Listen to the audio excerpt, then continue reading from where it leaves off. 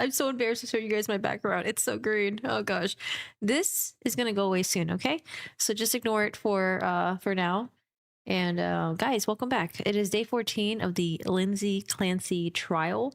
It's a little echoey in here, and just give me a few days to get stuff fixed, and hopefully we'll be back to our normal stream time and stuff.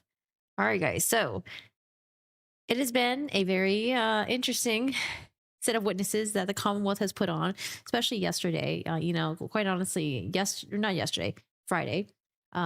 Friday was quite questionable in terms of, was the Commonwealth spending time on putting forth information that seems like it was just maybe too much? Did it seem like they were overreaching? Did it seem like they were just trying to see what sticks? That's what it kind of felt like to me, quite honestly. Now, today the judge has said that the state is going to rest today, and maybe the defense will put on their witnesses. And you know what? It better not be like the Corey Richards trial, because that one, we expected the defense to call witnesses. I mean, they don't have to, right? Or they could just not call anyone if they don't want to, because they have been doing these cross examinations. But, you know, when the defense attorney, when they set these expectations that they're going to put on witnesses, or they're going to, you know, dispute this, or they're going to have their witness clarify that, you know, that's when we are really expecting for them to call people, experts, and maybe anyone else that wants to testify for Lindsay, or anyone that the defense thinks would be good for Lindsay's case. So yes, this is Ian Whiffen, and you guys recognize him. He did testify in the Karen Reed trial. When they called him up, I was like, oh, I know that guy. I don't know him, but I know him, but I don't know him. So they're going to go over the Cellebrite stuff, and quite honestly, I just don't know how important the digital forensic stuff is in this trial. We'll see, but he's a Cellebrite expert, and we'll see. Lots of stuff, lots of things to look forward to today. So state will rest their case. Let's see who are the last witnesses that the Commonwealth will call, and the defense, let's see if they call any witnesses. All right, guys, let's do this. And yeah, I don't know. This screen is it's a choice. Let me put my earbuds in. Oh man. And again, for today, I might get to the part where the defense calls their first witness. We'll see. We'll see, because there's a lot of stuff that's happening here. So, in terms of here where I'm at physically, so we'll have to see how much I get done today. All right, guys, let's get started. Thank you so much for waiting, and happy Monday, y'all. Happy Monday. They did a introductory course into digital forensics. And then further courses. All right, so just a little background on Ian Whiffen. He was a law enforcement officer in the UK. He came over to Canada, and now he's a digital forensic examiner, or Cellebrite expert guy, in Massachusetts. I'm just going to forward through his credentials a little bit. Extract is now different to the data that we extracted previously. A new feature, for example, or a change that's made by the software. So new features in Cellebrite. Updates. When I'm working a case, I don't want to know a lot of detail. I'd rather come to my own conclusions based on the data that I'm viewing, rather than note the intricacies of the case. All I require is an outline, the date that something happened, the time, who was involved, basic information. And in terms of the extraction that was done on Lindsay Clancy's iPhone, that extraction, what type of extraction was it?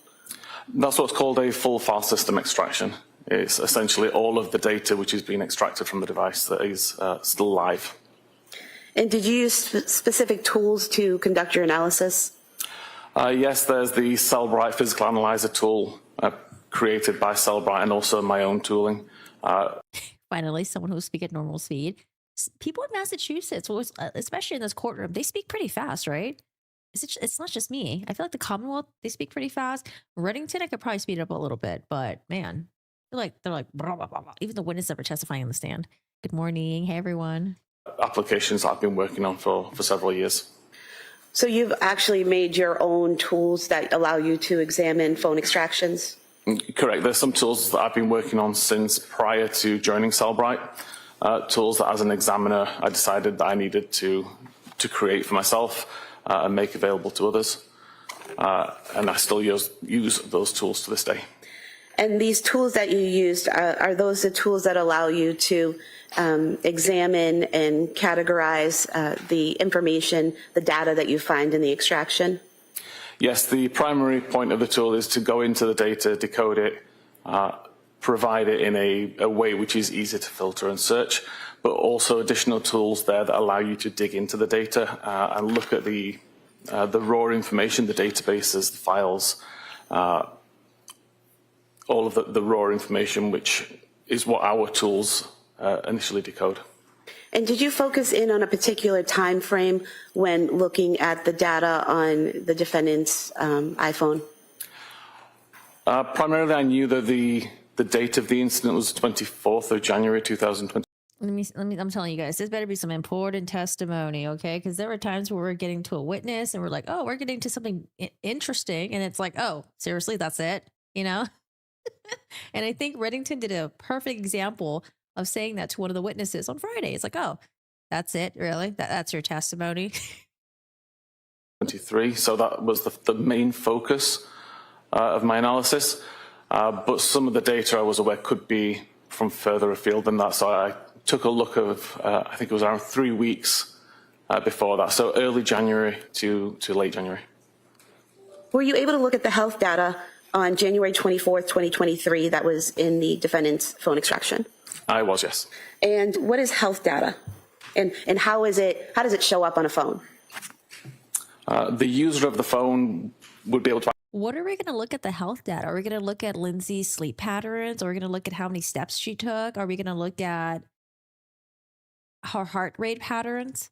I mean, how accurate are these health data in terms of tracking your sleep, heart rate? You know, are they super accurate?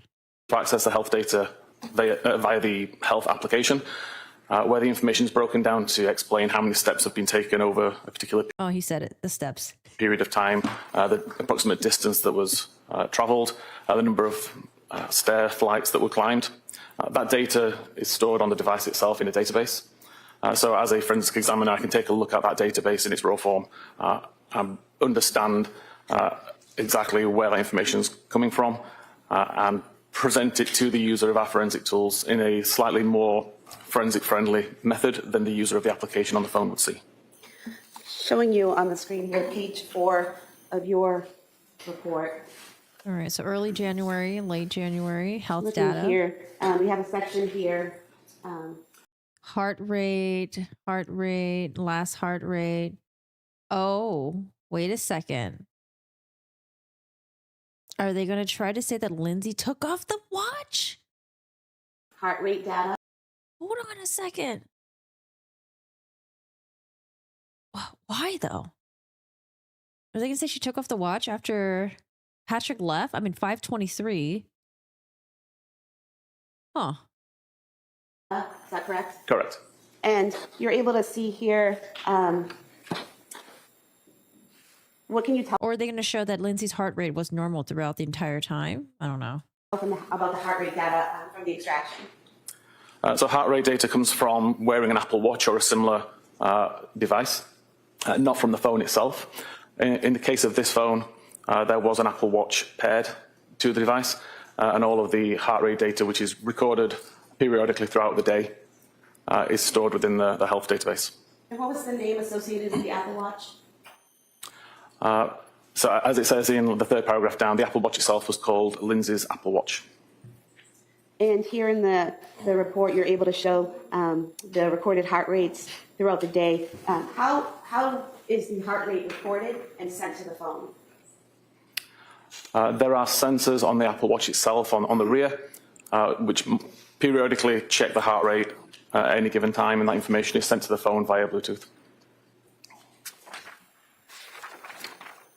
And are you aware of how often an iWatch will record the data and report it to an iPhone? The actual cadence at which the watch is checking. Question. For those of you guys who wear watches, do you guys wear your watch in your dominant hand or on your, or I don't know, maybe you're ambidextrous, lucky you. Where do you put your watch? It would depend on what the user's doing. So if you were in the middle of a workout, it would be a lot more consistent than just periodically throughout the day.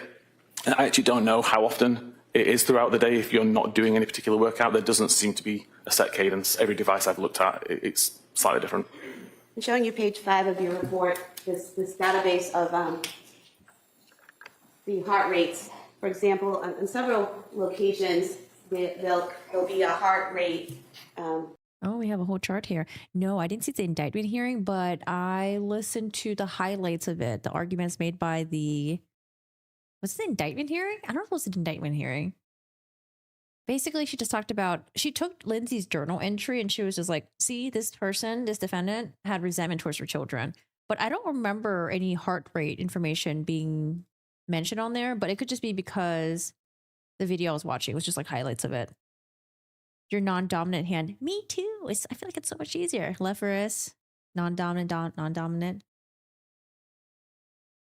Report, maybe a few seconds in between them, and others there's 7 or 8 minutes in between the heart rate report. Is that what you're talking about, how it varies depending on what you're doing at that point in time? Oh, wow. So she did have her...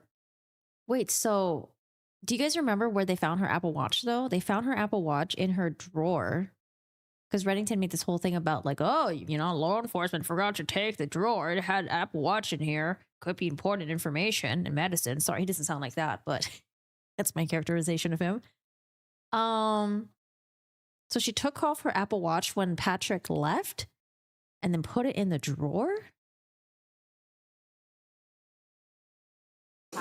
Yes, this is typical from what you see when you look at the database. The timestamps are never consistently at a recognizable cadence. And the highlights in green, what do those represent? So I actually tried to just highlight some of the high points for the day. I realized a few days ago while reviewing this, there was records there that show a high of 123 and 122, which I had not highlighted. And that's right there, below, Correct. 1146. Yes. And what was the last time a heart rate was reported from the watch to the defendant's phone? So the last heart rate record was at 17:23:52, so 23 minutes past 5 in the afternoon, with a heart rate of 57 beats per minute. What was the average heart rate for the day for the defendant's phone? There was a range of heart rates going between as low as, I believe, around 50 and as high as around 122. On average, it was around high 80s, early 90s. And so at 5:23 p.m., the last recording of her heart rate was 57? Correct. And there aren't any further heart rates reported to the phone after that point, correct? That's correct. And what are some of the reasons why a watch would no longer be reporting a heart rate to the phone? If the watch was taken off, if the watch was turned off. If the battery died? The battery was dead, yes. Like I said, it was sus. Not one cop checked that drawer. I would expect him to turn the house upside down to find any sort of evidence. Pre-planned putting in the drawer. Who, Lindsay? Or the defense? Good impersonation. It was actually really bad. Thank you, though. She was calm at 5:23 p.m. I noticed her heart rate ran up at 450. Was that when she called CVS and 3V restaurant? Maybe texting Patrick around then? Oh, wow. Really, Ray? That's so cool. You also mentioned flight climb data. What is that? Flight climb is information which the Apple Health application stores every time it detects that you walk up a flight of stairs. So a flight of stairs would be considered either a 3-meter or 10-foot incline at over 16 steps. So the device has detected that both the altitude has changed by 10 feet and there were steps being walked at the same time. So there's two factors being considered there, the steps that your watch monitors as you walk, and then the altitude, is that correct? That's correct. And what is it? Is it GPS or something that's keeping... I would love to have an Apple Watch in case I get abducted. But if I'm ever accused of a crime, oh my gosh, you know, because sometimes like data could be interpreted so many different ways. I don't know, man. I wonder if there's like a true crime mode where it's like, okay, if I'm ever accused of a crime, don't log this information. But if I get abducted, help me out, please. Keeping track of your altitude? The altitude is being monitored by a barometer or an altimeter, which is inside the device, just measuring for differences in air pressure. And this information, the flight climb data, can that be monitored by both a watch and your phone if you have it on you? It is. Both devices have got the barometers built in. Both devices can monitor flight climb events. Can anything simulate kind of fake out the watch or the phone into thinking that a flight of stairs is being climbed when it's not? There are some circumstances where that can happen. They're typically quite rare, but it can happen. Is an example of that being in a car and going up a hill? Correct, yes. If there is movement which the device can mistake for steps at the same time as the incline is being driven, then that could accidentally record a flight climb. But if a person's not in a car and is in their home, then it would be flights climbed, not hills being driven, correct? Correct. If the person is in a house and there are flight climbs being recorded, then the only I'm sorry, is this the Lindsay Clancy trial or the Karen Reed trial? rational explanation is that the person was climbing stairs. How is the data in terms of flight climb data, how is that data displayed? Or in the health data itself? Within the application or within the forensic tool? Within the forensic tool. Okay. So within the forensic tool, we break down, or within Physical Analyzer, we break down the health data into hour segments. So for an hour, we may say that there are 3 flight climbs. And then it's up to the user to dig in a little further. They can select that 1 hour and then see how that activity breaks down over the hour. So you would see that there were 2 flight climbs that occurred 10 minutes after the hour, and then another flight climb occurred later on. AirTag is much better and easy to conceal. A lot of parents tag their kids while going to crowded areas like a theme park. Wait, I thought people typically just microchip. Oh wait, no, that's dogs, not kids. So showing you page 6 of your report here.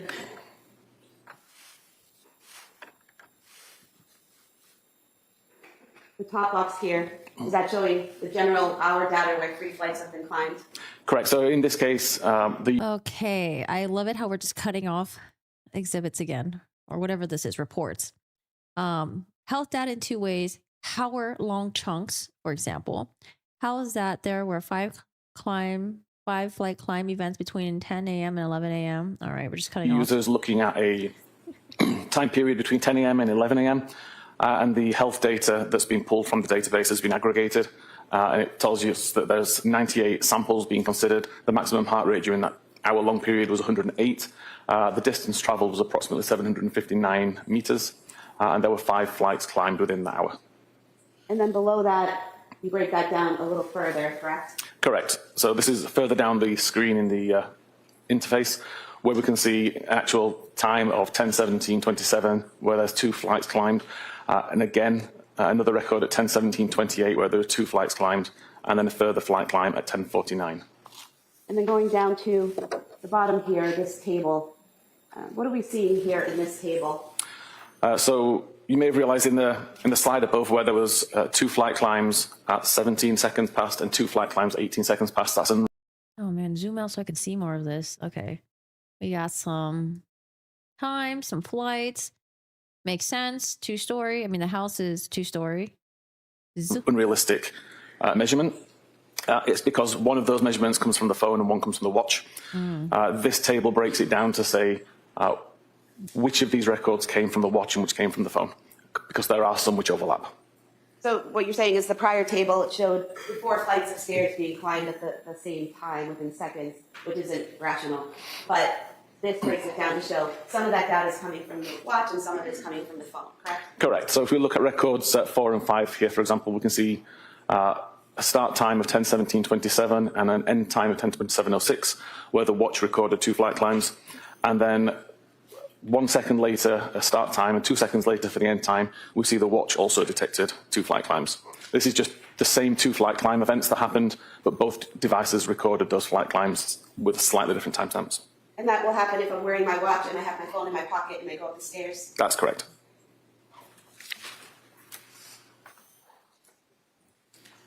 Did you do something to compare these times and make a table where where you ignored or disregarded the double entries?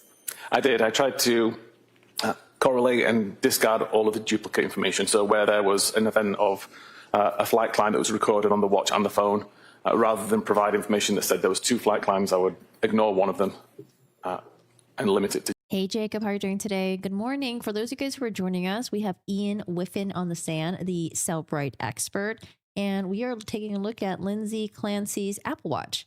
This is the Apple Watch that was dangled in front of us a few times, and I thought Reddington was going to give us something important about this Apple Watch because he kept bringing it up. And when I say kept bringing it up, he only brought it up in the past, I don't know, 3 weeks, 3 times.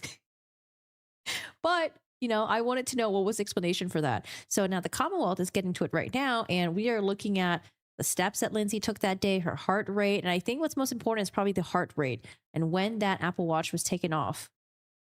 To just the ones which we could prove happened.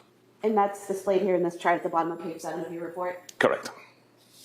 It should have the sleep details, right? Because she was saying that she wasn't getting much sleep, but I don't know how super accurate that is. Steps is a little bit different, I guess, because you're like moving around the house or wherever it is that you're at. But like with sleep, it's like, I feel like that might be hard to really track how much sleep you're getting. Unless she's like getting up and walking around in the night. Going to page 8 of your report, we have here at the top of page 8, does that show the last flight climbs recorded on either the defendant's phone or watch? It does. It shows that there was additional flight climb events logged by the phone, which were not logged by the watch. Oh no. 7:30, 2 flights climbed. Would that be from her going to the basement, to the first floor, and into the bedroom floor? I think they're trying to put in a timeline. When did Patrick call Lindsay again? Was it around 5:30? There was additional flight climb events logged by the phone, which were not logged by the watch, at 17:03 and 17:33.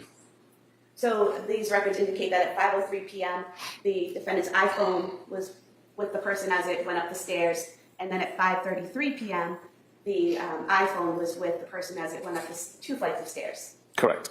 And there's a time difference there. The start time is 5:33 p.m. and the end time is 5:38 p.m. For 2 flights of stairs. So that's roughly 5 minutes in between the 2 flights. Is there a way to explain that length of time? The way the Apple Health data records this information, aggregates it, it tries to group events together. So in this case, it would have recognized that there was a flight climb on the phone at around 17:33:34. And a second one at around 17:38:33, and it just grouped them both into one event. It doesn't mean that it took 5 minutes to walk up 2 flights of stairs. It's just within that 5-minute period, there were 2 flight climbs. So if I have my phone in my pocket and I climb up a flight of stairs and then I spend a few minutes on that floor, and then still with my phone in my pocket go up another flight of stairs, that's representative of what we're seeing here at 5:33? Correct. There tends to be around a 10-minute window where it tries to check every 10 minutes. But it can reduce that window in a case like this where it sees that there's group data within a smaller time period. And then further down on page 8, we have another table here, which seems to have combined data of heart rate and flight climb data. Is that correct? Correct.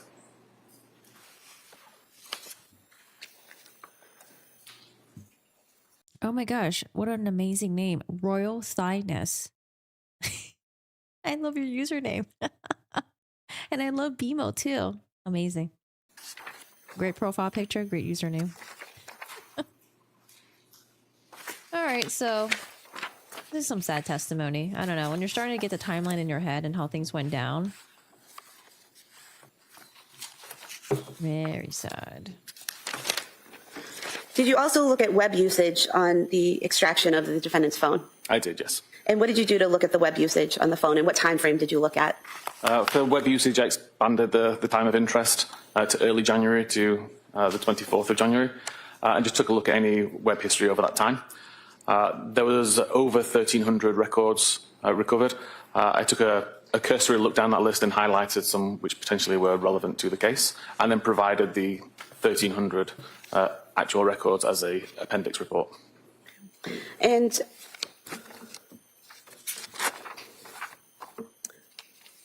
going to page 12 of your report, looks like you started here on January 10th, 2023. Is that correct? That's correct. And basically here you list various searches that occurred on each day between January 10th and January 24th from the extraction. Is that correct? That's correct. All right, so we have January 10th. All right, so this is 14 days before. Prescription information, trazodone, Benadryl, trazodone headache, trazodone IV. Oh, okay. So remember how Reddington went through Lindsay's search history through the other witness? I wonder the reason why the Commonwealth didn't do that is because they were going to have this guy testify about it. Because I don't know, Reddington was like doing some work and I was like, why is the Commonwealth not covering this? This could be good for them too. All right, Jan 10 search history. All right, what else are we going to find? Let's see. Hey, Nerd Rocket Girl, how are you doing today? 5:33. This looks timeline to me. Called Lindsay from CBS at 5:33. Was it? It was 5:33 around there? Okay, I have to double check that, but thank you. Broken down by day with the time of the search, the website that was visited, the title of the web page, and then the identifier in the database.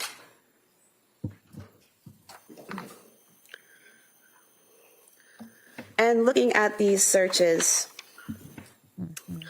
on January 12th, 2023, at 19:48, so that would be 7:48 p.m., is that correct? Correct. There was a search. In the title, it says, how quickly does Wellbutrin work for depression? Is that the title? Is that what the user is putting into the search? If I could see the search, please. I'll zoom in on that.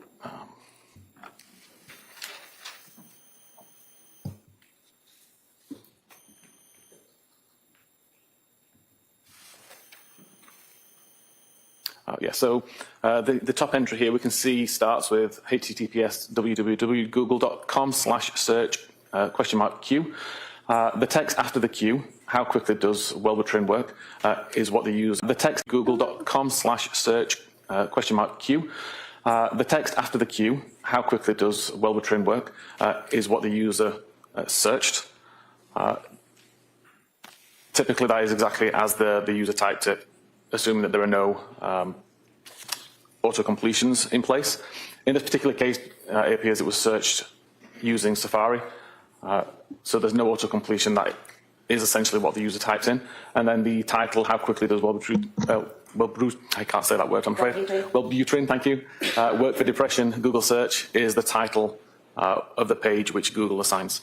So where it says after the Q, how plus, quickly plus, does plus, the user's not putting in those pluses, correct? Is that, what were you calling those? So that's part of the attribute. It's how the data is encoded in a URL or in a web search. You can't have spaces within this address string, so they replace the spaces with the plus symbol. So I type in how quickly does, and the computer adds the pluses in the space marks? Yes, it's URL encoding to make it safe for the browser. And then at 7:49, there's a search for Lamictal for depression. What if the prosecutors and the defense were in on it and they knew that Patrick did it? Well, it would be in the defense's best interest to continue what they're doing now and throw Patrick in there to muddy the waters. Yes, and depression spelled with a B at the end instead of an N, which demonstrates that this is what the user typed in rather than a page that was being visited. Hi, iRoll. How are you doing today? Has this trial been really frustrating for anyone else? Seems like we aren't getting any information that points to any actual conclusions. Maybe I'm missing stuff, but dang. I don't think it's you. I think it's the Commonwealth and how badly they are presenting information. I think the witnesses are okay. I think it's the Commonwealth. I think there are times when they need to circle back on things or make things more clearer or just be straightforward. I don't know. I think we're doing a lot of like beating around the bush, and sometimes when it feels like they're throwing things and seeing what sticks, it makes them look even worse. But we'll see. Maybe we'll have like a master timeline put together. But like I mentioned before, I feel like I'm doing a lot of like thinking for them because a lot of the stuff that we are finding out in the trial, I think could have been clearly highlighted or, previewed in their opening statement. And then a few minutes later at 7:55 p.m., the user typed in Ellaville for depression, correct? Correct.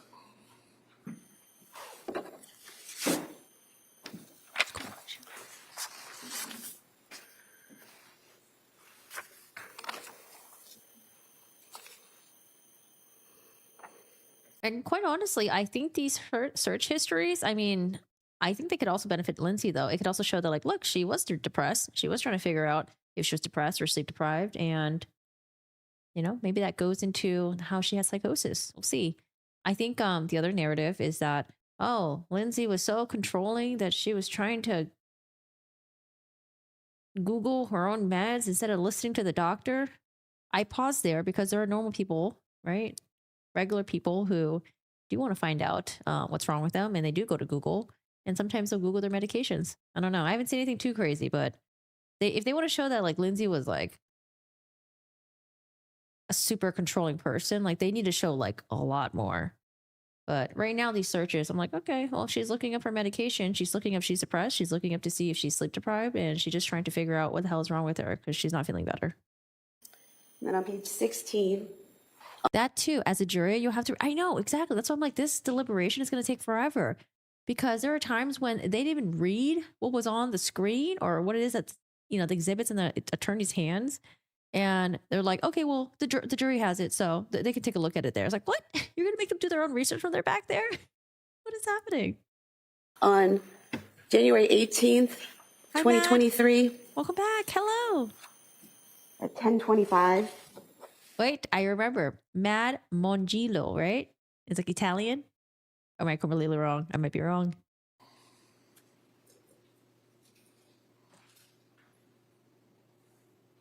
Okay, so again, Lindsay's looking up ketamine, which, you know, it's not like Lindsay is known for abusing drugs. If anything, she was paranoid about being addicted to the benzos. So we have some ketamine stuff here. Let's see what's going on with that. We have a search there. Ketamine for suicidal ideation, ketamine for suicidal ideation, ketamine for suicidal ideation in adults with psychiatric disorders, a systematic review and meta-analysis of treatment trials. Ketamine for suicidal ideation, is that correct? Correct. And again, that's the user typing that in. Yeah, again, those words were typed in by the user. And of course, the date cuts off, so I don't know when that was searched. Is there, are we going to talk about January 18? Okay, January 18. Sorry. Again, that's the user typing that in. Yeah, again, those words were typed in by the user.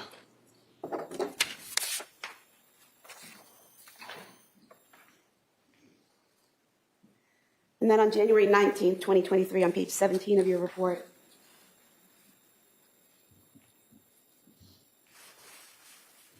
We have symptoms of postpartum psychosis searched on January 19th. Correct. And again, so we're looking at, this is AM, correct? 9:24 AM, that was. What are the other searches? Symptoms of postpartum psychosis, atypical antipsychotropics, psychosis symptoms.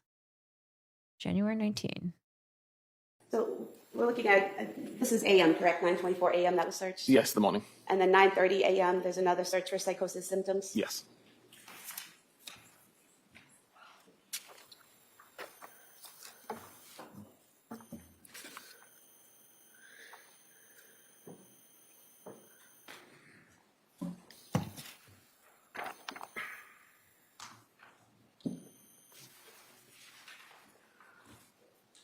What are your guys' thoughts about the search history so far? Going back to that same page, page 17, at the bottom. I'm looking for some major red flags here. Unless it's one of those things where it's like, once you take it all in at the same time, then the whole thing becomes a red flag. But so far, I'm not seeing anything too crazy. January 24th.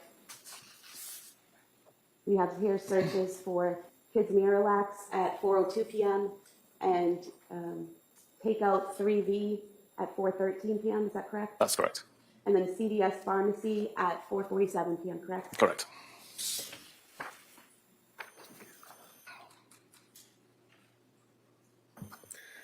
There was also an Apple note that you found in the records, correct? That was.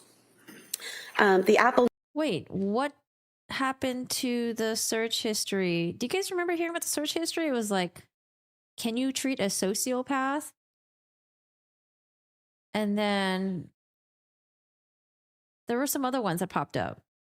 Did I miss those? Note in your report, it says it was created on December 22nd, 2022 at 10:23 a.m. strike that, and then modified at 10:23 a.m. on January 23rd, 2023, correct? Correct. And are you able to tell what in the note was modified? No, there's no real auditable log to look back and see how many times it's been modified over the course of its life. I was able to do some amount of recovery to see that on the day it was created, it started in a very similar way to as it's written on the 24th or 23rd of January, but the exact changes between when it first was created and the last time it was modified, we don't know. And then you also looked at messages, correct? Correct. And were you able to compile the messages that were sent and received between the defendant and her mother and the defendant and her husband on January 24th, 2023? I did, yes.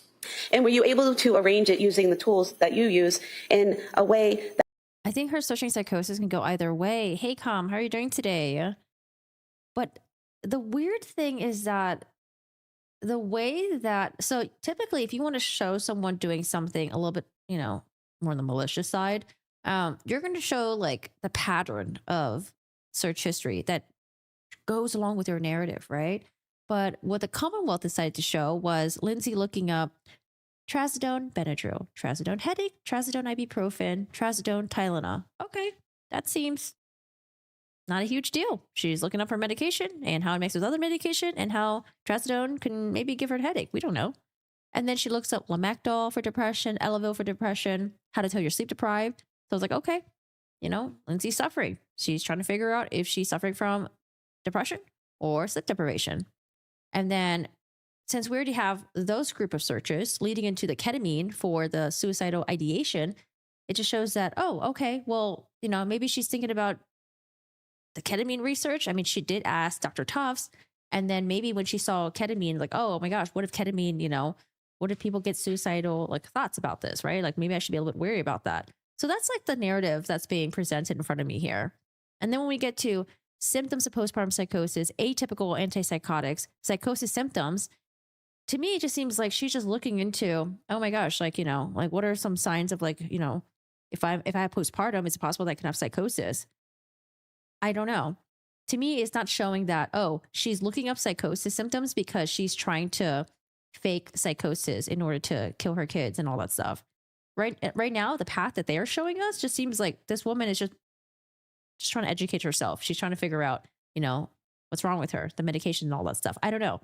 I feel like if they want to go down the route that like Lindsay was malicious, that Lindsay was trying to look up psychosis in order to see if she can use that as her defense, it has to be a different route. I don't know. I don't know why they're presenting it like this. I'm so confused. There has to be something that they're saying that I'm just like not seeing at all. She looked up psychosis, but she also looked up, let me pull it up. She looked up symptoms of postpartum psychosis, atypical antipsychotics, psychosis symptoms, and severe sleep deprivation caused hallucinations. For some reason, we couldn't see that it was cut off, but that's not something that she searched, by the way. I think that's something that it's an article that popped up. So I think that argument that the defense can make is that she was experiencing these signs, for some reason did not tell her provider, or she was generally just curious about it. But I think they're trying to show that, no, she fabricated all this, and look at her. She looked at the symptoms. But that's just not the narrative that I'm getting right now with how they're going about this. that looks like you might see it on your phone? Yeah, I tried to prepare it in a report which would be easy for any viewer to understand based on their own usage of text messaging. So showing you page 19 of your report. What we have here. Like, again, I could see how they could have something here, but to me, the presentation of it is just not clear. Is an enlarged version of what you might see on your phone, correct? Correct. And so is this in blue, is this Lindsay's phone? It is. The messages in blue on the right would be outgoing. The messages in grey on the left would be incoming. And Looking up psychosis, then deleting her kids. I mean, I guess the Commonwealth can frame it that she was looking up signs for psychosis. And then when she actually met with her doctor, Dr. Tufts, the day before she killed her kids, she didn't report any symptoms. If she was indeed experiencing psychosis, hallucinations from the sleep deprivation, or anything else going on in her life, then she would have told Dr. Tufts. But because the way the search history was presented by the Commonwealth just now, I'm just like, It's too confusing. And so we have a photo being sent out from Lindsay's phone to her mother, and then a reply coming back, and that pattern goes on and on, correct? Correct.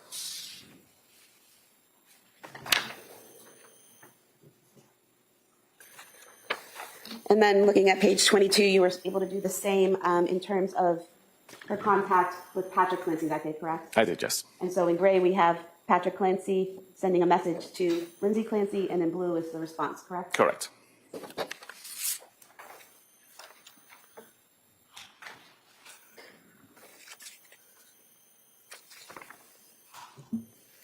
And of course, we can't see the text.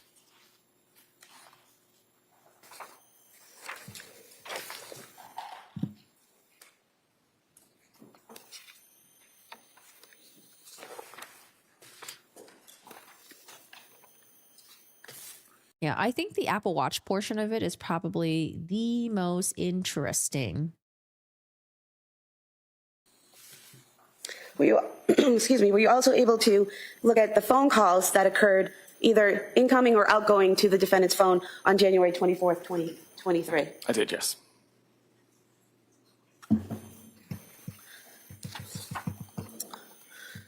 And looking at page 27 and 28 of your report, first on page 27, just looking closely at the phone. Here in the report, it says 2024. Is that a typo? Is that supposed to be 2023? That's meant to be 2023, yes, I apologize. Okay. And so what we see here, can you just... Sleep deprivation does cause hallucinations. I'm still at loss on what to believe. She told Patrick that day that she slept well, unless she's lying. I need to go back to Dr. Tufts'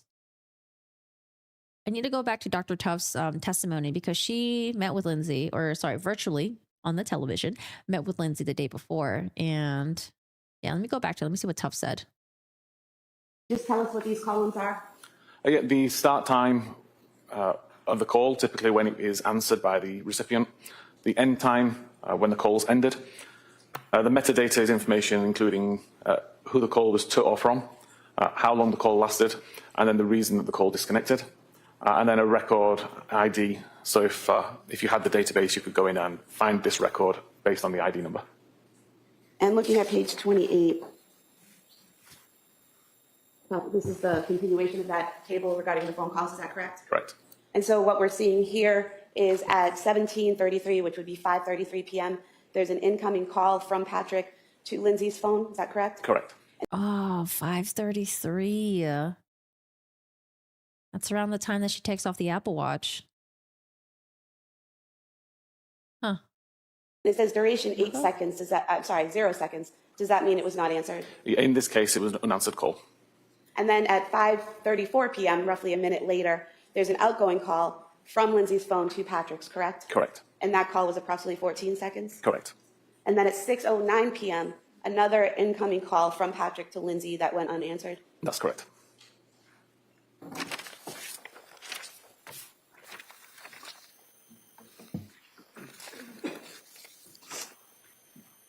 Okay, and now what the Commonwealth needs to do, they need to bring Mr. Lead Detective back on the stand. I don't know why he went before Ian Whiffen did.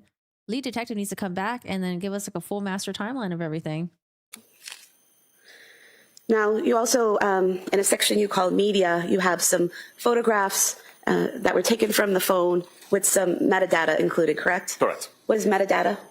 Metadata is information about that photograph. It could be the device that captured it, the time that it was captured, the location, information about the lens, the lighting, etc. And so looking at page 29 of your report, just for an example, what we have here are 3 photographs, correct? Correct. And the metadata for the first one shows captured at South Shore Medical Center, is that correct? Correct. How were you able to determine that's where that photograph was taken? The metadata of the photo included the latitude and longitude where the image was captured. I took that latitude and longitude and looked on Google Maps to see a physical address.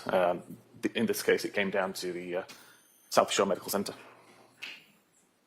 And then the third photo here, that shows captured at the home address on Summer Street, is that correct? Correct.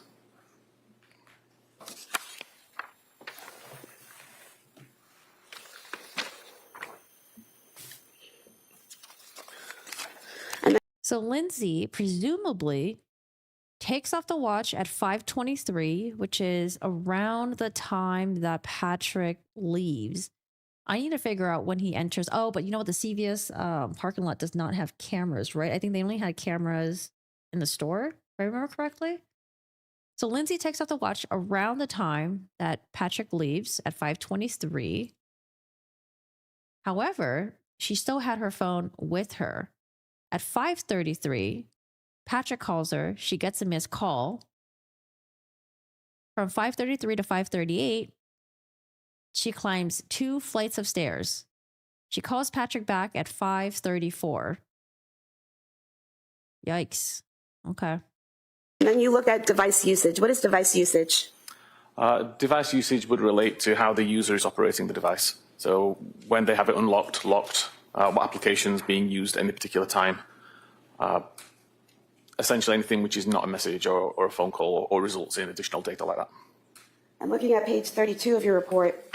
In that device usage log, it shows that the last time the device usage was logged was at 5:13 p.m., correct? So this table relates just to the locking and the unlocking of the device. So the last time the device was unlocked was at 17:13:16. The device was locked again around 2 minutes later at 17:15:12, and the device was not unlocked again. And so where the device was not unlocked again after 5:16 p.m., but we have a phone call Can we see the projector? being made at 5:34 p.m., how does that happen? There is a setting within iPhones that allow you to use a locked device to call back numbers. I knew it. I knew it was too slow. I was like, please go faster, because I knew she was going to fucking take it off. Why? Phones that allow you to use a locked device to call back. Why? Thing within iPhones that allow you to use a locked device to call Oh my gosh, just keep it on the projector. Okay. back numbers for missed calls. So in this case, Lindsay had the missed phone call that would have shown on screen as a notification as a missed call, and without unlocking the device, you're able to call that person back. So you just press on the icon that shows up, you have a missed call, you press on that, and you can call the person back without unlocking the phone? Correct. And then what is application focus? Application focus is literally the application which is visible on screen at any given time. And at 4:13 p.m., 16:13, on January. Okay, so since they took the thing down, let's see when she unlocked her phone. It shows that the last time the device usage was logged was at 5:13 p.m., correct? So this table relates just to the locking and the unlocking of the device. So the last time the device was unlocked was at 17:13:16. The device was locked again around 2 minutes later at 17:15:12, and the device was not unlocked again.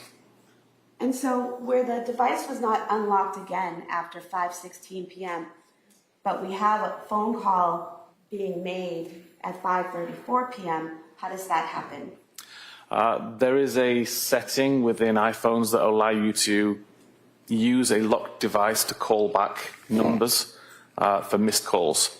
So in this case, Lindsay had the missed phone call that would have shown on screen as a notification as a missed call, and without unlocking the device, you're able to call that person back.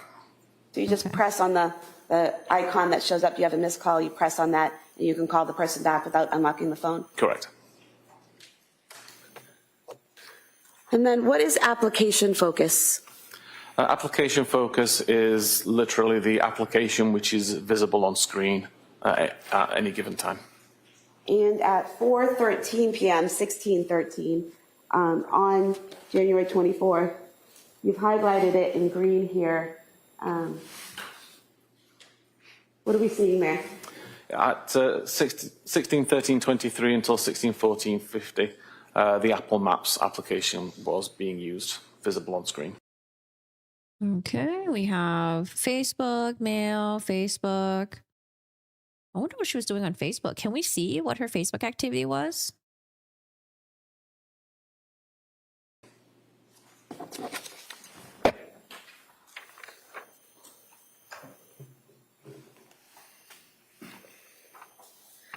Is it then used again at 5:13 and 5:14 p.m.? Or is that a different application? So at 5:13 until 5:14, it was mobile Safari, so the mobile version of Safari, the internet browser, was on screen, and at 17:14, 47 until 17:15:08, it was the mobile SMS or messaging application, which was on screen. So do you just look at the part that's in parentheses to see what application was open or being used at the time? Correct. What application was on screen at the time? So for example, where it says 17:34, which would be 5:34 p.m., and in parentheses is in-call service, does that represent a phone call? It does. That's the screen that indicates your. Reddington had a previous client that got not guilty by insanity. The woman stabbed her boyfriend's eyes in his sleep and killed him. Was it not guilty? I could have sworn that she was found guilty. I remember he argue for bad spouse syndrome. She was essentially a woman that was abused by her boyfriend/husband, right? This was like back in, was it in the 90s? Because I remember reading something about that. But maybe it was not guilty. In a phone call. And staying with the same page, page 34, you've made some notes here. Let's go out a little bit. Regarding Apple Maps, Safari, and messaging. So can you just explain what you pulled from the data for Apple Maps? Yeah, Apple Maps was used to plan a route from the user's current location, the home address, to a restaurant called 3V. And that was at 4:13 p.m.? It was. And then in terms of Safari, you have the last unlock at 5:13 p.m.? Yes, so the last unlock of the device was used for the purposes of viewing Safari, where PDLX was searched using Google. And then in terms of messaging, what did you pull from the data there? What time was the Apple one? 3V, Apple Maps. From the Oh yeah, let me see if I can take a screen grab of this. So can you just explain what you pulled from the data for Apple Maps? Yeah, Apple Maps. There's nothing disorganized about this. Yeah, we're finally getting a clearer picture. We have Apple Maps, we have Safari, and then we have messaging. PDLX, that's her texting Patrick. Okay. Was used to plan a route from the user's current location, the home address, to a restaurant called 3V. And that was at 4:13 p.m.? It was. And then in terms of Safari, you have the last unlock at 5:13 p.m.? Yes, so the last unlock of the device was used for the purposes of viewing Safari, where PDLX was searched using Google. And then in terms of messaging, what did you pull from the data there? At the same time, or in that same device usage, so the device was unlocked, Safari was used to search PDLX, and then the messaging application was opened to send a message to Patrick saying PDLX liquid stool softener. And that was at 5:15 p.m.? It was.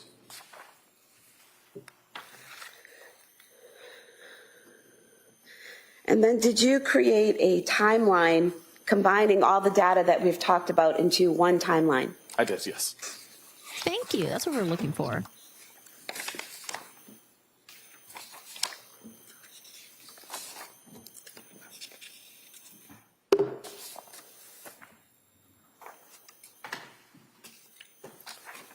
I'm going to the last page of your report, page 43.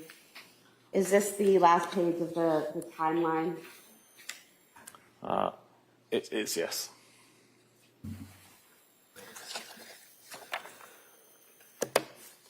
And in that page, can you explain what we're seeing here? Yes, so the very first column is the timestamp. The next few columns which show is the time. It is, yes.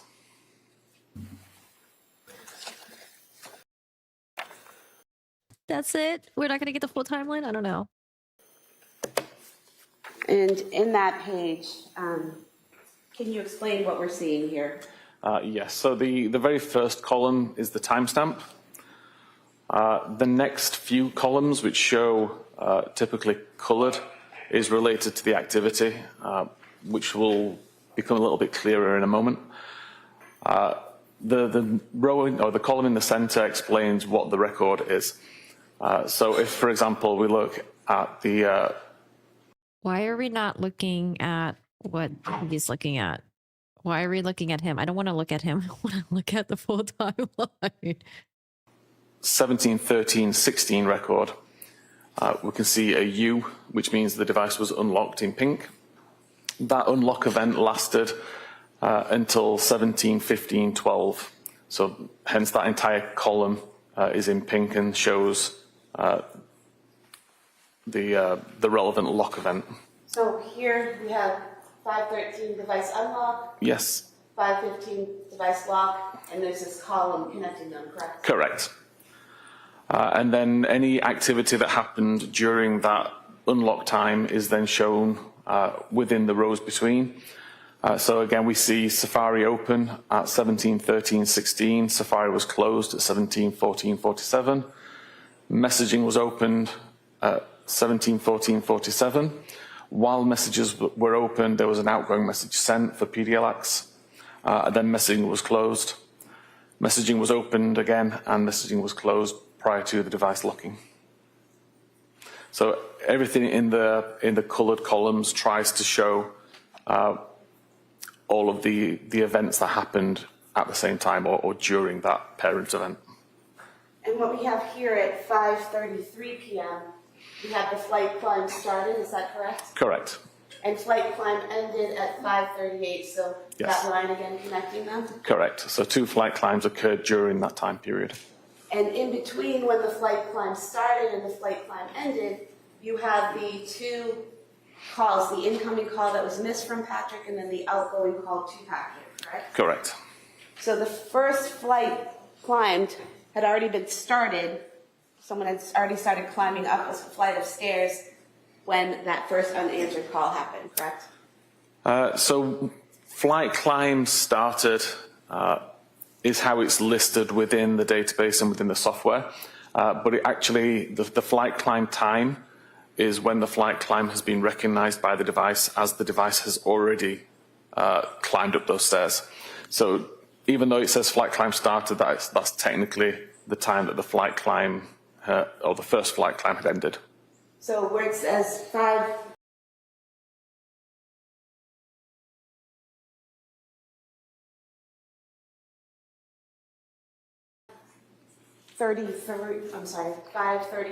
34 flight climb started, that actually indicates the person has gone up that first flight of stairs already. Yes, that indicates the phone has now realized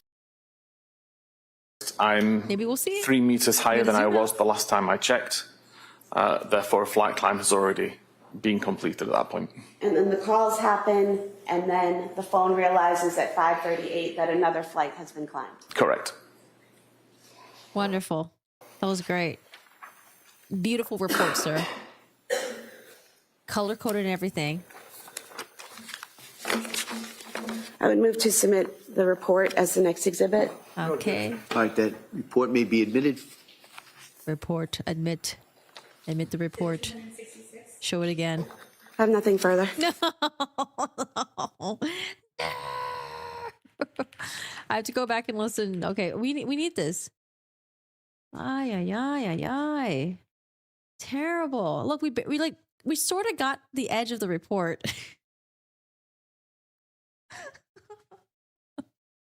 And in that page, can you explain what we're seeing here? Yes, so the very first column is the timestamp. The next few columns, which show typically colored, is related to the activity, which will become a little bit clearer in a moment.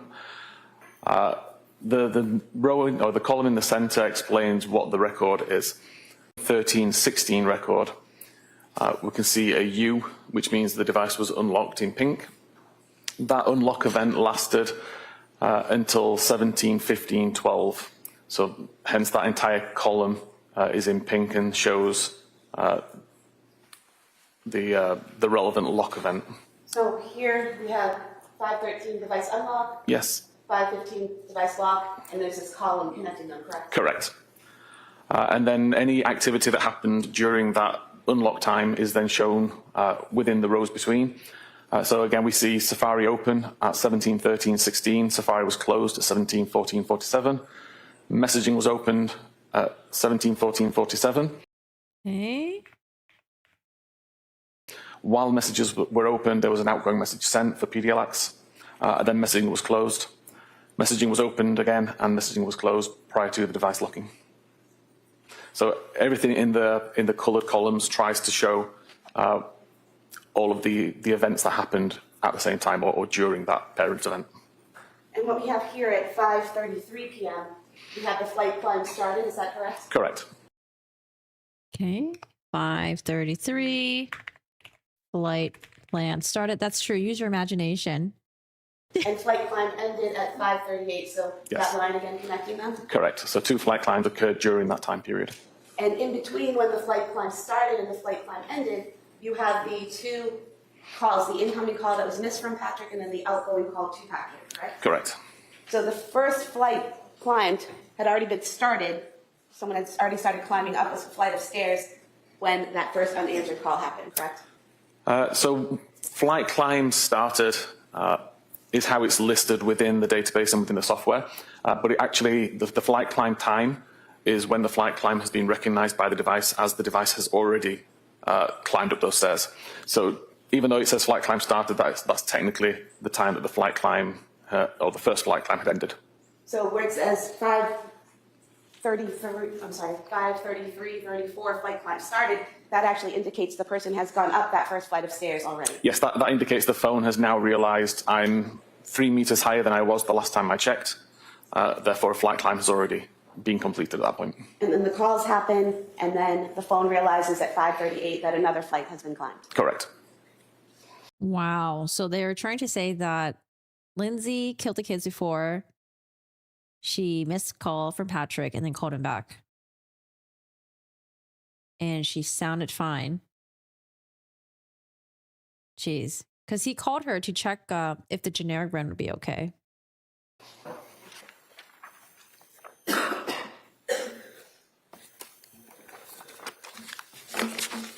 I would move to submit the report as the next exhibit. No objection. All right, that report may be admitted. That's what it looks like here. I have nothing further. All right. All right, so members of the jury, remember I said it might be a little stop and start here today. This is one of those stops. All right, so we're going to take a short break, and then we'll come right back and return for the cross-examination of this witness. Okay? How was her body 82 degrees? She could have been out there for a while. I don't know if they're going to have an expert that's going to testify about how long it takes for a human body to get to 82 degrees, but she could have been out there for a while. All right, please, your attention.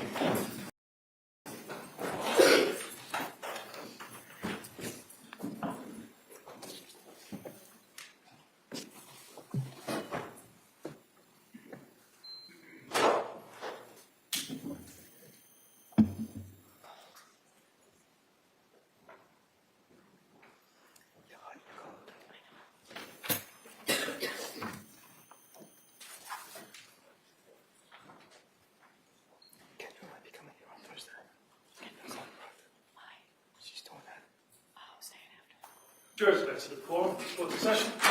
All right, so the court will be in a short recess at this time. Thanks. Court, all eyes.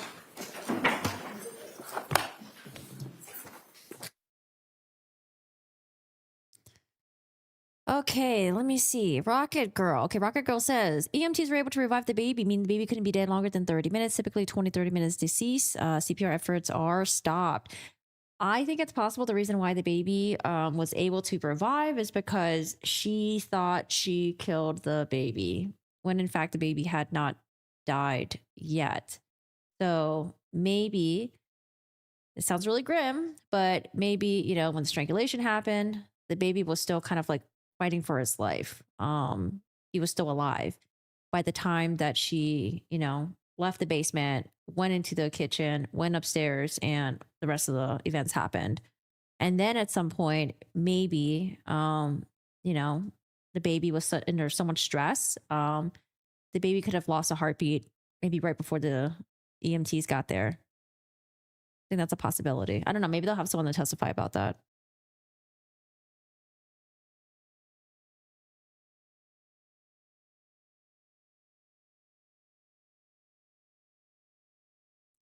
That's true. She had no shoes on either. No shoes, but she did have socks on. Okay. All right. Well, they are going to go on a break and Reddington is going to do his cross-examination. Okay. Let me get up and search really quick. All right.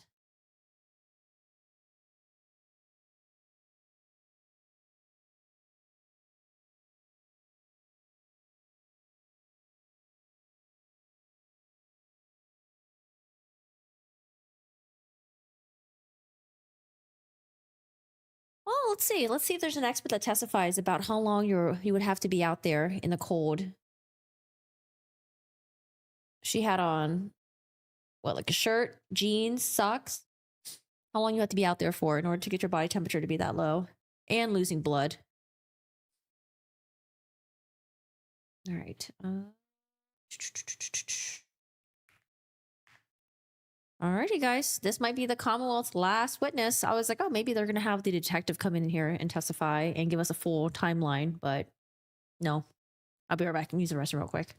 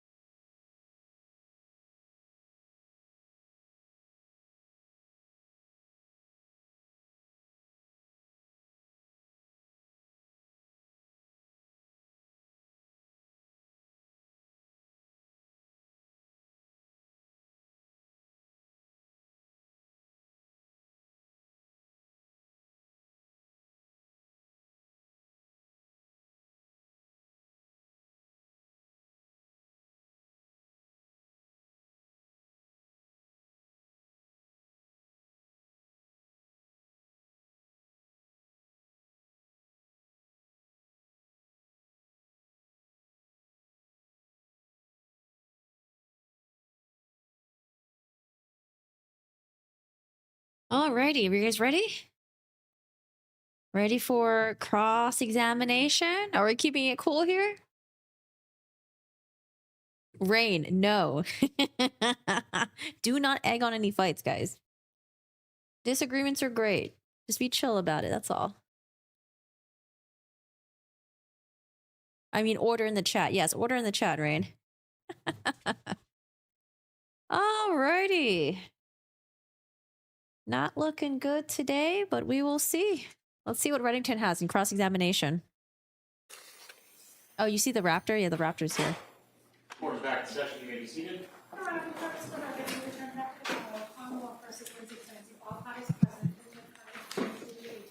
All right, thank you, Madam Clerk. Mr. Reddington? Thank you, Your Honor. Morning. Good morning. Mr. Whiffen, just a couple of things. One of the takeaways or question that I had is that you were talking about, in reference to the Apple Health data, fair to say that there's an issue as to the accuracy or reliability of the Apple Health data. You've actually done research on it.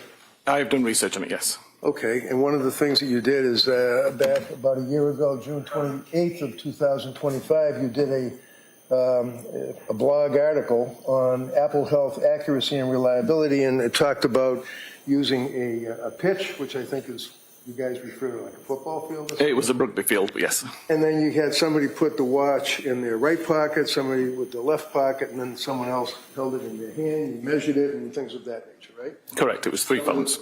Some of the things were off a little bit, but basically you put that in your report and you were able to draw your conclusion as to the accuracy and reliability, as you say, of the Apple Health data, right? Correct. Now, if someone is wearing an Apple Watch, is that what records heart rate? As the heart rate is on the watch, yes. It is on the watch, Yes. okay.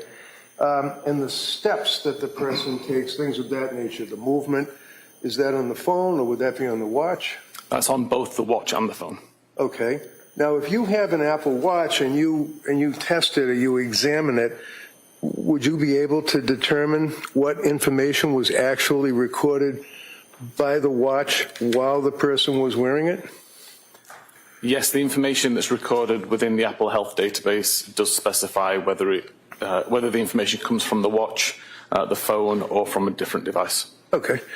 And in this case, if I understand correctly, the Apple Watch stopped recording data at, is it 5:23? It was around that time. Okay.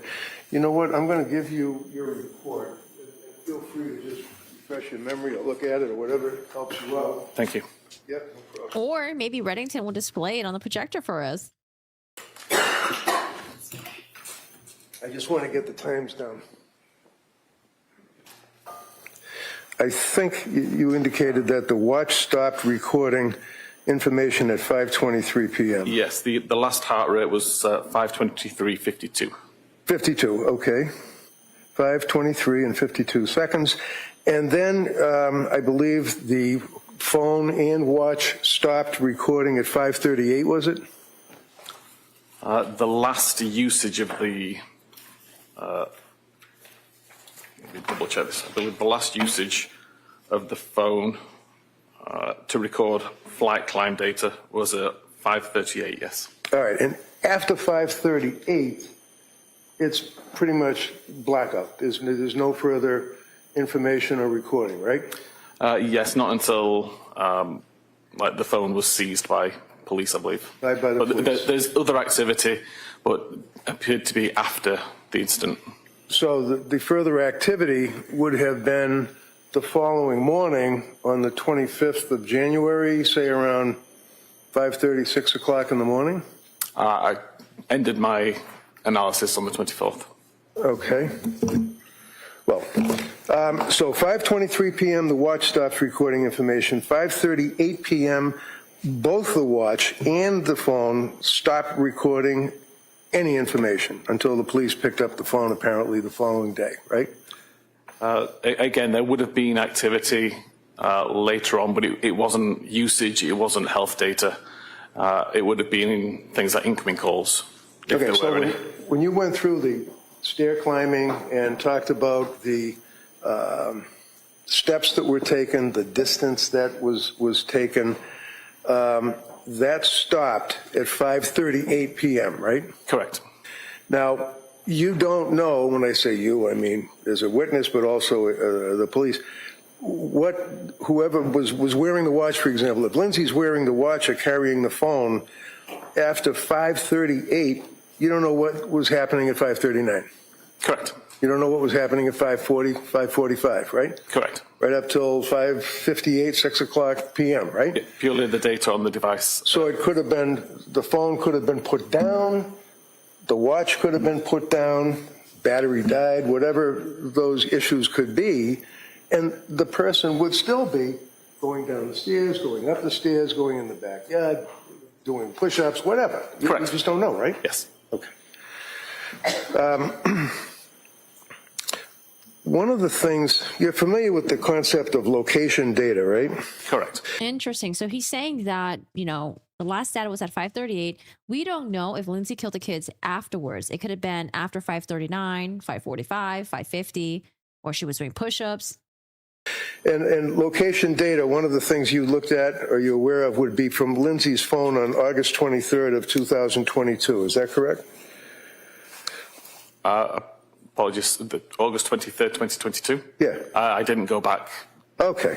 anywhere near that date. You have tested and written blogs, though, on location information, right? Correct. You actually testified in the case of Commonwealth versus Victor Arrington in Suffolk Superior Court in Boston in support of the accuracy of this particular artifact or information, right? Correct. So you're a true believer that the phone does in fact record accurately significant locations on the iPhone, right? It certainly can, yes. All right. And are you aware, or if I was to approach you in your expertise,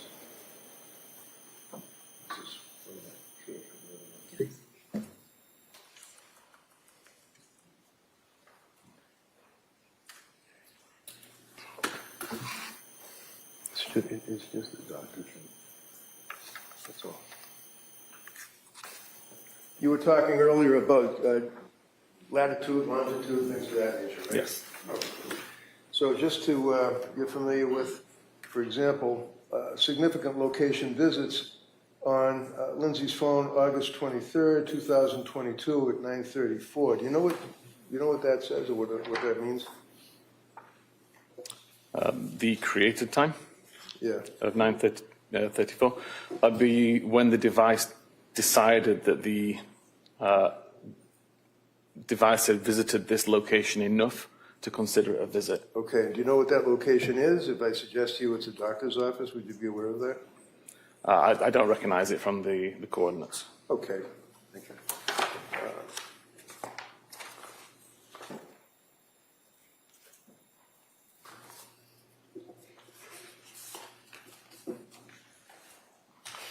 This here you're familiar with too as well, right? The geo data with the latitude and the longitude? Yes. And you're familiar with the fact that you can take the metadata off of the information on the cell phone, one of which would be latitude and longitude. You'd be able to determine, for example, that this would be the Lindsay Clancy home, correct? Yes, correct. You've seen this before, right? It rings a bell, yes. Okay. I'd offer this, Your Honor. Any objection? No objection. Okay, that may be admitted. Thank you. What was the date for this? All right, thank you. You go. Recognize it. Is The it's just a doctor's. Latitude, longitude, things of that nature, right? Yes. Okay. So just to, you're familiar with, for example, significant location visits on Lindsay's phone, August 23rd, 2022 at 9:34. Do you know what that says or what that Is this beyond the scope? Oh, maybe he's going to show that Lindsay's location was incorrect on August 23rd. means? the created time Yeah. of 9:34. That'd be when the device decided that the device had visited this location enough to consider it a visit. Okay. Do you know what that location is? If I suggest to you it's a doctor's office, would you be aware of that? I don't recognize it from the coordinates. Okay. Thank you.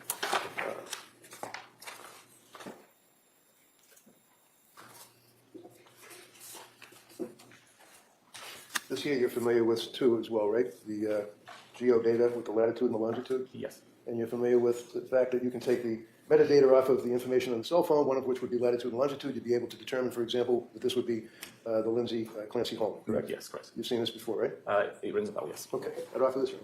Any objection? No objection. Okay, that may be admitted. Thank you. 267. All right, thank you. Now, you have your report in front of you, right? Yes. And that's captioned Digital Forensic Report, and it's in evidence, so the jurors are going to be able to review it in its entirety, right? Yes. If I could, direct your attention to page 11, I believe. Yeah, page 11.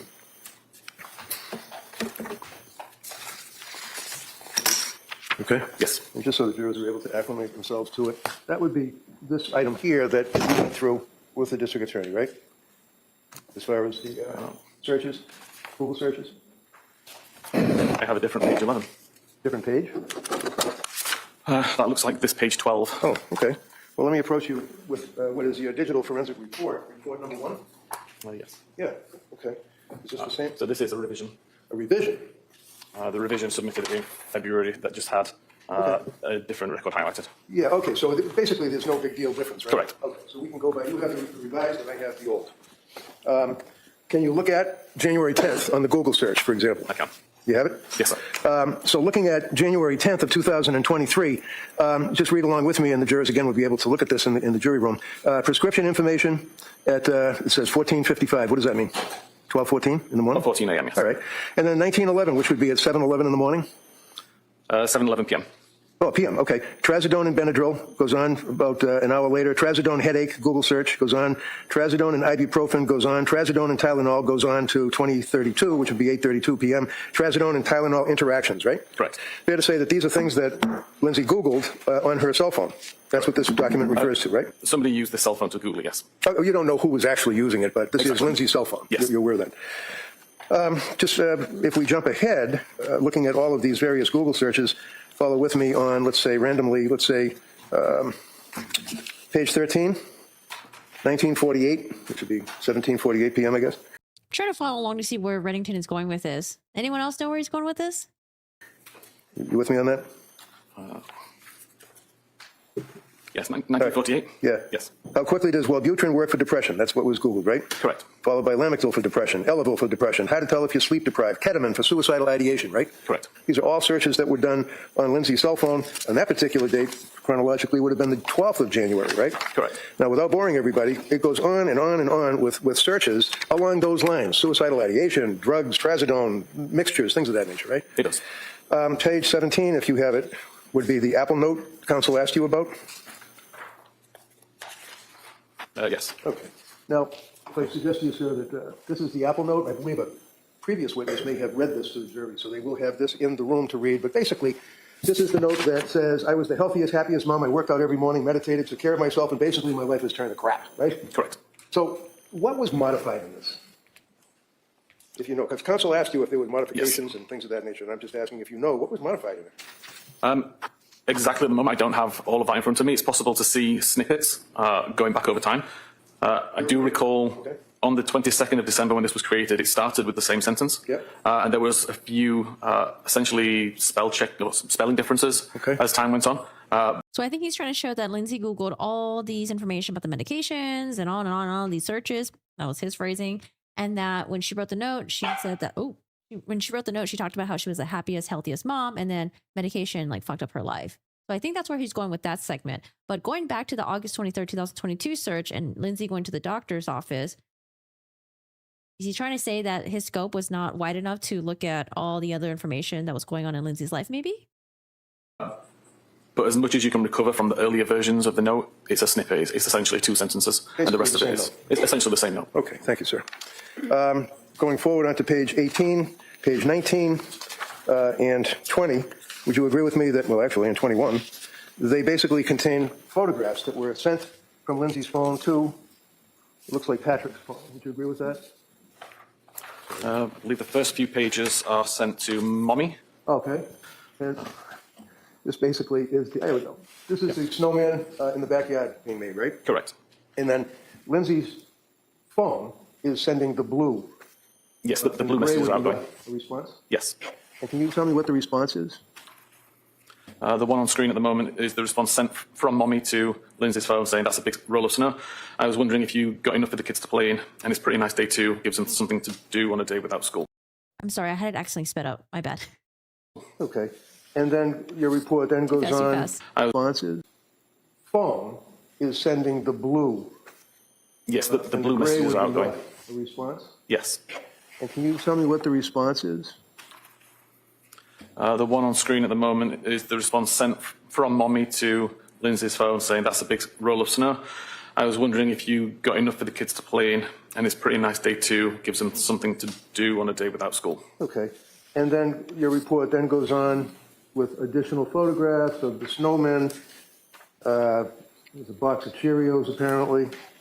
And then there's a photograph of a young boy appearing to be very exuberant with his arms up in the air.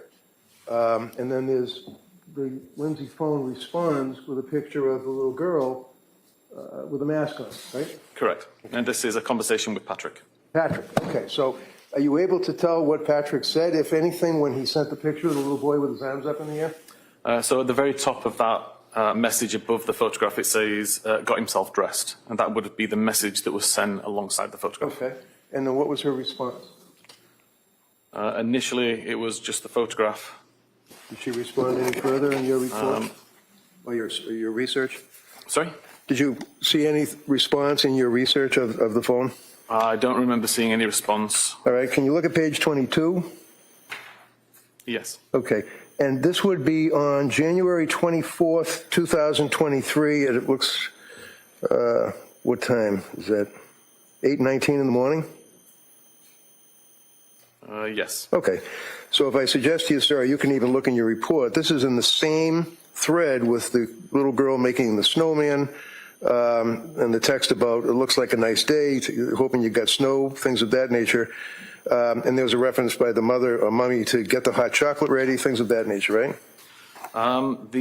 So Reddington reminding the jury that, like, hey, you know, here are some other things that happened on January 24th. Instead of the health data, the Apple steps, the heart rate and all that stuff. So let's look at the text messages and the photos that Lindsay was sending to her mom, to Patrick. It seems like they're enjoying their day. The kids are playing in the snow. Message at Looks like a 8:19 very a.m. normal, typical day. Let me grab some water really quick. I'll be right back. Behave.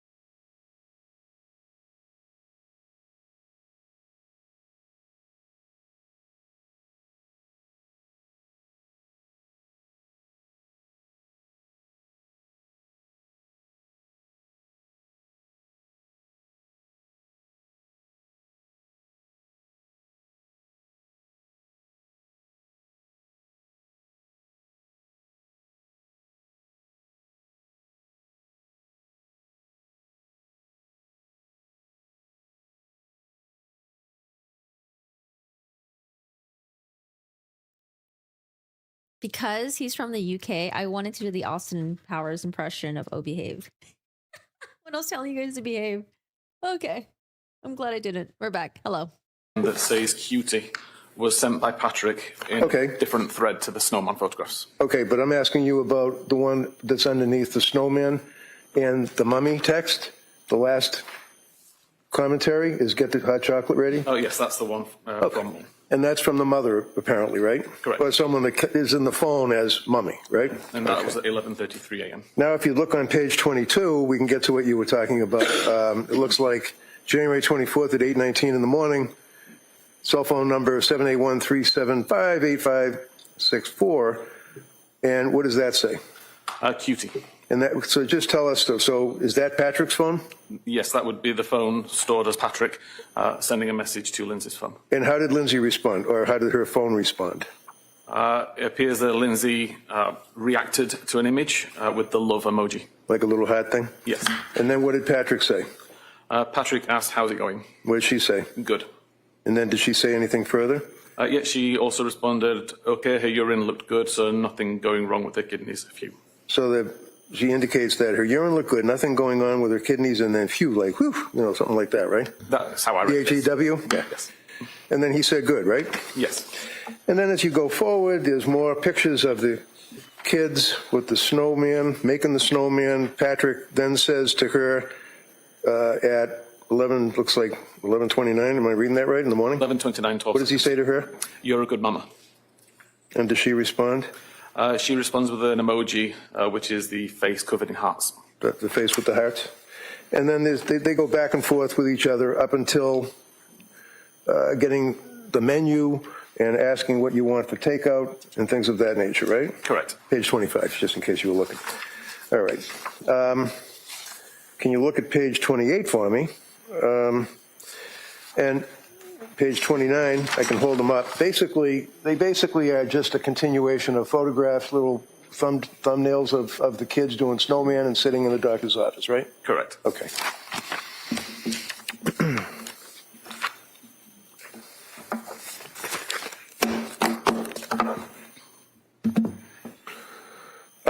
One of the things that you did is that you actually performed a comprehensive search. Is that a full focus extraction? Is that what you call it? Full file system extraction. Okay. And you did that for the phone belonging to Lindsay Clancy, right? Correct. That would be what you refer to as your appendix? The appendix 1 of the Lindsay Clancy phone is 1,300 and some web search visits. Okay. So I'm going to hand you what says report number 1, iPhone belonging to Lindsay Clancy, and ask if you can recognize that.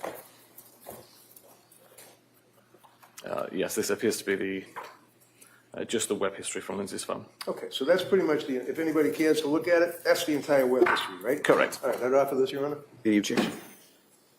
No objection. All right, that may be admitted. 268? Then, Mr. Whiffen, you also had report number 4, which would be the digital report for Patrick Clancy's I did. computer. I'd offer that, Your Honor. Any objection? No objection. All right, that may be admitted as well. I think he's just trying to show that it was a great day. Let's remind the jury, how much time they got to spend together as a family in the morning with the snowman. The kids are not at school today. All right, thank you. And finally, report number 5 says Surface Pro laptop belonging to Patrick Clancy. Yes. So this would be your search of his laptop as well, correct? Correct. I'd offer this. No objection. All right, that may be admitted. 200 and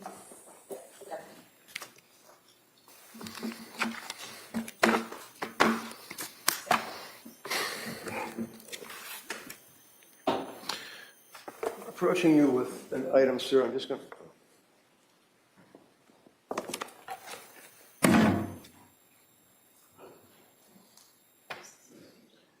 Well, I'm just going to ask it. I'm not going to do this. No problem. This says extraction report, Apple iPhone. You recognize that? Yes, I didn't create it. I recognize the report. Okay, so that is a Cellebrite report of the extraction of Lindsay's phone, correct? Yeah, you can look at whatever you want, yeah, of course. Yes, this is a report generated by Physical Analyzer, a Cellebrite tool of the device. Okay. Now, if you look at the report, for example, just randomly on page, let's say, 90, bottom line, it says web history. I just grabbed that random. January 24th, 23, correct? Yes. And then you go to the right, and it says Lindsay's iPhone mobile library? Yes. Okay. And then it has the time that it was recording, right? Yes. And what time would that be on that date, which is January 24th? It would be 9:55 local time in the morning. So if you jump ahead to January 25, 2023, let's say, is that 7 o'clock in the morning? Yes. Okay. And that says what is it measuring at 7 o'clock in the morning on January 25? So this is for the hour of health data. So it's been aggregated and it shows that between 7 a.m. and 8 a.m. There was 47 meters traveled. Okay, and then it goes on and it talks about, again, 7 o'clock in some seconds, it talks about 134 distance traveled. Yes. Okay. And, for example, January 25 at 8 o'clock in the morning, it talks about distance traveled, steps counted, and distance would be 47. Okay. Since you guys are still talking about hypothermia, the only thing that I looked up, because we'll wait to see if there's any experts that testifies about how long it takes for your body to hit hypothermia and all that stuff. But I did go back, and Lindsay's core temperature when she was admitted to the hospital was 82 degrees Fahrenheit. And January 23rd, that evening, it would have been almost freezing. It would have been around 34 degrees, which is really, really cold if you're out there. Really cold. Light snow. All right, that's all I'm going to look up for now. Hey, Karina, how are you doing today? Hey, Marina, good morning. Hello. Dino, good afternoon. Hello, hello. Yes. Meters or feet? Meters. Okay. So is that information that is coming off of the cell phone, the Apple Watch, or what? That's coming from the watch and the phone and being displayed as one amount of information. It's coming from the watch, right? The way that the data is presented there is coming from the watch or the phone. Okay. And the data is coming from Cellebrite, right? Correct. And Cellebrite is God's gift to cell phone searches, right? I like to think so. I mean, you work with them, and you're also a guy that created all of this stuff for them, pretty much, right? I've created some other tools, yes. Okay. If I tell you, sir, that January 25 at 8 o'clock in the morning, Lindsay Clancy was in a coma, laying in a bed with tubes coming out of her body, and certainly not wearing her Apple Watch. How did that happen? Based purely on the report there, I'd suggest the data came from the phone rather than the watch. I just told you about the watch. Did you ever look at this watch? No, we can't actually pull data directly from the watch. We pull it from the phone. How do you look at a watch? We extract the data from the phone, which is synchronized to the watch. Okay, so he's wrapping back and going into the inaccuracies with the data on your phone, your Apple Watch. What was the date that he was? Sorry, I was trying to look up the thing for you guys. January 24th, 23, correct? Yes. And then you go to the right, and it says Lindsay's iPhone mobile library? Yes. Okay. And then it has the time that it was recording, right? Yes. And what time would that be on that date, which is January 24th? It would be 9:35 local time in the morning. So if you jump ahead to January 25, 2023, let's say, is that 7 o'clock in the morning? Yes. Okay. And that says, what is it measuring at 7 o'clock in the morning on January 25? So this is for the hour of health data. So it's been aggregated and it shows that between 7 a.m. and 8 a.m. There was 47 meters traveled. Okay. And then it goes on and it talks about, again, 7 o'clock in some seconds, it talks about 134 distance traveled. Yes. Okay. And, for example, January 25 at 8 o'clock in the morning, it talks about distance traveled, steps counted, and distance would be 47 Yes. meters or feet. Meters. Okay. So is that information that is coming off of the cell phone, the Apple Watch, or what? That's coming from the watch and the phone and being displayed as one amount of information. It's coming from the watch, right? The way that the data is presented there is coming from the watch or the phone. Okay. And the data is coming from Cellebrite, right? Correct. And Cellebrite is God's gift to cell phone searches, right? I like to think so. I mean, you work with them, and you're also a guy that created all of this stuff for them, pretty much, right? I've created some other tools, yes. Okay. If I tell you, sir, that January 25. Okay, so he just grabbed the Apple Watch with his hands. Because I think the point that he was trying to make with that was the Apple Watch showing that there are these steps that are being taken, distance traveled, but January 25th, Lindsay was in a coma. So how could that happen? But Whiffen did say that the data is coming from the Apple Watch and the phone. So yes, the Apple Watch may have been left in the drawer and not moving anywhere. The phone probably moved a bit because they seized it. At 8 o'clock in the morning, Lindsay Clancy was in a coma, laying in a bed with tubes coming out of her body and certainly not wearing her Apple Watch. How did that happen? The phone.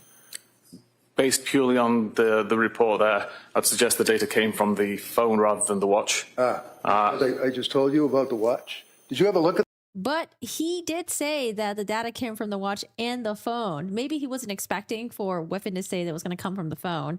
And that's why if he didn't say, if he just said Apple Watch, then this line of questioning would be like, oh, gotcha moment. See, you said it was from the Apple Watch. Look at this watch? No, we can't actually pull data directly from the watch. We pull it from the phone. How do you look at a watch? We extract the data from the phone, which is synchronized to the from the watch to the phone. Okay, so I'm handing you, is that an Apple Watch? It appears to be, yes. Okay. And if I suggest to you that this was found a number of days later in Lindsay's bedroom in a drawer that the police never seized, have you ever seen this before? I've never seen this before, no. But he did say phone, though. Oh, man, this would have been a great line of questioning if Whiffen never said phone. If he was just like, yeah, this is just data coming from the watch. And then Reddington would have been like, gotcha. She wasn't wearing her watch. It was in the drawer. How's it moving around? How long have you been working on this case for the government? I started looking at this case in November last year. Okay, thank you. That's all we have, Judge.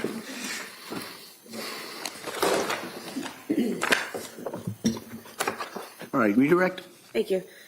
Sir, from the documents that defense counsel just showed you, the activity on January 25th, was it your testimony that it could have been from the watch or the phone? It could. Damn, yeah, he was banking on that. Oh man, Reddington. He tried. That was supposed to be his gotcha moment. have been either device. But what he showed you, did that have enough data on it to tell you specifically whether it was from the watch or the phone? No, I'd need to take a look at the database itself and see where that information came from. And you were saying that you cannot pull data from the watch itself, is that correct? But maybe when Reddington's expert testifies, maybe the Reddington expert would be like, no, this is from the phone only, not from the, oh, this is from the watch only, not from the phone. But usually the watch is tethered to the phone. Correct. We don't extract the memory from the watch itself. We extract data from the phone, which is synchronized to the watch. So we ultimately get the watch data from the phone. And why is it that you don't pull it from the watch itself? Apple's proprietary connections, the encryption that they use on the device complicates extraction. And essentially, considering we get everything from the watch via the phone, it's just additional work required to pull data from the watch, which would just be a duplicate of what we already have. And you said that the watch syncs itself to the phone, relaying all data that it's collecting to the phone, correct? Correct. And Lindsay's watch was synced to Lindsay's phone, correct? It was. And if you were able to look at the data from the dates defense counsel mentioned from the extraction itself, you would be able to tell whether the January 25th data was coming from the watch or the phone, correct? I would, yes. But you can't from what he showed you, correct? From the printout, no. I'd need the actual data. And if on January 25th the police have the watch, the phone, and they're bringing it to an evidence room, and then they're bringing it to storage room, is that going to show steps and distance traveled? Yeah, whenever the device is turned on, or whenever the phone is turned on, it will consistently record steps walked, regardless of who's carrying it. It will. Oh, I guess the Faraday bag wasn't used. I was going to ask about that. I wonder if Reddington's going to give them shit about that. Oh, so you're saying that law enforcement took the phone from the crime scene and didn't turn off the phone? They didn't turn it off? They didn't power it off? They didn't put it in a Faraday bag? Consistently record flights climbed, regardless of who's carrying it. And so if the watch is turned off in a drawer somewhere, the phone would be what's relaying, or not relaying, but the phone would be what's recording the distance traveled and the steps taken, not the watch, correct? That's the presumption, yeah. If the watch is turned off, it's not doing anything. Any data would be from the phone. And earlier, defense counsel just put in some exhibits of your indexes for all the data that you looked at for the phone and the computers, correct? Correct. And those indexes, do they contain everything that was on the phone and everything that was on each computer that could be pulled from the phone or the computer? No, they were focused reports or focused searches. So for my reports, they were focused to essentially the internet history on those devices. The large Cellebrite report, again, I don't know who created that. I don't know what options were selected by that user, but there will be data on the device which is not covered in that report by virtue of that's how decoding works. Was that her actual watch being waved around? Why is it not packaged like evidence? Hannah, I have no idea. For some reason, the shit that's in the drawer that they found, look, it's just been sitting here. I'm not saying it's been sitting there every day, but every time we have court, the drawer is right there, the bag of medications right there, the Apple Watch is there. I don't know. You would think that law enforcement would have seized it and be like, "Hey, let us bag this into evidence." I don't know why it's just chilling here. And on the defense counsel asked you about the flights climbed and how the last reading was at 5:38 p.m., correct? Correct. The last incoming phone call that you registered on your charts was the 6:09 p.m. phone call from Patrick to Lindsay that she did not answer, correct? Correct. From 5:38 p.m. to 6:09 p.m., were there any other flights climbed showing from either the watch or the phone? Don't believe there was, no. And Your Honor, we'd move to submit the full extraction as the next exhibit. It's being copied now, so we just put a disc envelope in its place. There are no objections. All right, that may be admitted. If I may, Your Honor, so you make reference to 5:38 for her question that there's no flights climbed, recorded, or anything up until 6 o'clock, right? You just answered that question. Correct. That's because the phone was either dead, off, we already went through that. She could have been walking all over the house, the yard, anywhere, right? Yeah, the phone did not detect anything. I don't know why the phone didn't detect anything, whether it was... So your answer is you don't know what, I don't mean to be rude, your answer is you don't know why, right? Exactly. I don't know why it wouldn't Okay. record. And you did not report at all on the steps and distances, did you? The phone probably not dead if by the time law enforcement took it and it was still detecting steps afterwards, unless they powered up, which I don't think they would. I didn't know. Direct was pretty important. I would say listen to the direct. Okay, thank you.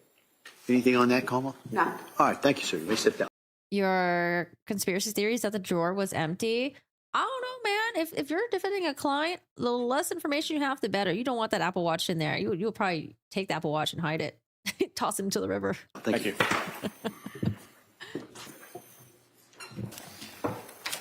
Like, if you're gonna plant evidence, it better not be anything digital.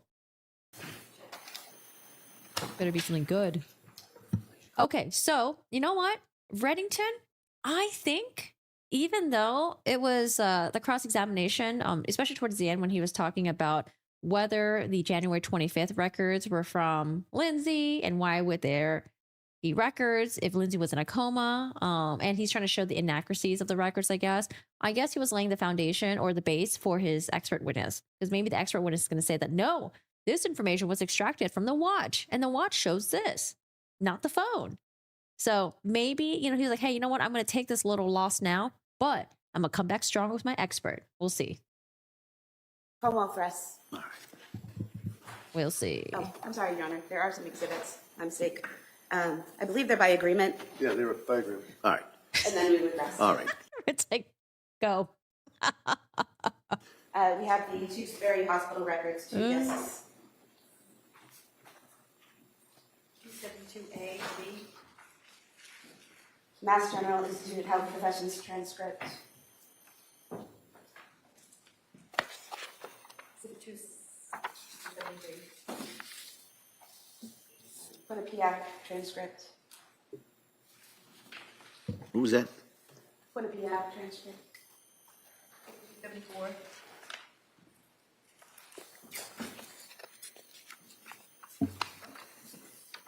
And then employment records from Mass General Hospital. 275. We rest. All right, and with that, the Commonwealth rests? All right, all right. So, members of the jury, as you heard from Attorney Sprague, the Commonwealth has rested. All right, so at this point, I've got to address some matters with the attorneys. So I'm going to, this is another one of those stops. I'm going to take a stop at this point. I have a Apple Watch on my desk, and I don't know the PIN code to it. and I don't know how to get in. This watch has been sitting here for 2 years. Have you go back to the jury room, we'll address a few things with the attorneys, and then we'll bring you right back in, okay? All rise, please, jurors. What is it called again? Is it called the directed verdict? I mean, we always hear this. Defense attorney's going to argue and say, hey, the Commonwealth has not put enough evidence to move forward with this case. I don't need to present anything. Judge, let's send it here. So that's usually something that they do. And let's see what the judge says.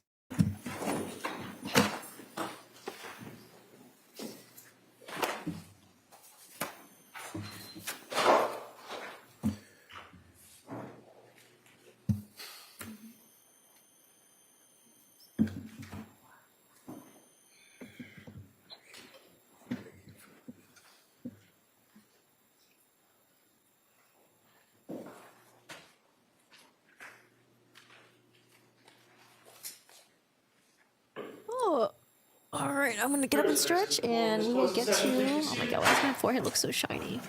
Before we do the motion for required finding, Your Honor, is this a good time to take a morning break? Do you want to take a short break? Looking something up, that's all. I All right. apologize. So the court will be in a short recess, and we'll come back without the jury. We'll address the motion, and then we'll kind of go from there. Okay, thank you. Court, all rise. Okay. All right. Well, that is not a short break. That's a long break. All right, guys. Let's hear the arguments. And have a Who's ready for this? Hey, Brenda. How are you doing today? After Kiara can't listen to Whiffin. I thought Whiffin did fine today. I thought he did I don't fine know if you have it today. in front of you. It's basically a Rule Maybe we'll see him again later in rebuttal. 25. Doesn't have any memoranda with it, but I would argue, and I would cite I mean, would you rather have Whiffin or do you want the blue paint guy?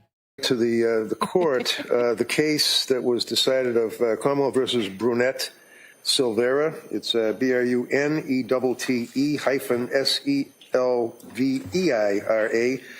It was decided towards the end of May of 26 by the appeals court in Massachusetts. It was a case out of the Boston Municipal Court where defendant was charged with assault and battery on a police officer. The evidence was presented that the defendant was acting erratically and that there was an awful lot of evidence that indicated that, brought out on cross-examination from witnesses, that the defendant was suffering from some type of a mental illness. Based on that evidence being presented, the government rested their case, just as they've done here.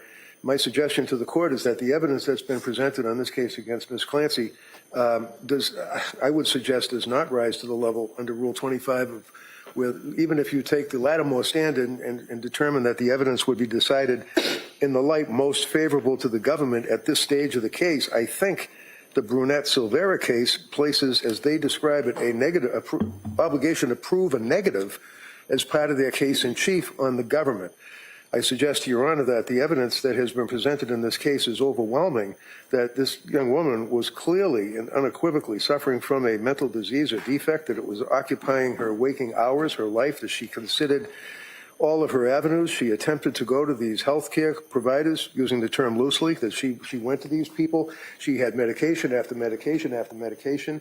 She was obviously acting, I suggest to the court, in a state that was observed by witnesses that, in fact, that she was suffering from mental disease or defect, and then ultimately this horrific incident. So under that Brunette-Silvera case, there's no evidence, I suggest, from the government that would rebut the fact that there is evidence of lack of criminal responsibility. So under Brunette-Silvera, He's going through this really quickly, so I wonder if he knows that this is just like a performer thing. Like, let me just go as quickly as I can so I can start calling my own witnesses.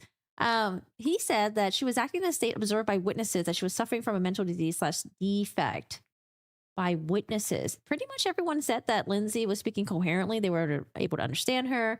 She seemed fine, but she was quiet. She did talk about, having depressions and issues. But for the most part, no one observed her, being out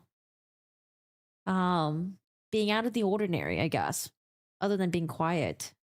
and the cases that were cited in that opinion, respectfully, I would suggest that a required finding of not guilty should be entered on the case. I also would argue to the court that I think that under the Brunette-Silvera standard and the evidence that Your Honor has before you, that the matter should be reduced down, if you will, from premeditated malice of forethought, cruelty, and atrocity to second degree. I'm not arguing at this stage Commonwealth versus Gray or any of its progeny as to manslaughter, but I think the court, certainly in its wise exercise of discretion, has the ability and the right to reduce the charge to second degree murder or enter a required finding. All right, counsel, thank you. That's what I had questions about. So he's saying that, like, you know, instead of first degree, right? First degree, reduce it down to second degree or maybe possibly manslaughter.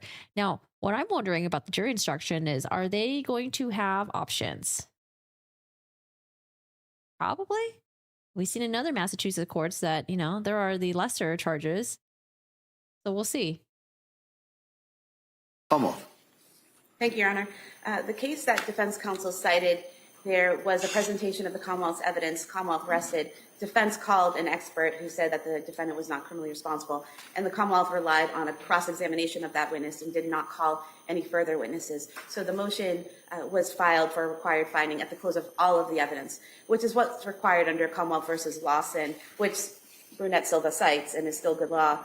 An SJC case, 475 Mass 806 from 2016, in which the court says that a motion for required finding of not guilty by reason of lack of criminal responsibility may only be brought at the close of all of the evidence, not at the close of the Commonwealth's case. In this case, as you're aware, defense plans on presenting experts who testified that the defendant was not criminally responsible, and then the Commonwealth will have a rebuttal case with their own experts. So I think the time and place for the motion would be at the close of all of the evidence and not now. All right. Well, I had an opportunity to take a look at Brunette Silvera. So based on that and based on the standard as described that I have to apply at this point, I'm going to deny the defendant's motion. I don't think I have to object, but I will. All right. As we say, duly noted. Yes, thank you, Judge. Your Honor, could I inquire? Emily Thorndike is here and has been here. I'm just wondering, is the government ready for us to do the voir dire to see if she can testify? Because she is. Oh, the TikToker is here. The TikToker's in the house, y'all. Voir dire time. Self-employed, she has patients and has canceled them day after day. I'm just inquiring if we're ready to go on that.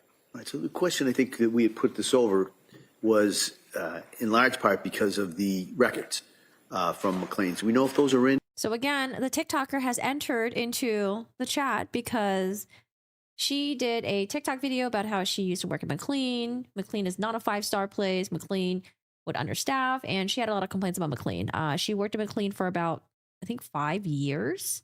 And the reason why I'm like, I don't know if we need her testimony to come in is because she left McLean a year before Lindsay was hospitalized. So technically, a lot could happen within a year. There could be some changes, and maybe not, right? Maybe not. I think what the judge wanted was to have someone to testify about maybe the McLean records, someone that currently works there that can talk about maybe on that day, what was the staffing like? Did Lindsay come into McLean? Was it a skeleton crew? Did she not see any doctors? Was she just thrown into a room playing with Play-Doh and, you know, painting and coloring and stuff like that? I've been inquiring with Madam Clerk if there's been any status from the clerk's office, and I've told they haven't received anything. We have a call over to McLean. They've acknowledged the receipt. They were waiting for a call back from somebody at the office. They thought that the records were produced on Friday, but clearly that wasn't the case. So we have a call. We're waiting for a return call. I've provided people in my office the Madam Clerk's email address to get it expedited as quick as possible. So we are working to try to resolve the issue, and the hospital has acknowledged they received the subpoena. We just don't have a response yet. And I would just also remind that we discussed this last week and talked about doing this tomorrow on Tuesday in order to get those records and have time for everybody to get them and review them so that a proper examination of the witness can be done in a voir dire. So, all right. Well, let's do this. Let's do this before we start going at each other. We're going to see if the records come in. All right. If the records come in, then we got to determine how long it takes for people to review it and get ready. So if we can do that this afternoon, great. Right. If we can't, I'll hear from the parties as to why we can't. We may have to do it tomorrow. But if we can do that today, I do understand that witness has been here a number of days. But at this point, it's a question of the records coming in, which really is out of both parties' hands. So if the records are in, the parties can get ready.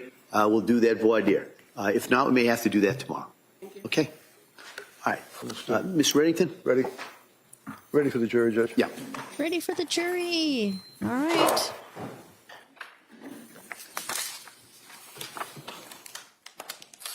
You know what? I'm going to do a little mini bathroom break before we get to witness number 1 with the defense.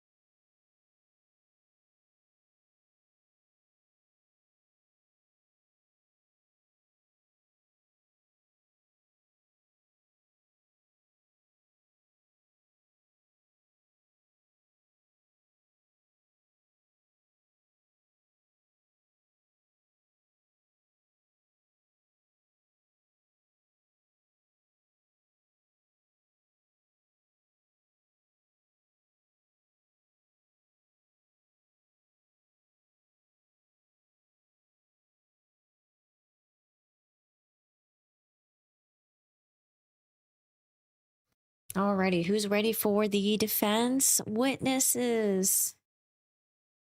Let's do this.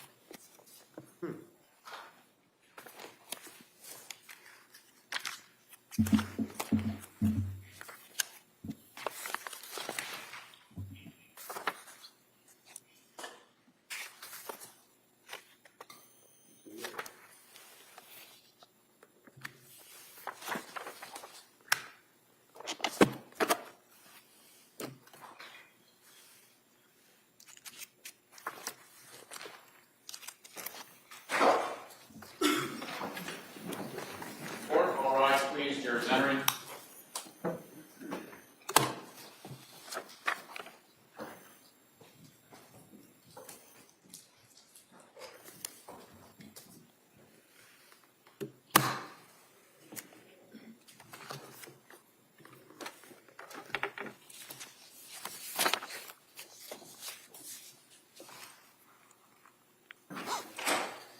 Court is back in session. You may be seated. Return back to the trial. Commonwealth versus Lindsay Clancy Trial. Including the defendant and including the accused jurors. All right. So members of the jury, as I indicated before, the Commonwealth is rested. All right, so at this time, I'm going to inquire of the defendant if she intends or wishes to call any witnesses at this time. Mr. Reddington? Yes, Your Honor, thank you. David, Camp, please, I believe she's right outside.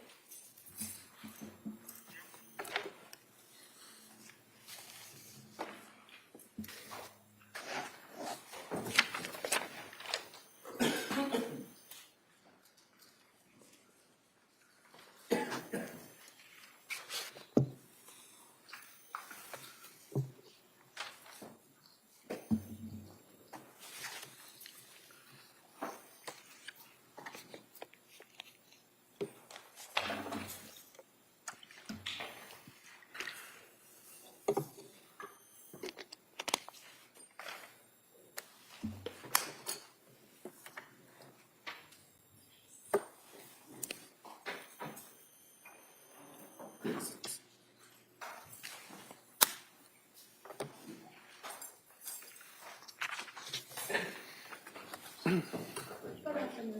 raise your right hand. Do you solemnly swear that the testimony and the evidence you shall give to the court and the jury in the matter now pending between the court and the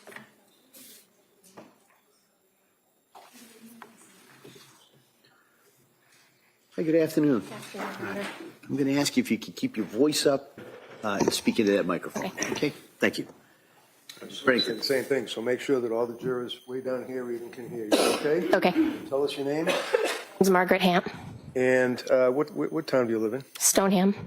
And what do you do for work? I'm a labor and delivery nurse Where? at Mass General. And how long have you been Lindsay's coworker. working as a labor and delivery nurse? I started on our labor and delivery unit in 2012. Okay, so about what, 24 years? No. I started for the obstetrics department in 2006. Okay, so 20 years you've been working for Mass General between obstetrics and labor and delivery, right? Correct. Do you know Lindsay? I do. How do you know her? I was working on the labor floor when Lindsay first started with us. So this would be the labor and delivery floor, and she started as a nurse, correct? Correct. You had already been working there? Correct. And she was about, what, 24 years old? Roughly. And came in as a young woman as a nurse, correct? Correct. Can you tell us, to your well, let me ask you this. How many years did you work with her? She started, I believe, in 2015, and I worked until 2002 when she went out with Callan. For about 7 years or thereabouts. Did you know that she had a child, Cora? Yes. And did you know that she had a child, Dawson? Yes. And ultimately that she had a child, a baby that was born very, very recently, Callan? In the years that you were working with her, were you able to observe, I mean, did she like being a nurse? Did she want to work, or was she a good nurse? What's your opinion? Lindsay loved being a nurse. She was really good at being a nurse. She was compassionate. She was. So for those of you guys who are joining us, we heard from the Cellebrite expert, Ian Whiffen, who also testified at the Karen Reed trial. Now, the biggest takeaway from his testimony was him putting together a timeline from Lindsay's Apple Watch and from her phone. Now, apparently, this Apple Watch is the one that we kept hearing about throughout the trial. And I was like, well, the Commonwealth is not highlighting it, so maybe it's not important. Maybe we don't care about this Apple Watch. Oh, no. We do care about this Apple Watch. The Commonwealth was going through the search history that Lindsay was looking up, days leading up to the killings. And one thing that did not pop up was how to treat a sociopath, because I could have sworn that was brought up last week. So I don't know, I have to go back and take a look at it. Now, what's really important, though, again, is the timeline. So the Commonwealth is showing that Lindsay had on her Apple Watch, and Lindsay's heart rate seems to be going up. I don't know why they didn't put that into the timeline, but you could see her heart rate, and her heart rate was kind of high when it was, I think it was at the same time when she called CVS and 3V, but I have to double check that. Now, Lindsay apparently seems to have taken off her Apple Watch maybe around the time that Patrick leaves the house. We don't know exactly what time Patrick leaves. We don't have his phone data, or I don't think so. But Lindsay, let me pull up really quick. Lindsay. Sorry, I'm in the cross-examination right now. Okay, here it is. So Lindsay unlocks her phone and she opens Safari. She, messages Patrick, and, she tells him to get the Pedialyte, right? Closes the message.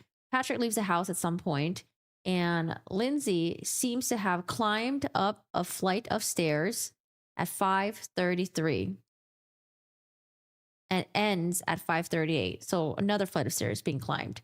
So that right there can tell the jury that Lindsay possibly killed the kids, climbed up the 2 flights of stairs, and in the middle of climbing the 2 flights of stairs at 5:33 is also when she gets an incoming call from Patrick. She doesn't answer the phone. However, she calls Patrick back a minute later at 5:34. So the reference there is that Lindsay had on an Apple Watch. She took it off when Patrick leaves. And then with her phone, she, I guess, killed the kids, She climbs the staircase, and then Patrick calls her in the middle of it, and that's when she picks up and tells him that it's okay to get the generic brand. Now, Reddington in cross-examination was like, well, the last activity was 5:38, right? You don't know what happened afterwards. You don't know what happened to the phone. Maybe she put the phone down. Maybe she climbed this set of stairs afterwards. So I think what he's trying to say is that, yes, there is this timeline that the Commonwealth is putting together. However, it's possible that she could have climbed the stairs and she could have killed the kids in the basement and climbed the stairs later on. But I think that's pretty big for the Commonwealth. And that's why they ended with this witness. Although I usually like it when we end with the lead detective, and the lead detective basically comes in and like summarizes everything and puts it on a timeline for us all over again. I think that was done in Donna Adelson's case, and that was very helpful. And maybe in Corey Richards too. So now we have the defense. They are going to put on their witnesses to testify on the stand, and this is Lindsay's coworker. She was kind. She was a patient advocate. She was the type of nurse that you wanted taking care of you or your loved one when you walked onto our unit. Did you observe, for example, that on occasion when she would be involved with the delivery of a baby, that she would become emotional? Lindsay was often emotional during birth of complete strangers. She would cry, and she would just say that was so beautiful. You could just tell that she really loved being in that setting. Over those years, right up until the time of Callan being born, fair to say that you stayed friendly with her? Yes. And you're still friendly with her? Yes. Can you tell us, did you observe was it psychopath, not sociopath, Miranda? I thought it was sociopath. I'll go back and take a look at it. Yeah, he only looked at the timeline of January, early January to late January.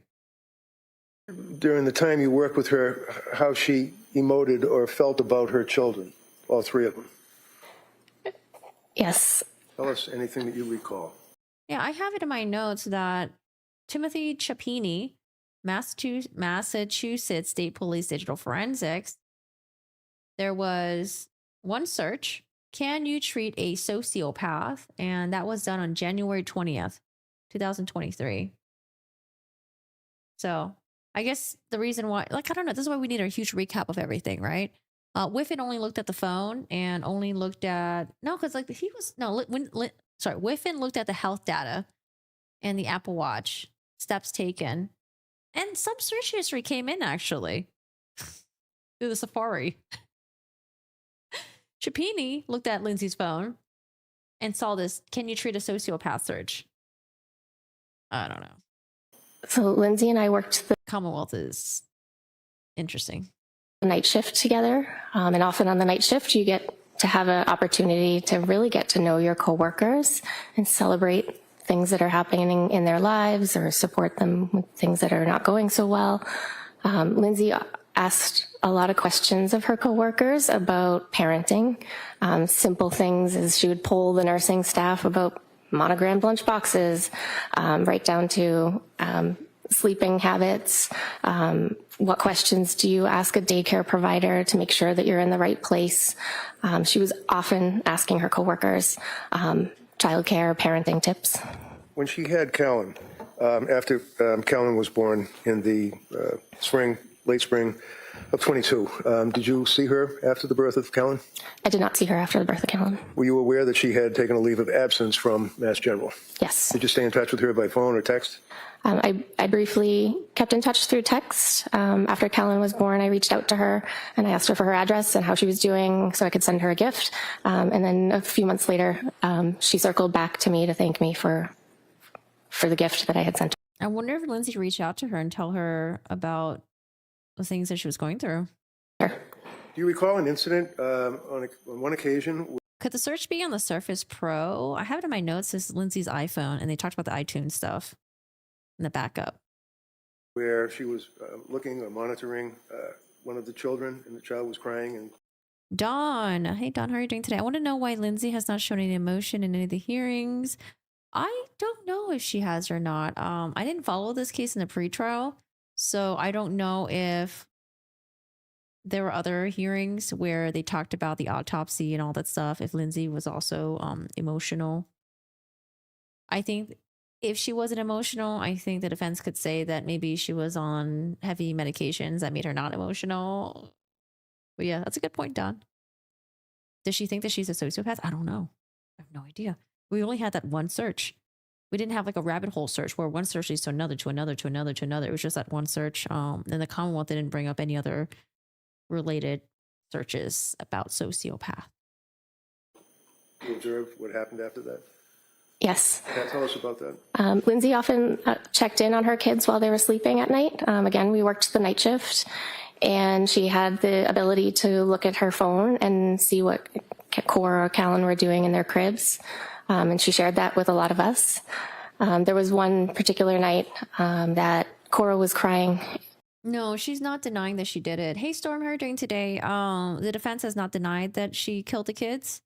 What they are saying is that Lindsay was experiencing psychosis at the time, and she was unable to think clearly, that she was technically being controlled by the psychosis that was happening, and she's not criminally responsible. She's never cried or been emotional. Do you remember what hearings they were? I saw there was one where she was like in a bed and she had like a face mask on. I think I saw another one where it looked like she was like the ring girl, because like, I don't know, man, that was like a scary looking background. It was like a white background. The camera's contrast was really high, and it was like I don't know, kind of scary. But I don't know what hearings they were. She was probably about 6 months old, and Lindsay never let Cora cry. She wasn't at that point in parenting, and she was very communicative about that. And Cora was crying on the monitor. It was the middle of the night, and maybe after 10 minutes, she started to call Pat, and he wasn't answering. And she got really worried that Cora was crying, but now Pat wasn't answering his phone. So in the middle of the night, she called the police to do a wellness check on her family. Okay. And while you were working the night shift, is that pretty much what you both worked together all the I think technically the Commonwealth can also take that and say that, like, look, Lindsay was really controlling in every aspect of her family. She panicked and called the cops to do a wellness check. I don't know. I think it can go either way. I know that the defense wants to show that, look, Lindsay really does care about her kids, and that's how worried she was about them. all those years? Yes. Would that be through the pandemic as well? Yes. Would you say that that was quite a bonding experience, being in labor delivery up close and personal with patients during the pandemic at night? Of course, it was a very challenging time as a healthcare provider. Thank you very much. You can inquire. All right, Como? Good morning. Good morning. So the incident that you just told us about where Ms. Clancy was watching the monitor overnight, you were aware that the police responded and everything was fine, right? Yes. And you worked with her through 2022 when she went out with leave on Callan? Correct. And you never visited their house after Callan was born, did you? No. You don't know what was going on in her life, did you? No. And she didn't share any of her struggles with you via text or in any other capacity, did she? No. And as a labor and delivery nurse, and having been trained in labor and delivery, and you said you worked obstetrics before, correct? Correct. Is it fair to say that you often have patients that come to you in both those areas that have some mental illness or are on psychiatric medications, right? Sometimes. And working labor and delivery, you have some training on how to handle patients that are on certain types of medications, right? Limited training, yes. Well, it affects how you're going to go through a birth plan or do a delivery if a person is on some sort of long-term medication, right? Right. And so you're aware that Zoloft is something that's deemed safe for pregnant moms and breastfeeding moms? Yes. And you've had patients that have dealt with bipolar issues before? Yes. And that they have to remain medication compliant in order to manage those things, right? Yes. Thank you. Nothing further. All right, Ms. Rankin? Your experience dealing with patients that have birthed a child, as the district attorney asked, and are on Zoloft and expressing issues of being a parent, were you aware of any incidents where Lindsay was with you and a woman did in fact express concern that she wanted to hurt herself or her child? There was a particular patient that Lindsay was on staff when this patient arrived, it was a patient that arrived to the unit that had plans to harm herself while she was pregnant. And we had a conversation. Lindsay was brand new. It was the summer that she had just started. And we had a conversation about mental health in pregnancy and postpartum. And I asked her if she had ever heard of the Andrea Yates case, and she hadn't. And I explained that to her, and she cried. And she said, how could a mother hurt her children? Thank you. All set. Thank you. Homo? No. All right, let me sit down, thank you.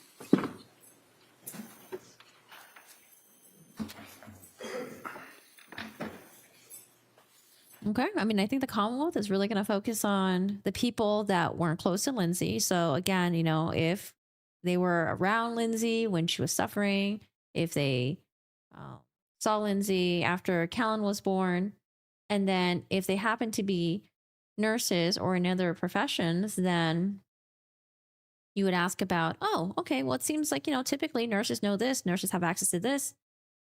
And I think that can really throw it back to Lindsay, where the jury could be like, oh, you know, Lindsay should have known the symptoms that were coming about, you know, psychosis. And why didn't she report it to her doctor? Okay, I can see that. Counsel? Yes, Your Honor. Ms. Olenska, please. Olenska, O-S-E-G-A.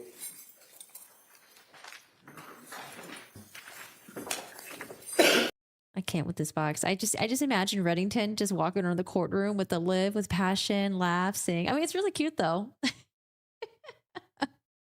just see him going around the courtroom, going up the elevator, you know, with this box. All right, so that was witness number 1. We'll probably hear a lot of from a lot of lay witnesses today.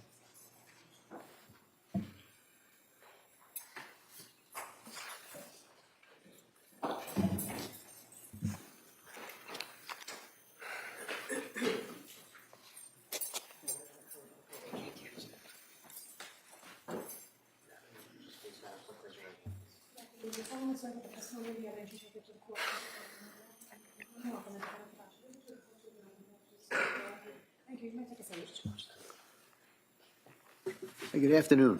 Hi, good afternoon. I'm going to ask you, speak into that microphone, keep your voice up, okay? Okay. Great, thank you. Counsel? Thank you, Judge. Good afternoon. Tell us your name, please, and spell it. It's Allison Ozga, A-L-L-I-S-O-N. Last name is O-Z-G-A. You know Lindsay? I do. How would you know her? Lindsay's my sister. Oh, I think she's the older sister. I think Lindsay's the youngest.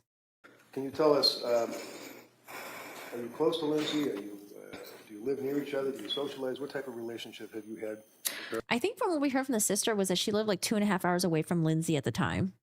I think, or was that the in-laws? We're very close. We have not lived in the same state for about 10 years now, but we do communicate, and I do think we're very close.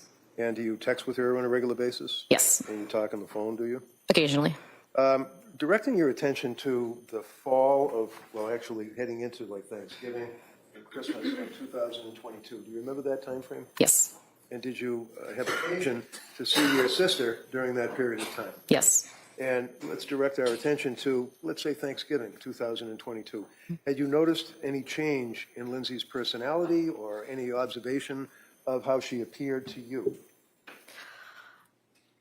I will say on Thanksgiving in particular is when the first time I saw her in person after quite some time. I had known she had not been doing well via text message communication that we had.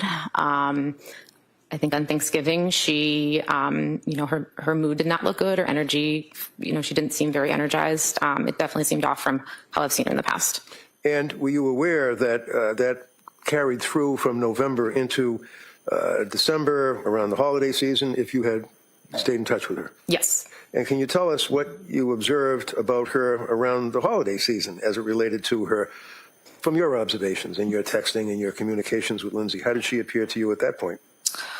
The beginning of December, it seemed like she very much decompensated. I do remember her saying at one point at the beginning of December, something along the lines of, I'm in a really tough spot. And knowing what she had shared with me previously about how her mental health had been struggling, I had this gut feeling that something was off and that she was really struggling, and I asked her if she was safe. What did she say? She said yes at that point. And you knew her husband, Pat? Yes. And you knew the kids? Yes. Obviously. Do you recall around Christmas itself, and perhaps a little bit thereafter, that you spoke with her and that she indicated, basically, I'm not doing okay? Yes. Can you tell the jury what you observed about her demeanor or her symptomology when you said she was decompensating around that time? What were they symptoms in your mind of? Based on communication with Lindsay, and I started communicating with Pat directly at that time, she was reporting her mood was worsening, as she described as depression. She was having more suicidal thoughts. Insomnia continued to be an issue.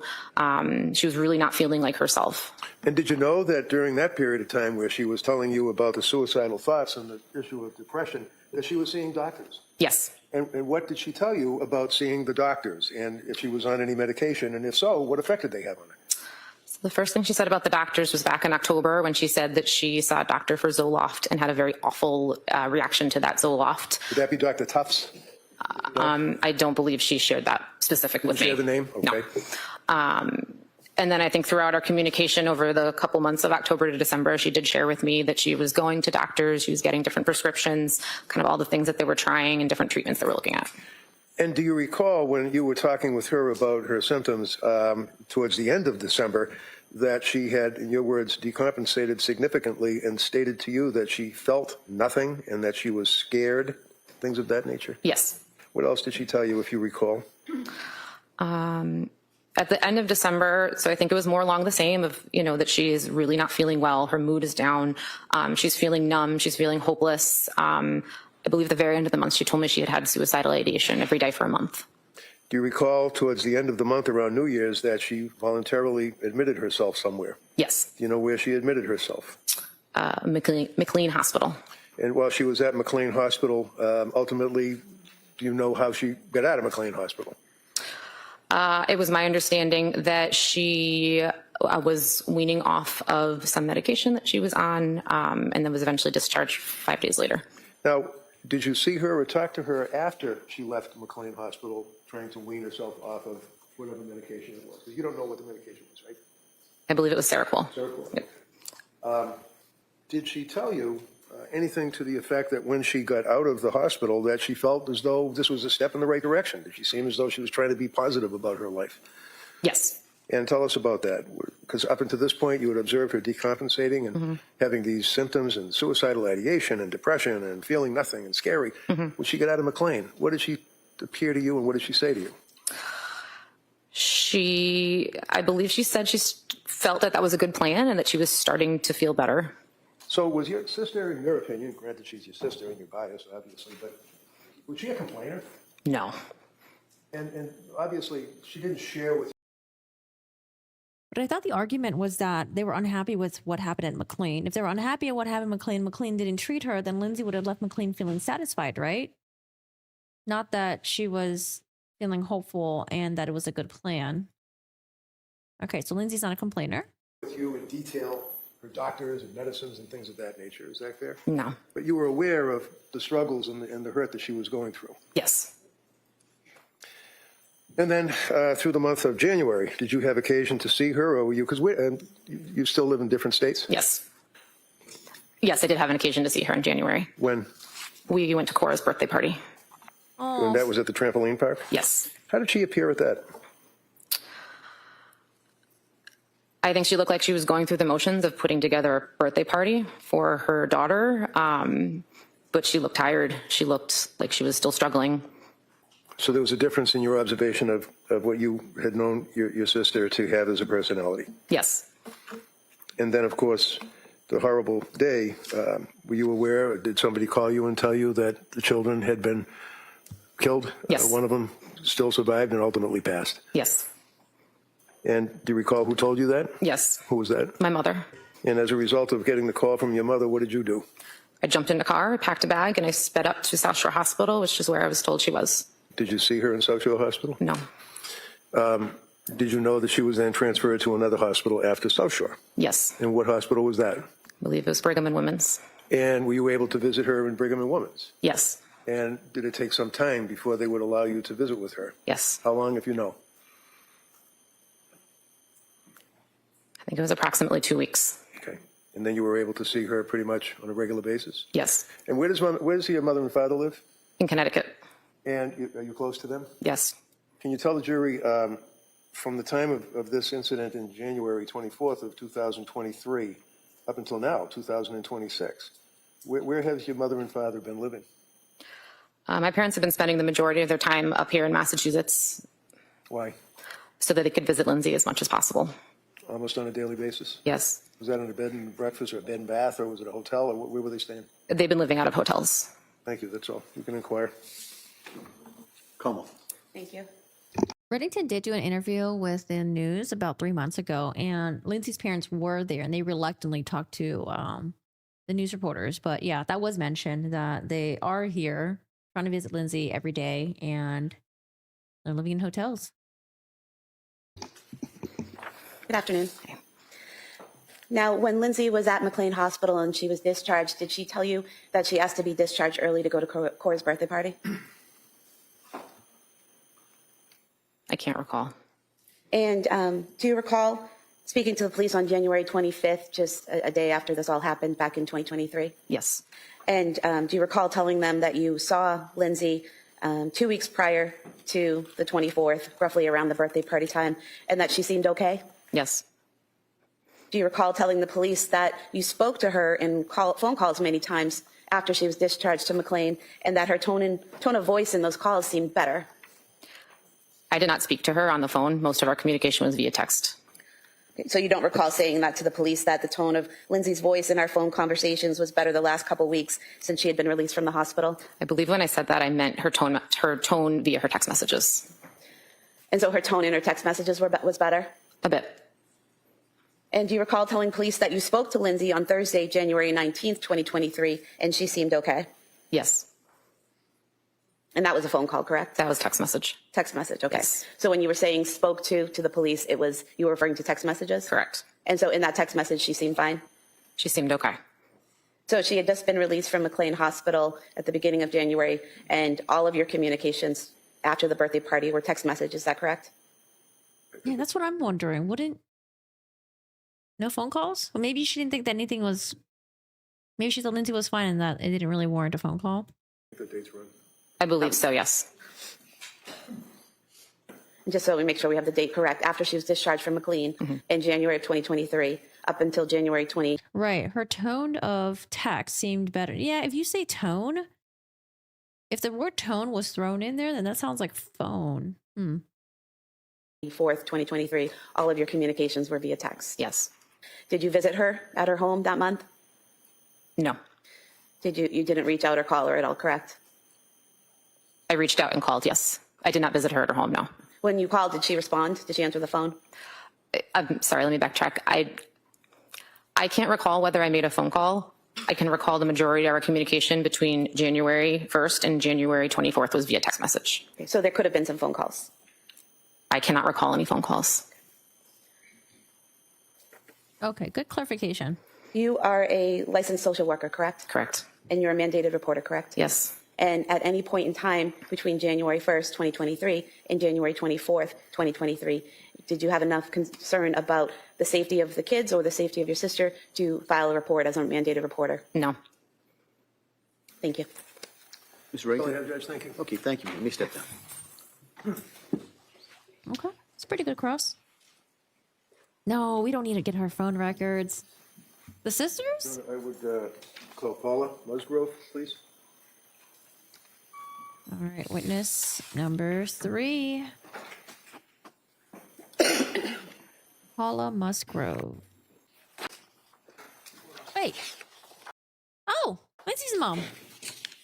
I was like, wait a second. We've seen her before. All right, Lindsay's mom.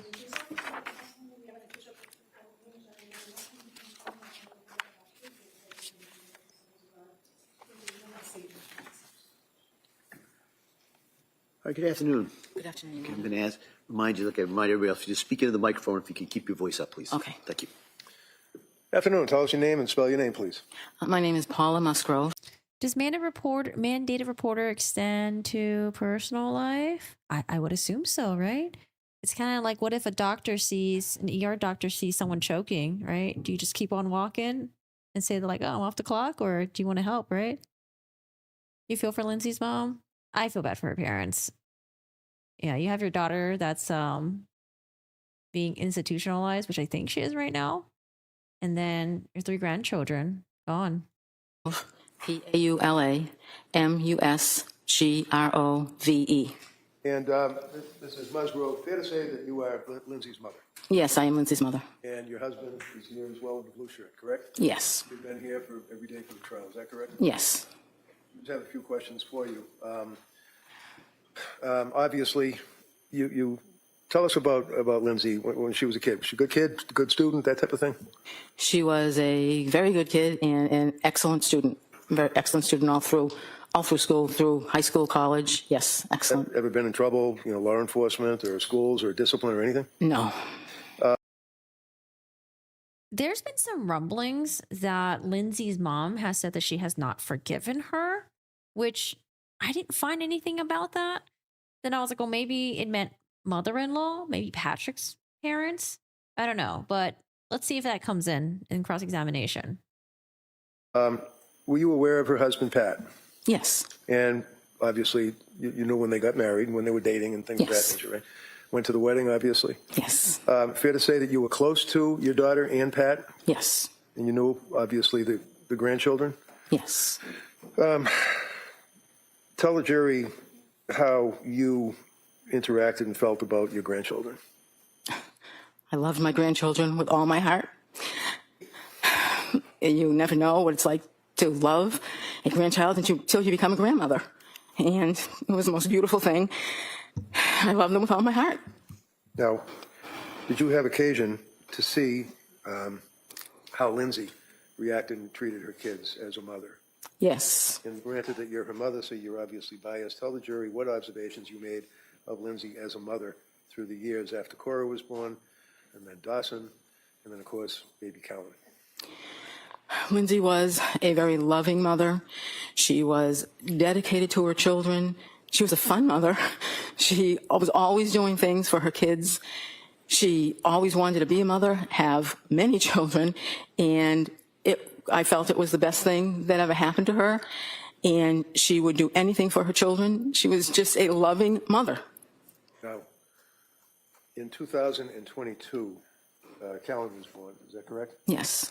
Did you stay in touch with Lindsay and Pat during that period of time, the spring into the summer of 2022? Yes. And how often would you see them or talk to them, or what would you do? You go to cookouts, or you have parties, or how would you socialize?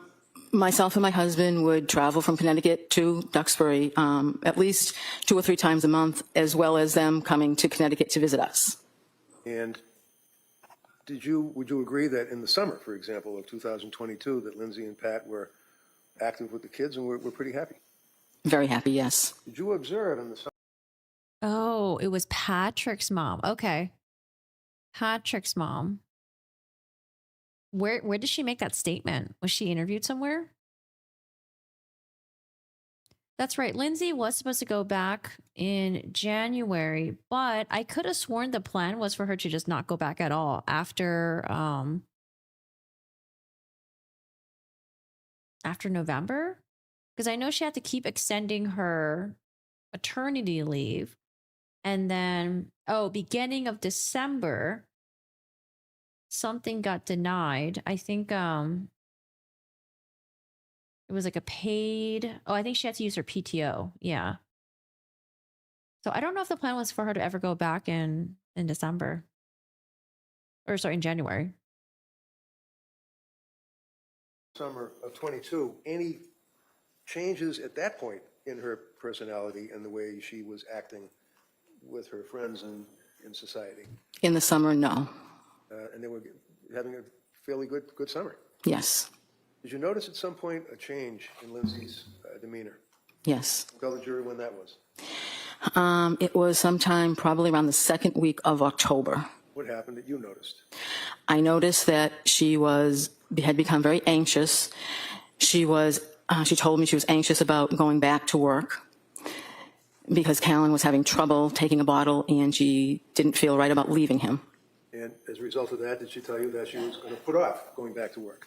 Yes, she told me she was applying for an extension. Now, did you know at that point that she was going through any issues involving depression or anxiety or having any suicidal ideation or anything like that? At that point, no. At what point, if any, did you become aware that your daughter was suffering from this symptomology? In late October. And how did that come about? She sent me a text message. And do you recall when that was? Yes, that was on October 20th. Now, Your Honor, the government has introduced into evidence the entire of the phone dumps, if you will, and I think they put it on a disk, and it's probably thousands of pages, but I do have the text thread that deals with that time frame in October. I'd like to offer that so that it's apparent what I'm referring to rather than having to search through thousands of pages of a disk.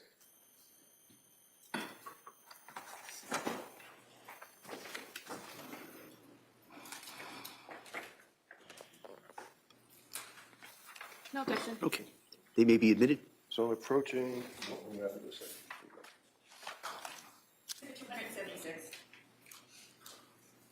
Now, the text message that you're referring to, would that be on October 20th of 2022? Yes, And do you have that on your phone right now? I do. Can you just pull that up for us? I can. Just give me a moment.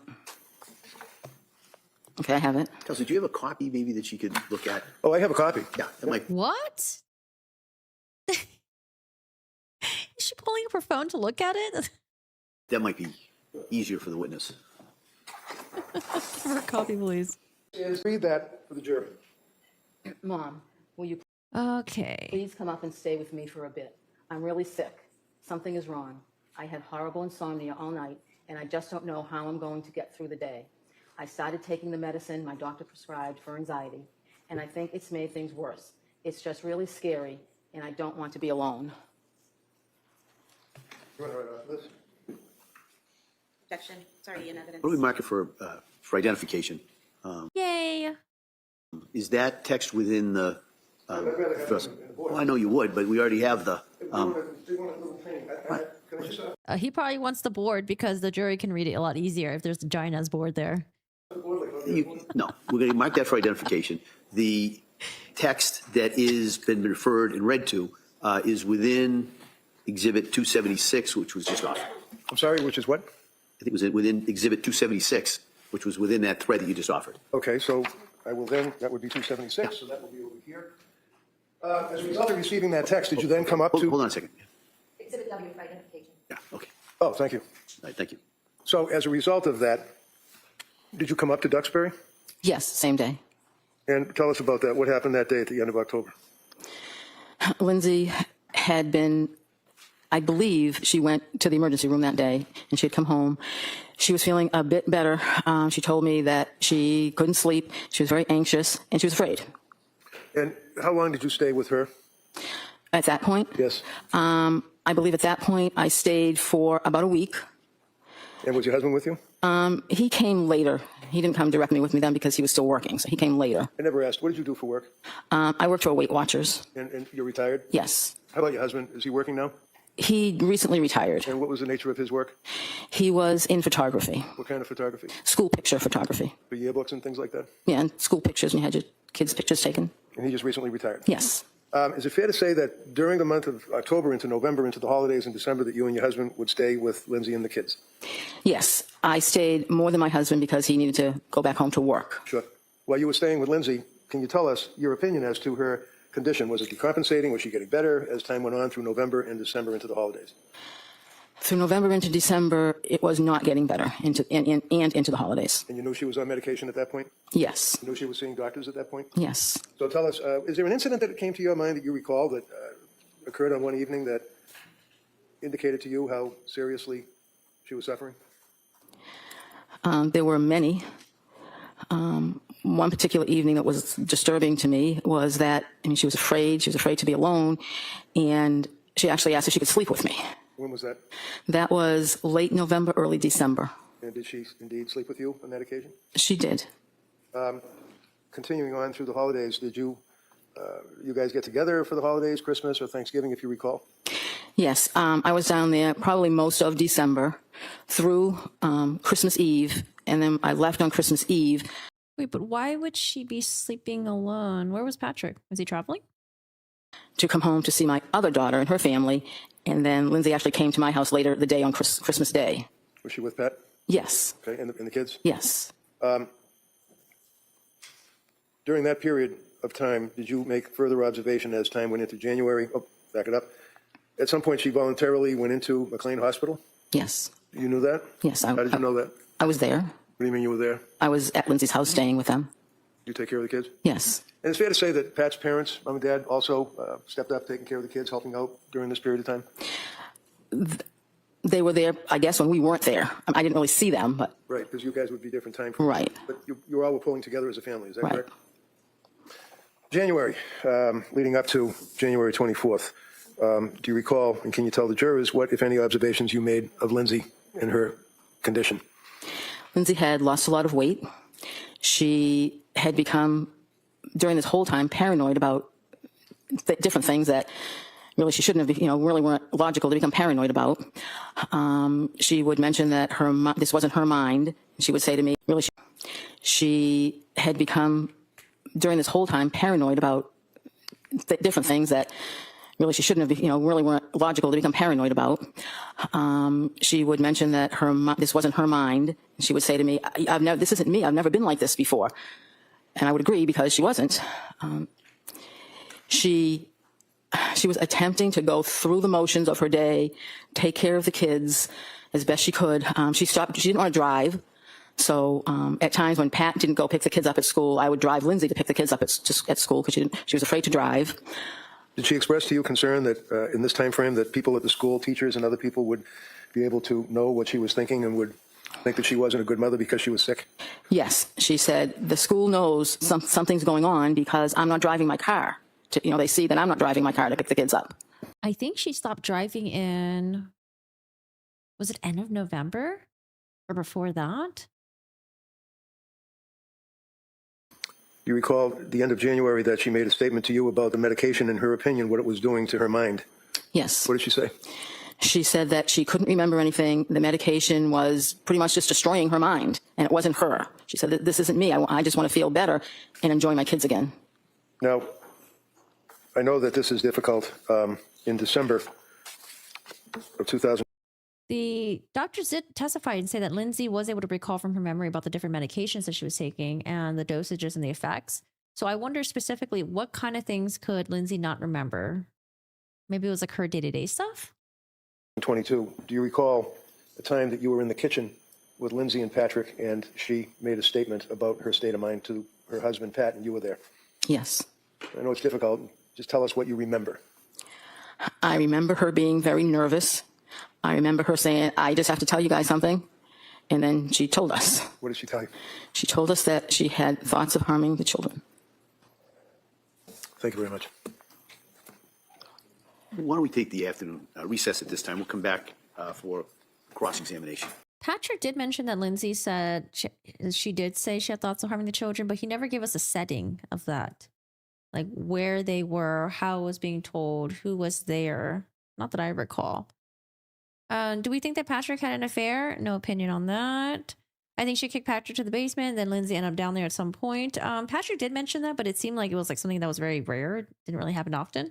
I think initially she was like, hey, Pat, do you mind if you sleep in the basement just so I can just really try to get some rest? And then he's like, sure. So he sleeps in the basement. And I don't think that lasted long. And then she tried sleeping in the basement. I don't think that lasted long either. That was my recollection. All right. So, ma'am, you can step down. Thank you. All right. So they're going to take a lunch break. All right. So, members of the jury, we're going to take the break at this time. We expect to have you back about 2 o'clock. Okay? All rise, please. Your attention.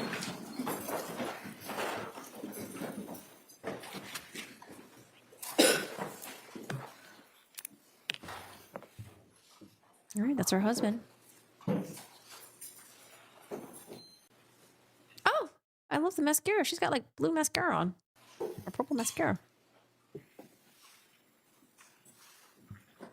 Yeah, I really wish they went more into that about the harming the children thing. So she said she had thoughts of harming the children, but I think the defense really should have delved deeper and say that what else did it seem like Lindsay was going to execute? Did it seem like she was going to follow through, I think ending with she had thoughts of harming the children could leave the jury with, oh, okay, so she had thoughts of harming the children. All right, then why didn't she do anything else about it, right? I don't know. I think we could have gotten into that a little bit more. What day is this Counsel Casey, from? just for a second, Undetermined. just- No actual date. All right, guys. So we are now in the defense's case with witness number 3. We heard from Lindsay's mom, sister, and a coworker of Lindsay's. Everyone said that Lindsay was a wonderful, fantastic mother, loves being a mother, and she's really, she was good at it. Now, if you go back to the last witness that was put on by the Commonwealth, we had a timeline from Lindsay's phone and her Apple Watch. So the takeaway from that was really, to me, what the Commonwealth is selling to the jury is that Lindsay took off her watch when Patrick left, and then she killed her kids in the basement. 5:33 was when she climbed up the staircase and Patrick called her. She missed a call, but she calls Patrick back a minute later, and that's when the rest of the events happened to Lindsay, which I think we'll have to wait and hear from the defense's expert, because I think he was trying to show that, not through an expert, but during cross-examination, that, maybe the Apple Watch, maybe, the data is inaccurate because there was information that was logged while Lindsay was comatose. But the witness on the stand did say that that wasn't from the watch, that was from the phone. So maybe law enforcement took the phone, and transported over to evidence. All right, so that's basically the hugest takeaway from today. I'm sure we're going to hear from more family members, more coworkers, friends, people that interacted with Lindsay. And I think the Commonwealth is just going to do the same thing. I think they're just going to ask the same questions like, hey, did you ever have any reasons to believe that Lindsay was going to harm herself or the kids? Do you ever notice Lindsay speaking fast, having manic episodes, signs of psychosis? And I think that's where we're at. All right, guys. We'll see. I think today, since we're just in the defense's case, I think we're going to be streaming till the end of the day. All right, guys. I'm going to... I don't think I'm going to eat breakfast. I don't know. Am I going to eat breakfast? Maybe I should. Oh, I'm probably going to take my dogs out and hang around for a little bit, find something to eat, and I'll be back after the break. And guys, for those of you guys who are joining us for the Nickelodeon Slime Time background, this is temporary, okay? It's temporary. Just deal with it for a bit. I'm sorry. The green is really, it's kind of jarring. You keep thinking their last moments. I know, it's so sad. It's so sad. My best friend's children are around Cora and Dawson's age. 5-year-old girl, 2.5-year-old boy. Yeah. There's just so much life, They're just little mini humans. I think Patrick said her disclosure to him was in December. That's what I remember, in December. Unless Reddington clarified the timeline. I don't think he did, though. Maybe I missed it. Sometimes I miss things. All right, guys. So I will be back in 1 hour. I mean, usually the court is, they take a long time anyway. So I'll be back in 1 hour. And we'll continue with more testimony. Court is on break till 2 p.m.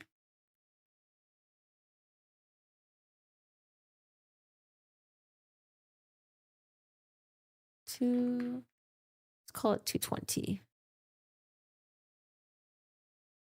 2:20, 2:15, something like that.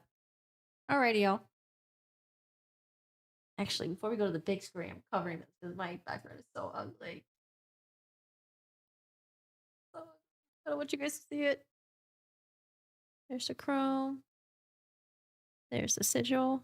All right.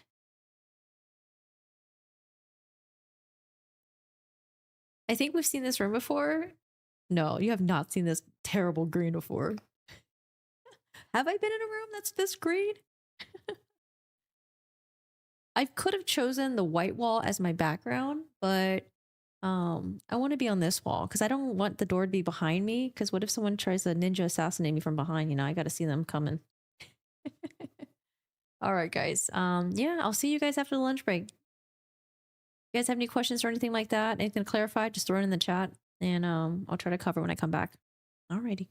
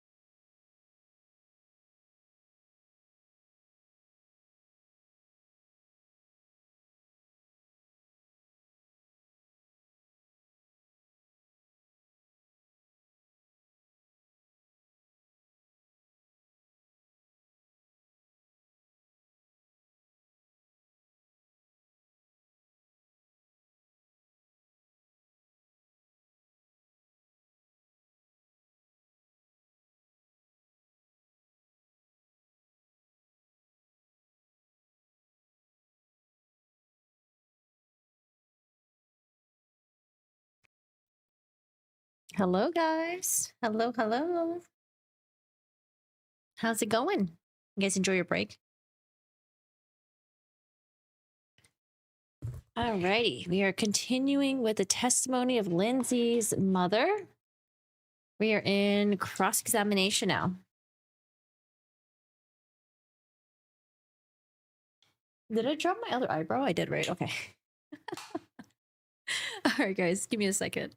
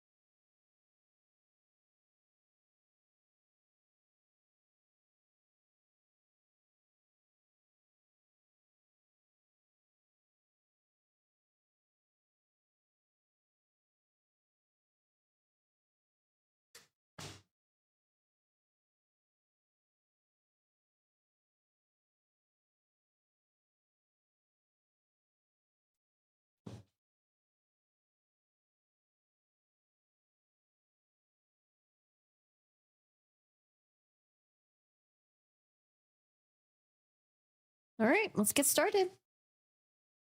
Hey guys, welcome back. We are in part 2 of the Lindsay Clancy trial. Her mother is testifying on the stand right now. My background is still green. It's hideous. But I hope you guys enjoy your lunch. For those of you guys who missed the beginning of today's trial, we heard from the Cellebrite Expert Ian Whiffen. We heard from... Who's Ian, right? Mr. Whiffen? Yeah, we heard from Ian Whiffen, and then afterwards, the state rested his case. The defense is now presenting their witnesses. We heard from Lindsay's coworker, sister, and now her mom. So the Commonwealth ended with the timeline from that day. Because, you know, we were wondering if Lindsay, well, I guess the defense is not disputing it, when Lindsay killed the kids. When did she kill the kids? Was it immediately after Patrick leaving? Or was she spending time with the kids and something triggered her? Something happened?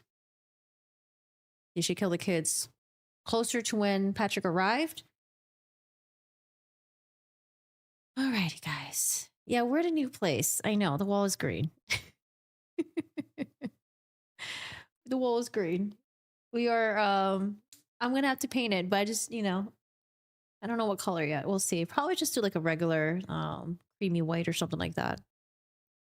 All right, guys. Well, I appreciate you guys being here. You know, thank you so much for the discussion or discussions. And thanks for being good to each other. All right. Appreciate it. Oh, Berticelli. How is Berticelli doing today? You had Wendy's for lunch? What'd you get from Wendy's? Yeah, I don't know. I see that some of the true crime mainstream media is picking up on the Patrick conspiracy theory. I mean, I don't think they're going along with it, but they certainly are covering it. And I was like, oh, I didn't know it was like big enough to cover. I know that on apparently on social media like TikTok, that's blowing up over there. But yeah, I don't know. Kind of interesting. For a bucket of paint. Thank you. Thank you so much, Taxi. How are you? Thank you for the bucket of paint. See, I like the green wall. You can. I know that's what my husband said. He was like, "You do a green screen." I'm like, I could actually. I could play around with it. Let me see. All right, guys. So they are back. Let me refresh.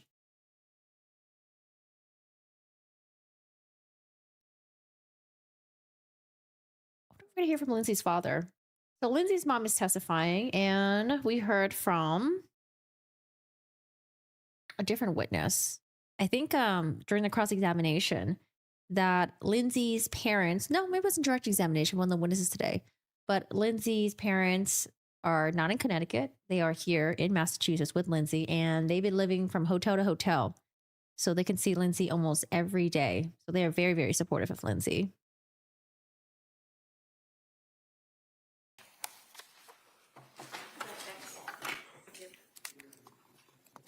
Oh, spicy chicken sando. Is it good? I had McDonald's yesterday. It was divine. McDonald's was amazing. They have this new blueberry and cream pie, and I love blueberry pie. Not a huge cream person, but it was amazing. Oh, Reddington. What you chewing on over there, sir? What you got over there? Court, all rise, please. Your attention.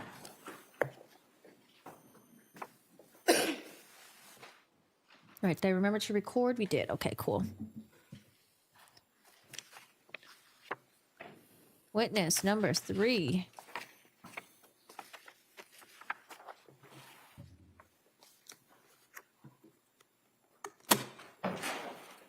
Court is back in session. You may be seated. Your Honor, for the purpose of the record, we return back to the trial of Commonwealth versus Lindsay Clancy. All parties are present, including the defendant and his two jurors. All right, thank you, Madam Clerk. Trudy Sprague? Thank you, Your Honor. Good afternoon. Afternoon.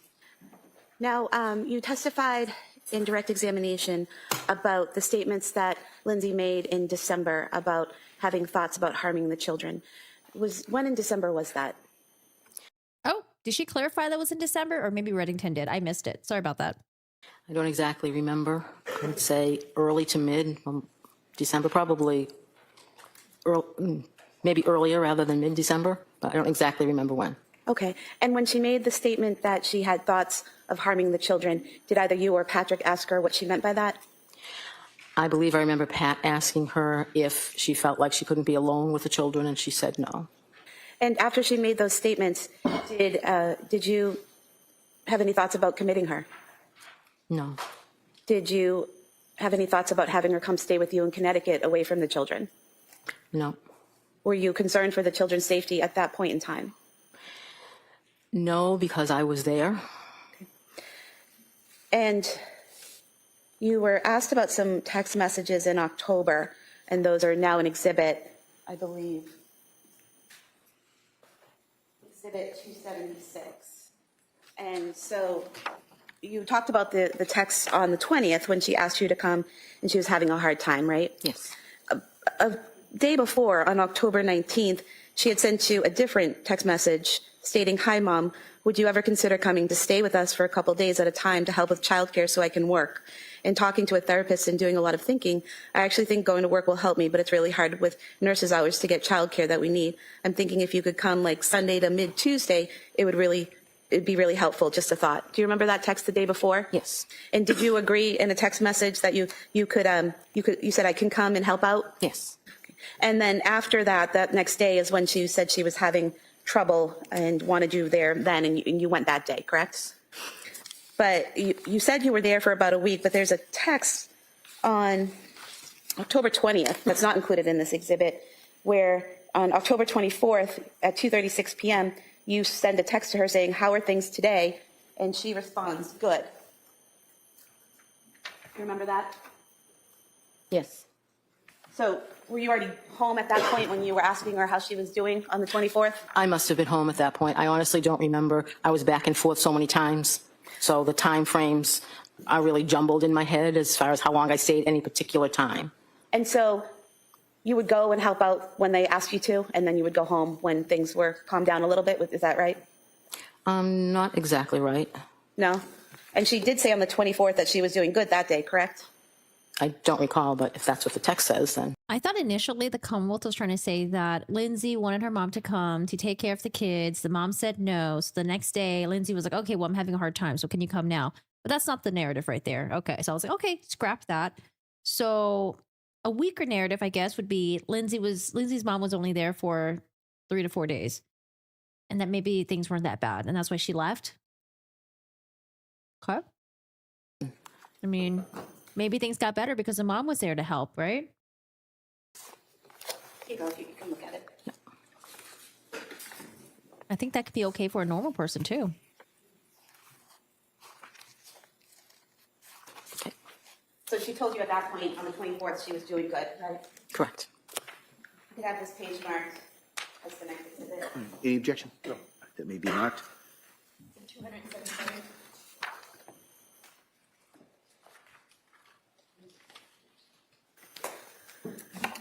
Now, you talked about a time when you went to her home and you actually ended up sleeping with her because she didn't want to be alone. Was that October 20th visit? No.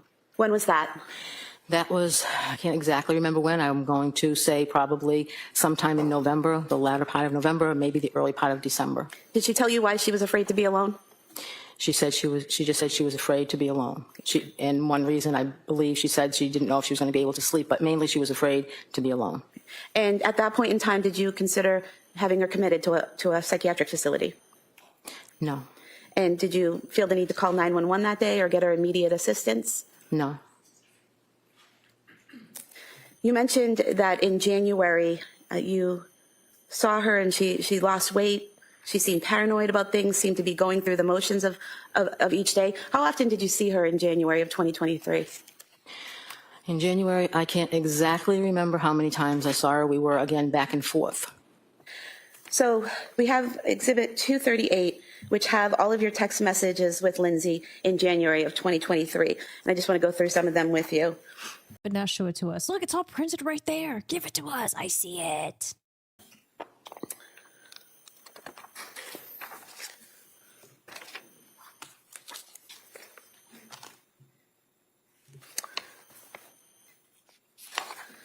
So on page 17 of the exhibit, this is on January 4th, 2023, so the day before she was discharged from McLean. And she sent you a text stating, "Think I'm coming home tomorrow evening, exclamation point. I talked to the doctor and I made up a follow-up appointment with my other psychiatrist besides Rebecca for Friday morning. So she said she'd be okay with me leaving Thursday around 5. Do you remember getting those messages? Yep. And were you staying at the home helping out with the kids at that point? Yes. And did you go to... So let me go back real quick. So on page 17 of the exhibit, this is on January 4th, 2023, so the day before she was discharged from McLean. And she sent you a text stating, "Think I'm coming home tomorrow evening, exclamation point. I talked to the doctor and I made up a follow-up appointment with my other psychiatrist besides Rebecca for Friday morning. So she said she'd be okay with me leaving Thursday around 5. Do you remember getting those messages? Yep. And were you staying at the home helping out with the kids at that point? Yes. And did you go to Cora's birthday party on the 7th? I did not. It was a children's party. I stayed home with Callan. Okay.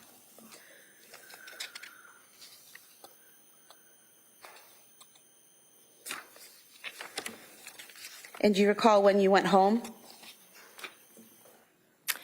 I don't recall. I'm looking at page 28, and there's a text from Lindsay on January 7th, 2023 at 7:02 p.m. to you where it says, "Make it home okay," and you said, "Yep." Does that make sense that you would have gone home on the 7th after the birthday party? Yes, if that's what the text says, yes. And then on page 29, we have text messages between yourself and Lindsay on January 8th, where you ask how things are going today, and she says, "Good, going to the Science Museum." You say, "Great, that will be fun. Sleep good last night." And she said, "I actually did, with less Ativan, so that was good." Do you remember that? I don't recall the exact text messages. Do you recall her texting you about going to the Science Museum? No, I don't recall that. Do you think looking at them might help? Sure. Maybe even showing it on the screen for all of us can see. I'm going to show you page 29 and then page 30.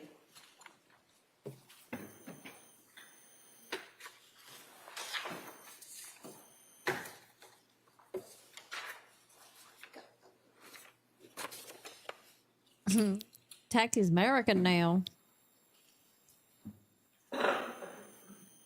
Says yes. Hey, refreshes her memory.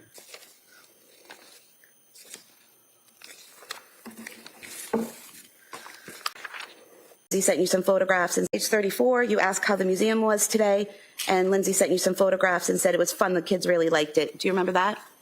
I don't really recall the Museum of Science experience or text, but if they're there in the text messages, then they were sent, yes. Okay.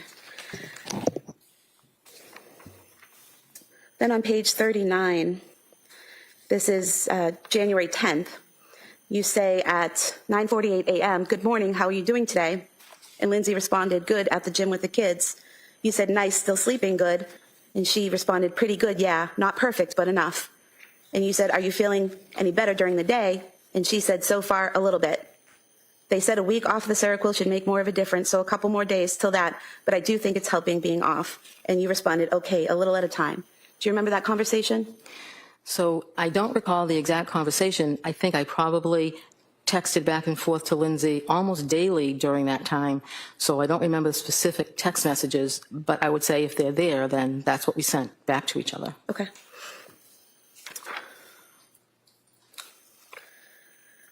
And then there were further text messages that day.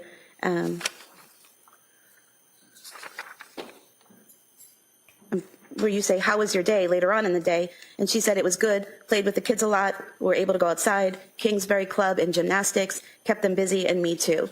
So do you remember her talking to you during that time about going to gymnastics and going to the Kingsbury Club and things like that with the children? I don't remember the specific text, but I do remember her doing things with the children, yes.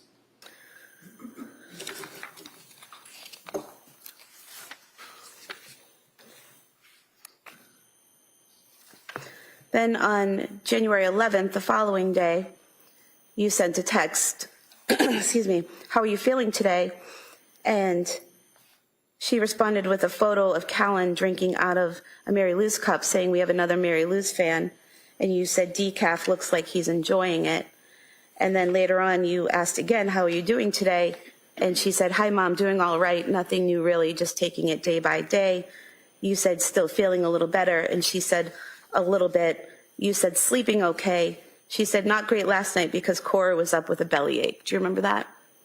So again, we texted so many times daily, twice daily, maybe 3 times daily. So I can't say that I remember the specific text. I do remember the picture of Callan with the Mary Lou cup because that stands out in my mind. But the specific text going back and forth, we just did it so often that I can't say I remember the specific text you're reading back to me. Okay. But again, if they were there, then we sent them. Right. And do you remember Lindsay, talking to you about Cora having stomach issues during the month of January? Yes. The belly aches off and on? Yes.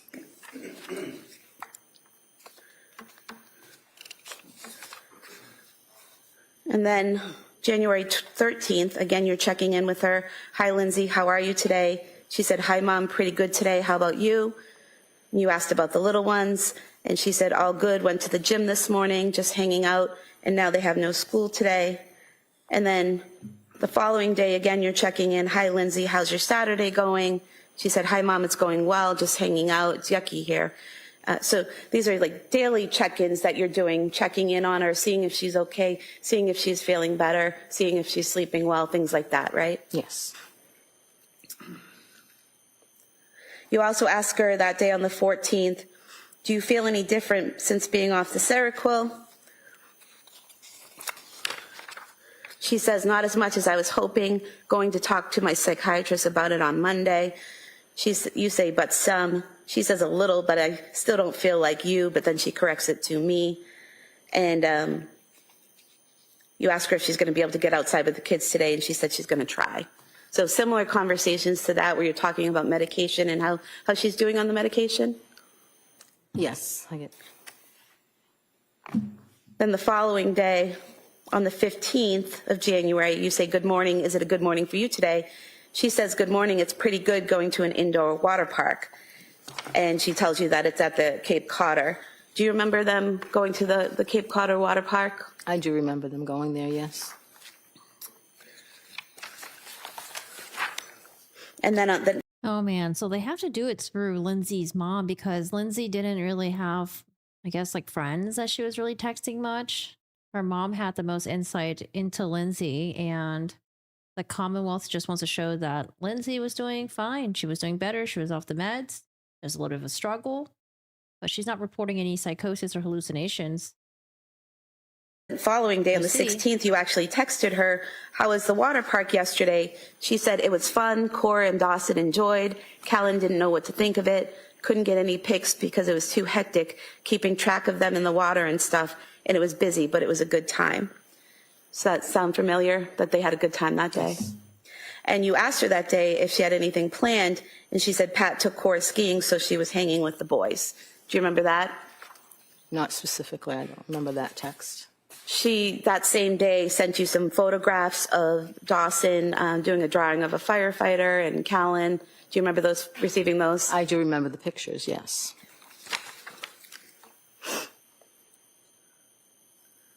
I don't know, but then the jury can also just be so confused because she seems to be doing better and she's spending time with her kids. Then the following day, again, you're checking in every day. You say, you feeling better? She says, a little bit.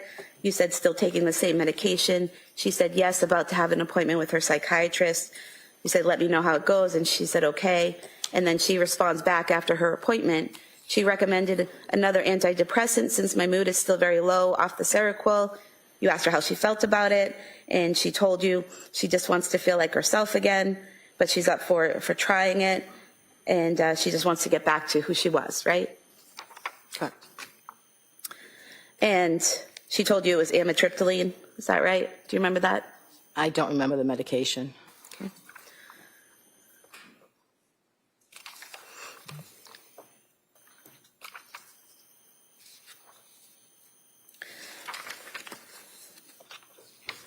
Then on the 18th, January 18th, again, you're reaching out.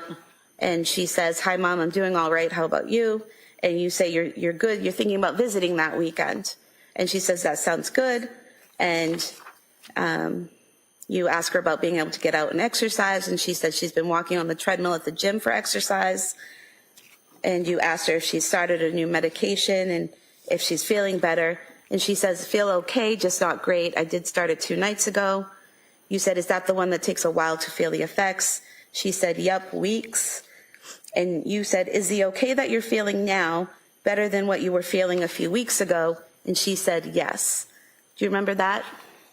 Again, I don't remember the specific text, just remember texting back and forth daily about how she's feeling, about, what's different medication-wise, but I can't say I remember that specific text that you're reading me. But again, if they're there, then they were done by us. Right.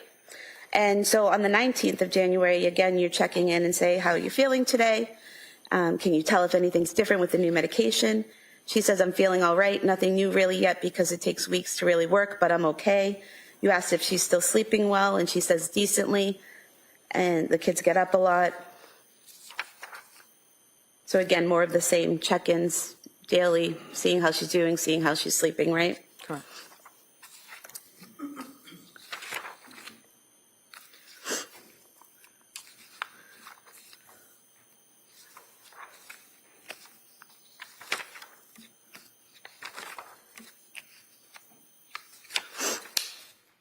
And then on the 20th, you reach out, is it pizza and movie night? She says just pizza and playing.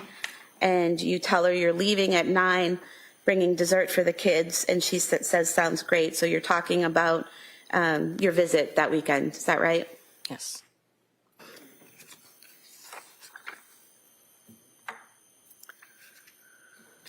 And in these texts prior to the visit, you say that it's been a while since you've seen them. So it sounds like from these texts, you're checking in with her every day from January 7th, 2023, all the way up to your visit on January 21st, 2023. You're checking in with her. So you're at home in Connecticut from the 7th until the 21st. Correct. And then on the 22nd, that Sunday, Lindsay, Pat, and the older kids, they go to the Carney's house for that bonfire and get together, and you stayed home with Callan, right? Correct. And then after they get home, you and your husband left, is that correct? Yes. And on the way home, you texted on January 22nd, 2023 at 7:55 p.m., enjoyed seeing everyone this weekend. Nice to see you doing better. Is that correct? If that's what that says, yes, that's correct. I don't exactly remember the text, but yes, if that's what it says, yes. So from your text, not saying she was doing great, but she was doing better than she was, according to your text, or appeared to be. The text from me was meant to encourage her because I didn't think it did any good to discourage her. So the text was meant not necessarily what I actually observed that weekend, but it was meant to encourage her because I was encouraging her to do things with the kids to kind of try to get back to normal. So it's not necessarily a representation of exactly what I observed that weekend. But that weekend, she was able to go to a friend's house with the older kids and Pat and spend a few hours there, correct? Correct. And she was able to do activities and hang out with you and your husband. There's a photograph and evidence of the two of you sitting on the couch smiling and hanging out together. So you were able to interact with her, correct? Correct. The photograph was taken by Cora because Cora wanted to use my Are these evidence bags? Why do they look like McDonald's bags? phone and take her picture. So Lindsay and I were going to put a smile on our face and let Cora take a picture. Yes. But again, there was other observations I made that weekend, but it was not, I didn't think it was in Lindsay's best interest to discourage her or point out those because she was making every attempt to feel better and to do things to make herself feel better. So as a mother, I was encouraging her. Well, you didn't say, I hope you feel better, or you're going to get there, or you're doing it. You actually said, nice to see you doing better, correct? That's what you wrote? Those were my encouraging words, yes. And from January 7th up through January 22nd, Lindsay repeatedly told you she was doing okay, she was feeling a little bit better. Not completely better, not 100%, but she kept telling you, I feel a little bit better, I feel a little bit better. You even asked her, is the better you're feeling now better than a few weeks ago? And she said yes, correct? That's correct without my observation of her.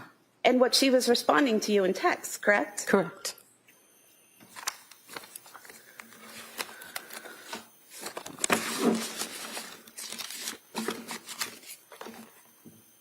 I did have it yesterday, Miranda. You also spoke to the police on January 25th, 2023. Do you remember that? I do.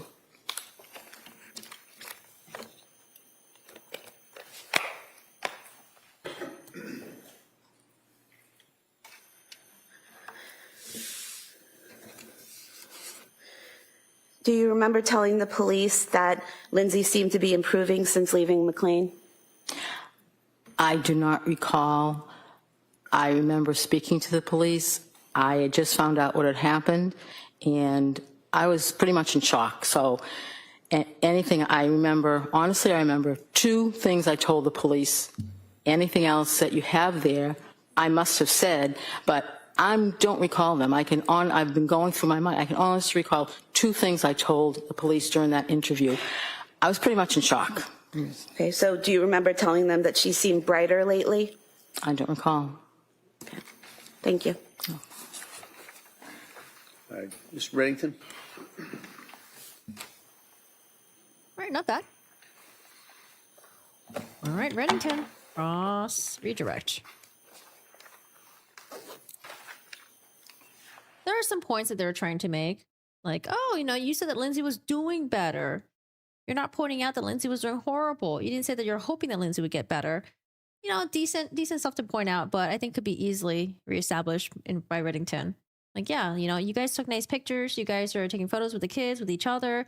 You're just putting on a good face for the kids, right? Just trying to make sure that Lindsay was doing okay and the kids didn't really see anything.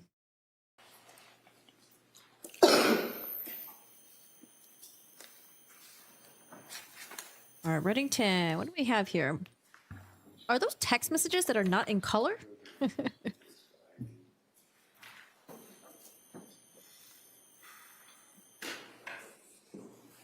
Looks like it. What do you want?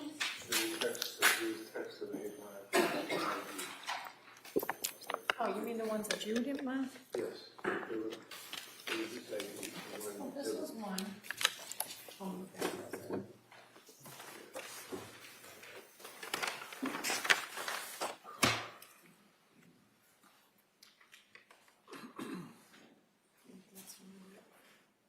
That's all right, I can check later. Just looking here through the exhibits, District Attorney stood up and said to When it comes to intrusive thoughts, there's a difference between saying to your mom, I want to hurt the kids. I want to harm them. I want to drown them versus, man, I'm getting these like intrusive thoughts and like, I don't know what to do. Like, I just had these random thoughts in my mind of harming the children, right? Like the tone is like very, very different. If you're telling people that you want to hurt your kids and, ooh, okay, then, you got to call for emergency services. But if you're like, hey, like I'm having a tough time with these kids. And like, sometimes, I'm trying to put their shoes on. They're like fighting me. They're resisting me. I just have a quick thought of like harming them, but I don't want to do it. I know it's horrible. I don't plan on doing it, right? It's just very different. So I don't think that Lindsay telling Patrick and the mom that, she had these intrusive thoughts of harming the children and them saying they're like, oh, okay, well, like, you have any plan? Do you have any action? She says no, and they have no concern. That's fine. However, I do think that it's still important enough to tell your psychiatrist or your nurse practitioner, whoever it is that's treating you. And the fact that it's not in any of their records, I'm like, did she say that? I don't know. I feel like you would tell them. Lindsay was telling him everything else, right? She was very open about all the struggles that she was going through. The only thing I can think of was like if she just really thought that maybe she was going to get her children taken away. But just for intrusive thoughts, though, I don't know.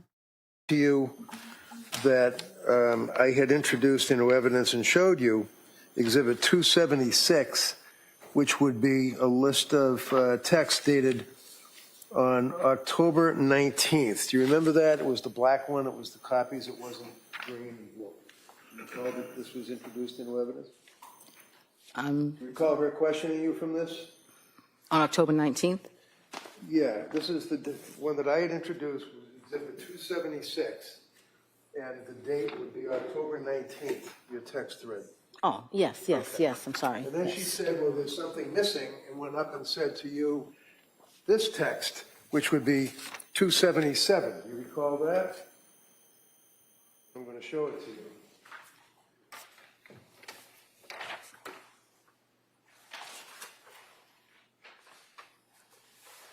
Yes. Okay. So what I had introduced was a text thread from October 19th up through and including October 20th. Is that fair to say? Right there? Yes. Okay.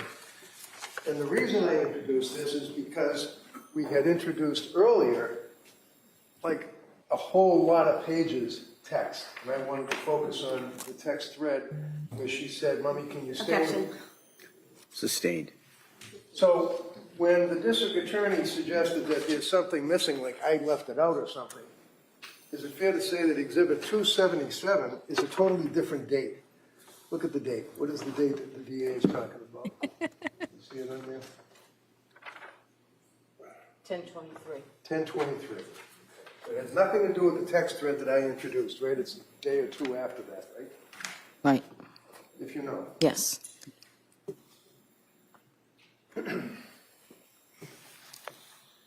Now, we had introduced into evidence also the Cellebrite record as Exhibit 238 that the state police for the district attorney's office had printed out.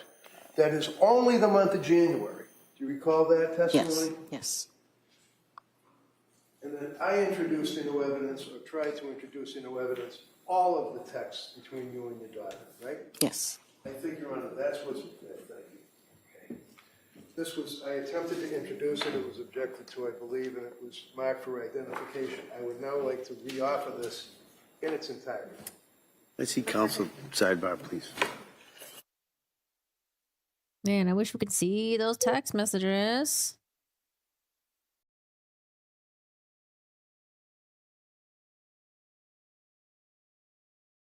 Let's hop on through.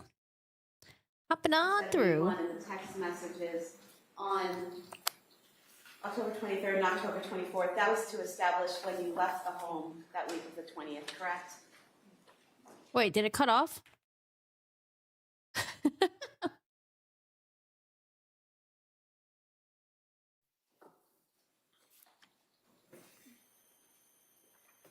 Oh, I think he was done. Okay, he was just entering it in. Thank you very much. That's all I have. All right. Almost. And when you were asked about Exhibit 271 and the text messages on October 23rd and October 24th, that was to establish when you left the home that week of the 20th, correct? Because you said, how are things today? And she said good, implying that you were no longer with them, correct? I believe so, yes. Thank you. All right. Anything on that, counsel? Oh, no, thank you. All right, thank you, ma'am. Let me sit down. Thank you. All right, who's going to be witness number 4?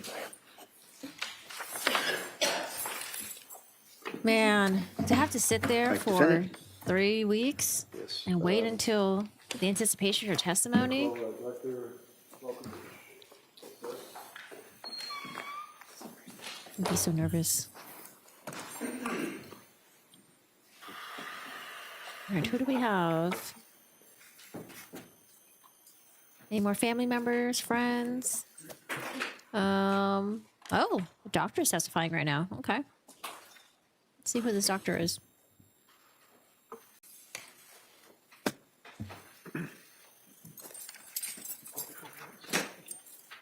Is he going to testify about the superficial wounds / non-superficial wounds? Tell us whether the testimony may have been issued with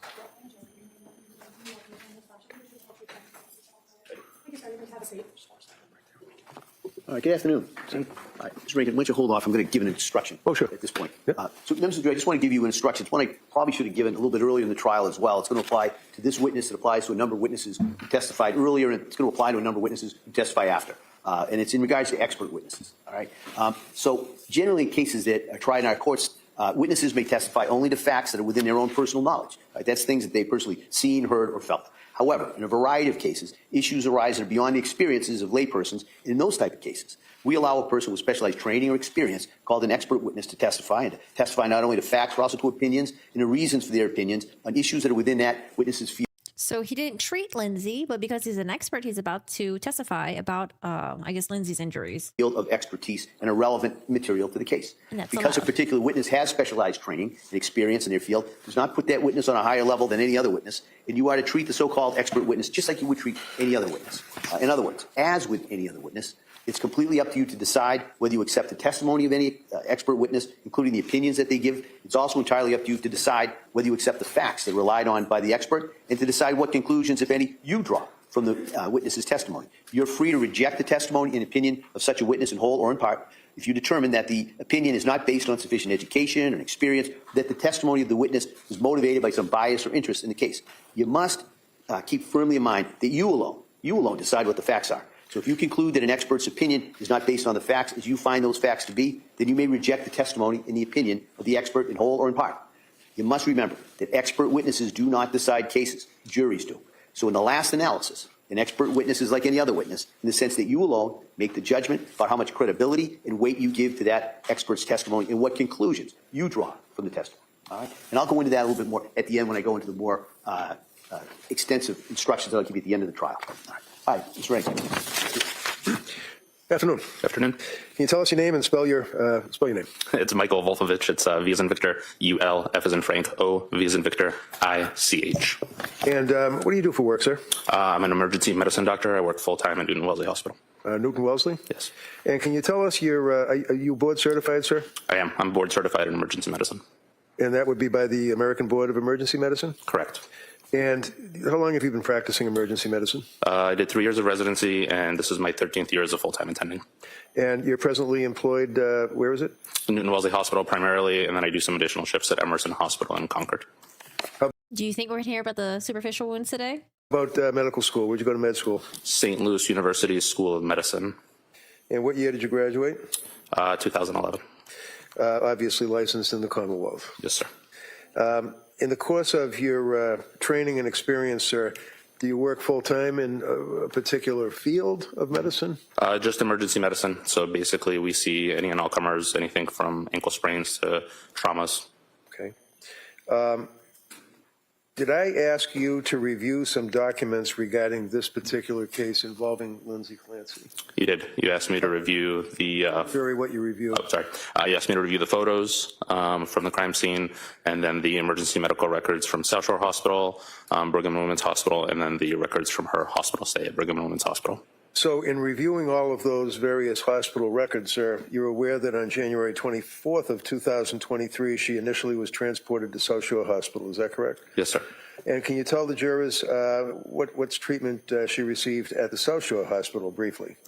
So she arrived with a GCS of 10, meaning she was not really very responsive. Let me interrupt you just because that, what did you say, a G6? GCS, Glasgow Coma Scale. Okay, slow down. Because I don't understand. What is a GCS? It's a Glasgow Coma Scale. It's a series of things that we look at to determine how responsive somebody is. You know, whether their eyes are opening spontaneously, whether they're able to speak on their own, and whether you're able to understand what they're saying, and then how much, if at all, they're moving, whether they're moving spontaneously, whether they can follow commands, that kind of thing. Okay.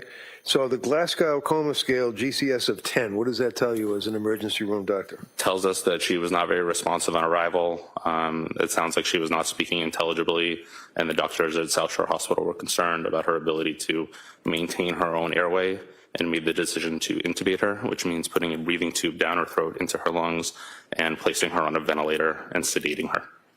Was she also, what would be, I guess, referred to as hypothermic? She was. What does that mean? It means that her body temperature was below what's considered normal. So in her case, her core body temperature was, I believe, 82.1 degrees, which would put her into severe hypothermia. And did you note that she was tachycardic and hypotensive? Yes. What did that mean? So it means that her heart rate was above 100, and hypotensive means that her blood pressure was below what is considered normal. And South Shore Hospital, were they able to stabilize her? It sounds like they were able to stabilize her by placing a breathing tube in her neck, in her throat, to help with her breathing. And then they basically proceeded to obtain a bunch of imaging, started her on medications to sedate her, and artificially raise her blood pressure. They started working on rewarming her. And then in conjunction with the trauma team there, they made the decision that she would be better served at a hospital with a higher level of care. Okay. And can you tell us what the injuries were that she presented herself with to the South Shore Hospital? So there were multiple injuries. She had lacerations to bilateral wrists. When you say lateral, what does that mean? Bilateral, both sides. So she had a laceration both to her left wrist and to her right wrist, and then multiple superficial lacerations as well. And then she also had multiple superficial lacerations to both sides of her neck, the front of her neck, and 2 deeper lacerations to the sides of her neck. So when you say superficial lacerations and then deeper lacerations, do you recall what's the standard? What do you look for in something like that? So it's tough. Everybody will describe them a little bit differently. In her case, I would describe multiple superficial lacerations, which would typically mean kind of scrapes on the surface of the skin, nothing that actually gets through the full thickness of the skin. And then she also had full thickness lacerations, meaning that she made it all the way through the skin into the subcutaneous tissue, the fatty tissue. And then you would need to describe it further if any additional structures were injured, which in her case they were not. Now, in your experience for a number of years in the emergency room, have you had occasion to treat people that have tried to commit suicide or have successfully committed suicide by cutting their throat? Multiple times. Multiple times. And can you tell us, in your opinion, to a reasonable degree of medical certainty, sir, as to whether or not this injury or these injuries that you observed were consistent with what you've seen in other suicide attempts? Sustained. Well, can you tell us, did that look like an effort to pretend or fake a suicide? Sustained. Well, when you looked at the injuries, did you make a determination that they appeared to have some impact on the human body of Ms. Clancy? Yes. What was that? They were consistent with self-injurious behavior. The intent, I can't gauge, but... Anything further? Okay. Next question. Yep, thank you. How about the wrist? What did you observe about the wrist injuries, sir?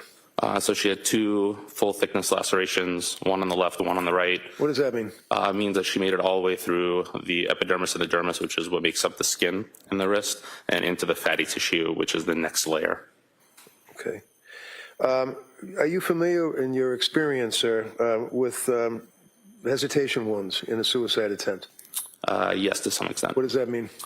Yeah, Reddington is trying. He is trying, but I think I think people typically will probably defer more to the people that actually treated Lindsay than people that viewed photos. But we'll see. Maybe he has something good to say. Means typically that they're more kind of subtle, weaker attempts to hurt yourself, not necessarily anything that's going to be deep to the structures of the skin, but more just scrapes along the surface. Okay, and you notice some of those on the neck area as well, is that correct? There were multiple of those on both the neck and the wrists. As it relates to the injuries to the wrists, did you observe any vascular structures or penetration of the cervical, the fascia? There was not. Okay. What other injuries did you recall from reviewing the medical records? So she also had multiple fractures in her cervical spine, which are the vertebrae that make up her neck, including what's called a burst fracture of C1, and then other fractures of C4. She also had fractures of multiple levels of the thoracic spine. I believe she had multiple transverse process fractures on both the right and left. What does that mean, transverse fractures? Transverse processes are lateral projections, basically projections that go sideways off of the bone that allow the ribs to articulate, connect with the spine, and they also allow muscles to connect, and they help support the basically overall ring structure of the spinal canal. And was she then transported by med flight or life flight to a Boston hospital? She was. What does that tell you as an emergency surgeon when someone's transported by med flight or life flight? Typically means that her injuries are felt to be severe enough that she needs immediate intervention and further treatment, that the hospital that is basically necessitating the transport is saying that they cannot provide at their facility.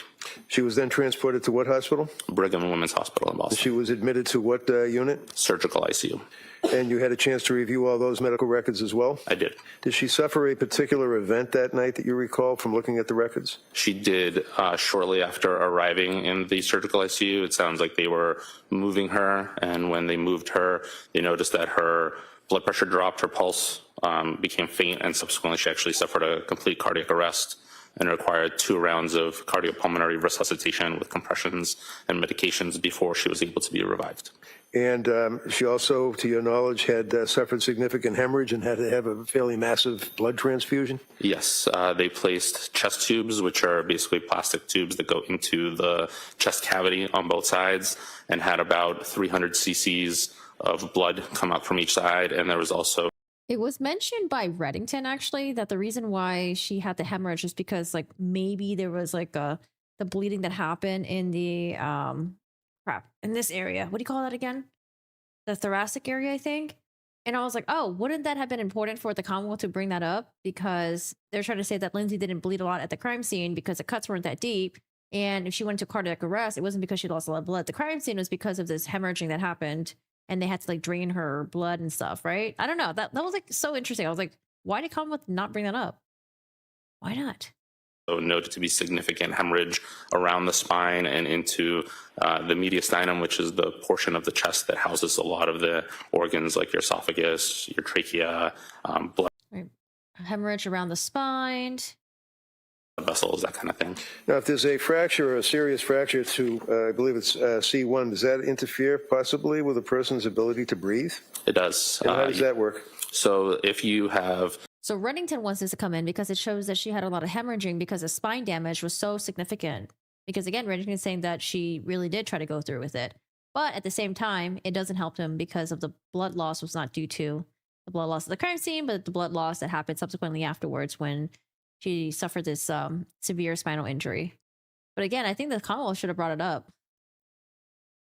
A fracture that affects the spinal cord above a certain level, typically above the 3rd cervical vertebrae, it basically removes your ability to initiate breathing on your own. Your 3rd, 4th, and 5th cervical vertebrae, the nerves that lead from there, are the ones that are responsible for telling your diaphragm to go up and down and help you breathe. And so if you lose the ability to send that signal down to your diaphragm, you lose the ability to breathe. Now, as it relates to your review of the medical records and review of the history, are you aware of the mechanism of the injuries that she suffered that you just described for the jury? I am. Tell us what that was, to your knowledge. That she went out of her 2nd-story window. And going out of the window, obviously, did she strike the ground? Or she did. And that caused the injuries, the mechanism of injury? Yes, it's consistent with all of her injuries. Now, I still don't understand how they think that she threw herself out of the window and then landed on her head when the ER doc said that she didn't have any injuries to her head. Like landing on the back and landing on the neck, I can see that. But landing on the head, are we going to get into that part? with your experience, sir, with, as you indicated, dealing with people in the emergency room and treating people that have been involved with sequential acts of self-harm, do you have an opinion to a reasonable degree of medical certainty as an emergency board certified physician as to the effect of the combination of the multiple sequential injuries that you saw? Objection. Can I see counsel sidebar? I'm just. Was this the expert that was going to testify where Reddington was like, I want my 3 experts to testify, and then the judge was like, well, he can't say whether or not it was a fake or real suicide, right? I can withdraw it, Judge. I'll withdraw it. Just It's like, you know what? Don't waste the time. thank you very much. No questions. He just wants All to right. move it along. Thank you, doctor. Thank you.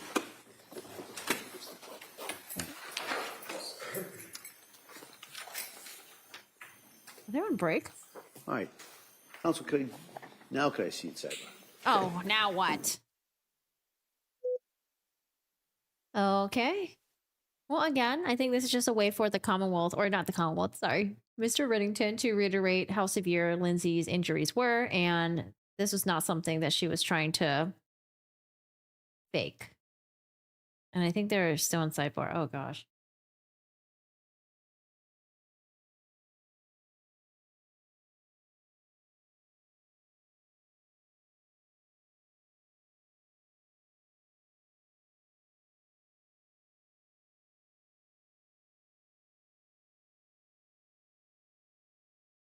There was testimony with the internal bleeding and how it was why she had the blood transfusion. I remember that, and I remember it was being brought up by the defense attorney. And I was like, why didn't the Commonwealth bring this up? Wouldn't it have been better for them? Okay, that's how long? It's too bad. This is a long sidebar. I think we're moving through pretty quickly, actually. Who else do you think Reddington has? I think Reddington, I have a feeling that Reddington might be done in the next few days. I don't know. Who else would Reddington have? Oh, you know what? He did have an expert that he hired that has a 3D render of, I think, the house and then a person jumping out of the window. So we have that one. We have that one expert that testified in the Reed case. Maybe the TikTok person. And there was one more expert that Reddington wanted to testify. I forget who that person was. Hey, Paul. How's it going? How are you doing today?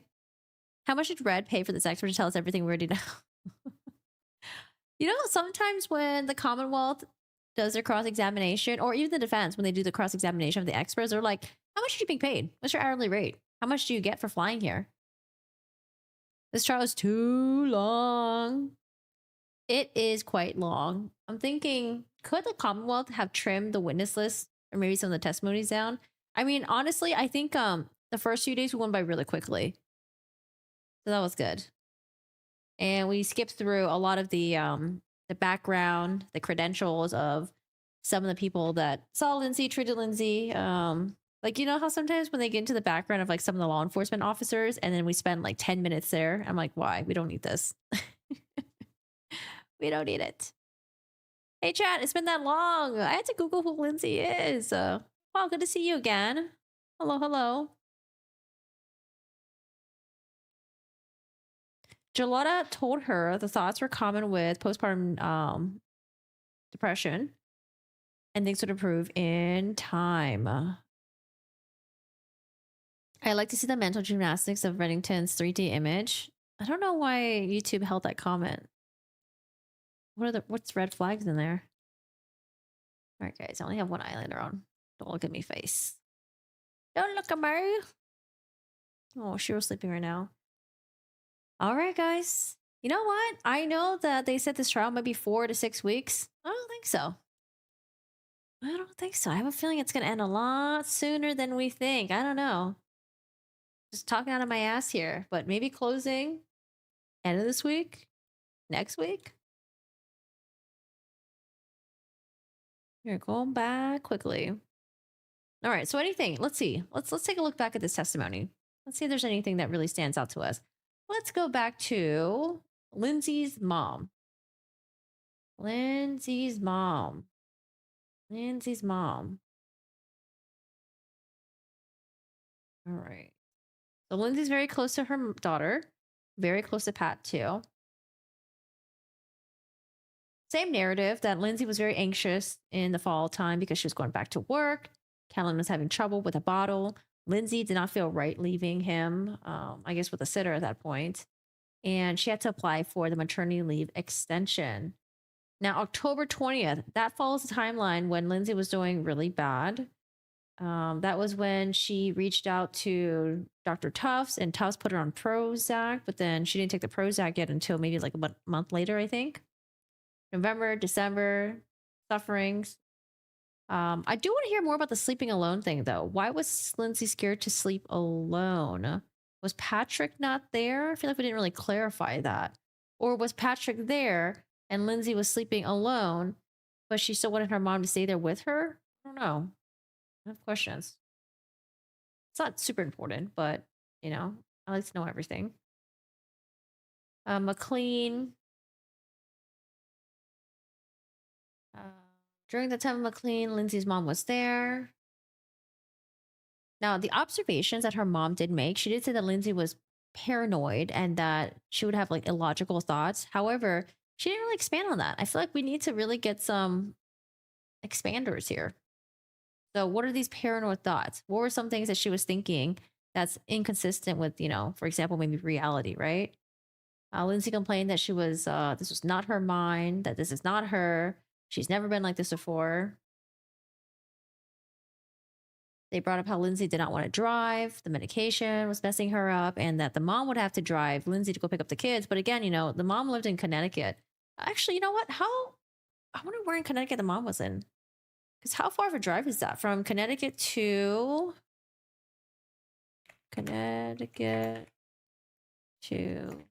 Duxbury, Massachusetts? How big is Connecticut? Will you get a guess? Connecticut. Okay, so if I'm looking at like Connecticut, well, maybe she was on the edge of Connecticut. It could be 2 hours and a half. It could be 1 hour and a half, I guess. Could be 1 hour. Connecticut, Lindsay. What's her name again? What's her mom's name? Paula Musgrove.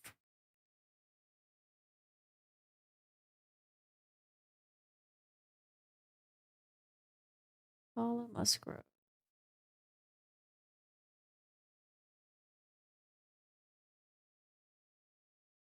Trying to find their address. Oh, you guys were talking about the GoFundMe. Oh, wow. They reached 800 grand. 800 grand. Okay, I don't have the mom's address. I don't know what the drive is like. It's either 1 hour, 2 hours, 3 hours, depending on how fast they drive too. Yeah, there's a long sidebar. I don't know what's happening here. How many siblings does Lindsay have? We've only heard about the older sister so far. I have not heard about any other siblings. It could just be that they're not mentioned. I think the lack of expounding was on purpose. I don't know, but then can't the Commonwealth also ask them to expand? Shouldn't we know? Don't we want to know? Dana says, I think Lindsay just has the one sister. All right, so let me go back down here. Cross-examination. I mean, sometimes when you're the Commonwealth, you don't want to cross-examine family members because it might seem like you're being a jerk to them, or, you know, you're victimizing, you're going after someone who is also a victim in this case. However, the Commonwealth chose to do a cross-examination of Lindsay's mother because they wanted to get in the text messages again for the jury. We've already seen these text messages. It's already been mentioned. Sorry, hold on. We have not seen the text messages because they won't show it to us, but they have been read in the courtroom. So again, the defense's narrative was that Lindsay's mom saw that Lindsay was deteriorating. Things weren't going well. However, the Commonwealth is like, well, look at all the text messages in January. You're checking up on your daughter every day, and it seems like your daughter was doing better, progressively better. There's a text message where you saw your daughter, and you're like, oh, hey, you know, I'm glad that you're doing better. But, you know, I think that can also show that the mom was that concerned for Lindsay. And that's why she was doing daily checkups. But I haven't seen anything weird with timelines in terms of Lindsay being inconsistent with mom versus the providers versus Patrick. It seems like the only thing that raises a red flag was just if Lindsay had told everyone, like Patrick and the mom, that she had thoughts of, you know, these intrusive thoughts of harming the children, why not share with her healthcare providers, right? Yeah, and her kid, that's a lot, yeah. You're rewatching her mom. Her mom was scared Lindsay was a ticking time bomb. It's not her fault at all, but I think she was extremely worried. Oh, well, that's another perspective. I didn't even think about it that way.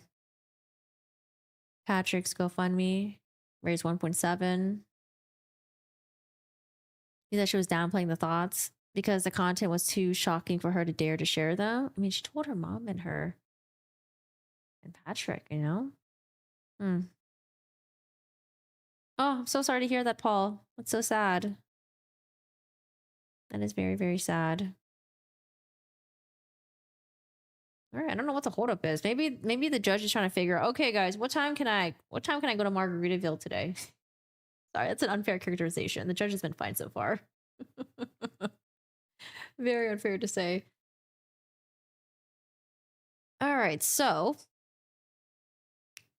where are we at so far with all the testimonies of all the different witnesses? Where are we at? I think I basically just gave a recap of what I think the Commonwealth was trying to push. And I say I think because there are some times when they are sort of clear and there are some times when they're just not as clear. And mostly it's not as clear, actually. Not sometimes, mostly not clear.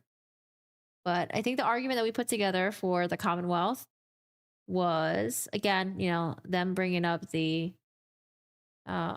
controlling narrative that Lindsay was not taking her meds as you know, as directed, that Lindsay was doing better and she wasn't on a ton of meds when the kids were killed. But the question is still, why? Why? If she was getting better, is it because life was getting better, but then she's like, oh, well, if this is what good is, then it's not even that great. What's the point of this? I don't know. Because, like, it's weird that, like, she was doing all these activities for her children, right? They were going to the museum together, the indoor pool, snowman. I don't know. Did she just feel like she was damaging her kids because of all the medications fucking her up? I don't know. That's one thing I can think of. All right, now for the defense, though. The defense is saying that no, the medications were messing her up and that she was desperate for help. She tried a bunch of different medications. She tried to hospitalize herself. Things were not getting better. That she had hope that things were getting better. And something that day just triggered the psychosis.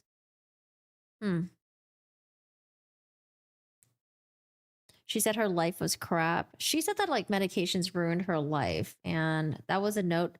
It was written in December, I think 22nd. And then it was again modified. We don't know what she modified, but it was modified the day before the children were killed. I don't know. I wonder if at some point she just like started giving up and stopped updating the people in her lives because she's like, you know what? What's the point? They're not going to understand anyways. Dana says, I truly think the motive was not returning to work. I think it's dumb. She was supposed to return in 2 days after exhausting all maternity leave. I mean, I do remember hearing that she was supposed to go back in January, like you said. But I could have sworn that like going back to work was just like completely off the table. So you think that she was getting that anxiety again of going back to work? I don't know. I just wish it was more clear cut that it was mentioned that she was going back to work. I could have sworn Patrick said that like the plan was just like for her to not go back to work. But she was stressed out in the beginning of December because she did not get her. What's the key word? She had to use her PTO, I think, right? Or pay time off. Let me see if I could find it. Oh, wrong window. PTO. I guess while we're here, you guys want to. I think the Hayden Panettiere, the 911 call is out. It seems really short though, so I don't know what we're gonna hear. Very curious about this. Care everyone, Instant 2, respond for cardiac arrest, Justin Millwall, 701 Ainsley Bridge Road, apartment 701 Ainsley Bridge Road, apartment. Care everyone, Instant 2, respond for cardiac arrest, Justin Millwall, 701 Ainsley Bridge Road, apartment 701 Ainsley Bridge Road, apartment. Central 1, minute 29, responding. Central 1. That's wrong, Central 1. Echo, Alpha 43, South Central 1. Copy Alpha 43. Medic, Medic 24 is available, staying downtown. Spawn in place of Medic 29. Ainsley Bridge Road, overdose, CPR is in progress. Oh no. That's affirmative, that's what we were given, is that not correct? I was wondering if she relapsed or maybe something accidental happened. Because she did struggle for a long time with substance abuse.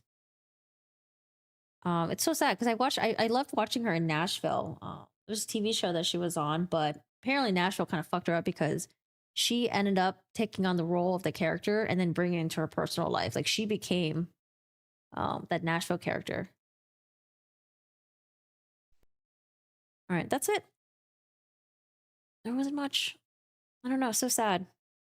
I think the last time that I heard about her was I think she had just written a book, right? She was writing a book. She was trying to promote it, and it basically talked about how she was taking advantages when she was younger, and people would be doing a lot of really shady things, try to make her to do shady things when she was a child, when she was really young.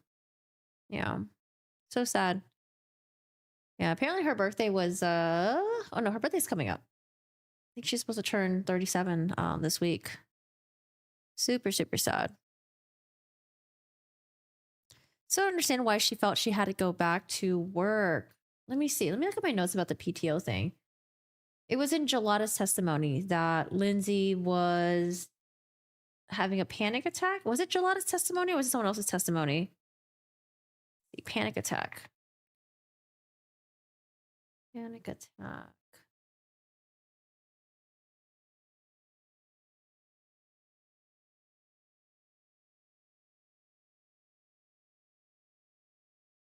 Panic attack. November 28th. Okay, who was this? I think this is Gelada. No, Julie. Oh, this was Julie Paul. Okay.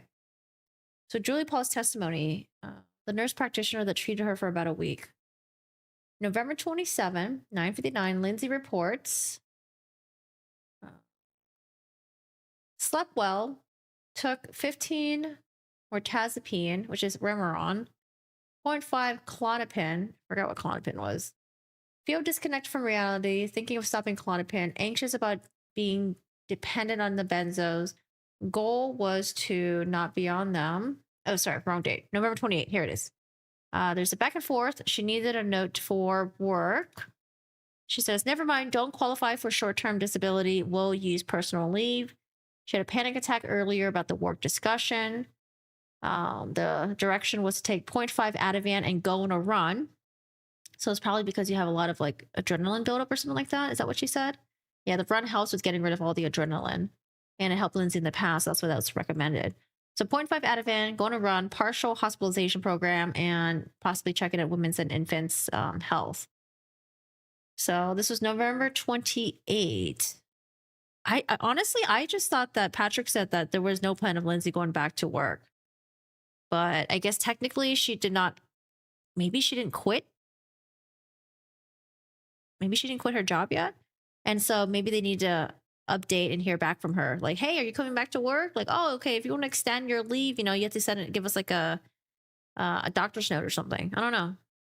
I think there's just too many things that we don't know about that. So I'll just have to wait to see if they revisit that. Otherwise, it goes into the I don't know land bucket. But we'll have to see. You know what? I think I need to start keeping track of things that pop up in the trial where it's mentioned, but I'm waiting for them to revisit it. Because there's quite a few things where I'm like, okay, well, this was mentioned and it seems like they were making it into a big deal. Let's wait until they revisit it later. Or maybe they don't. You know, maybe they don't. Maybe, what was it? Like in Game of Thrones where you have a bunch of like plots and then you never visit them all ever again. A bunch of storylines that just kind of like go on a dead end. These will be marked for identification. Those will be impounded. Oh, they're marking something for identification. All right. They're impounding Thank you, something. Counsel. All right. Anything else you should address before tomorrow morning, Commonwealth? What? No, Your Honor. Are we ending for the day? What is this? I mean, I'm glad though. Actually, I have a lot of things to do here, but that's it. All right, Mr. Reddington? All right, so I appreciate everybody's patience and work on this morning and this afternoon. So we'll be in recess on this matter till 9 o'clock tomorrow. Thank you. Oh, man. I want to know what Reddington and Lindsay are eating over there. Gummies or gum? What do we got? What is happening? Also, I'm embarrassed because I only have one eyeliner on right now. Klonopin is like Xanax or Ativan. Klonopin. What do Klonopin? Let me see. Klonopin. Okay. Clonazepam. Oh, it's a PAM. It's one of the PAMs. Panic disorders and certain seizure conditions. Okay, so panic disorder. Okay, well, that's it for today. That's it for today, guys. That's it. All right. I'll do like maybe a baby recap. I don't know. Baby recap. We heard from the last witness that testified for the Commonwealth, an expert in Cellebrite. He puts in the timeline together, gives us an inference that Lindsay killed the kids first. Patrick left the house. She took off her watch around that time. Don't know when exactly, but she had her phone with her. She killed the kids, went upstairs. Patrick calls her. She doesn't answer, but she calls him back. She tells him that it's okay to buy the generic medication, and that's it. That's it. We don't have any other data. That's the inference that we're making right there. Then we had the state rest her case, and then we heard from a coworker of Lindsay's sister, mother, and again, they all reiterate that Lindsay was a great person, great mom. Coworker says that, Lindsay being a nurse was a calling. If you were to have Lindsay as your nurse, you're a lucky person. Lindsay was told about the Andrea Yates case by this coworker because there was a patient that came in that had thoughts of harming herself while she was pregnant. And then Lindsay, teared up and said, like, how could anyone harm their children? Don't remember when that conversation happened, though. I don't know if they had mentioned it, but she just recalled it happening at some point between her and Lindsay. So that's interesting. She knows about Andrea Yates. Commonwealth cross-examined her, was like, hey, you guys are nurses. You guys know about prescription medications. You guys, what was mentioned? She was a nurse, and that typically if you're a nurse, you have, go back up.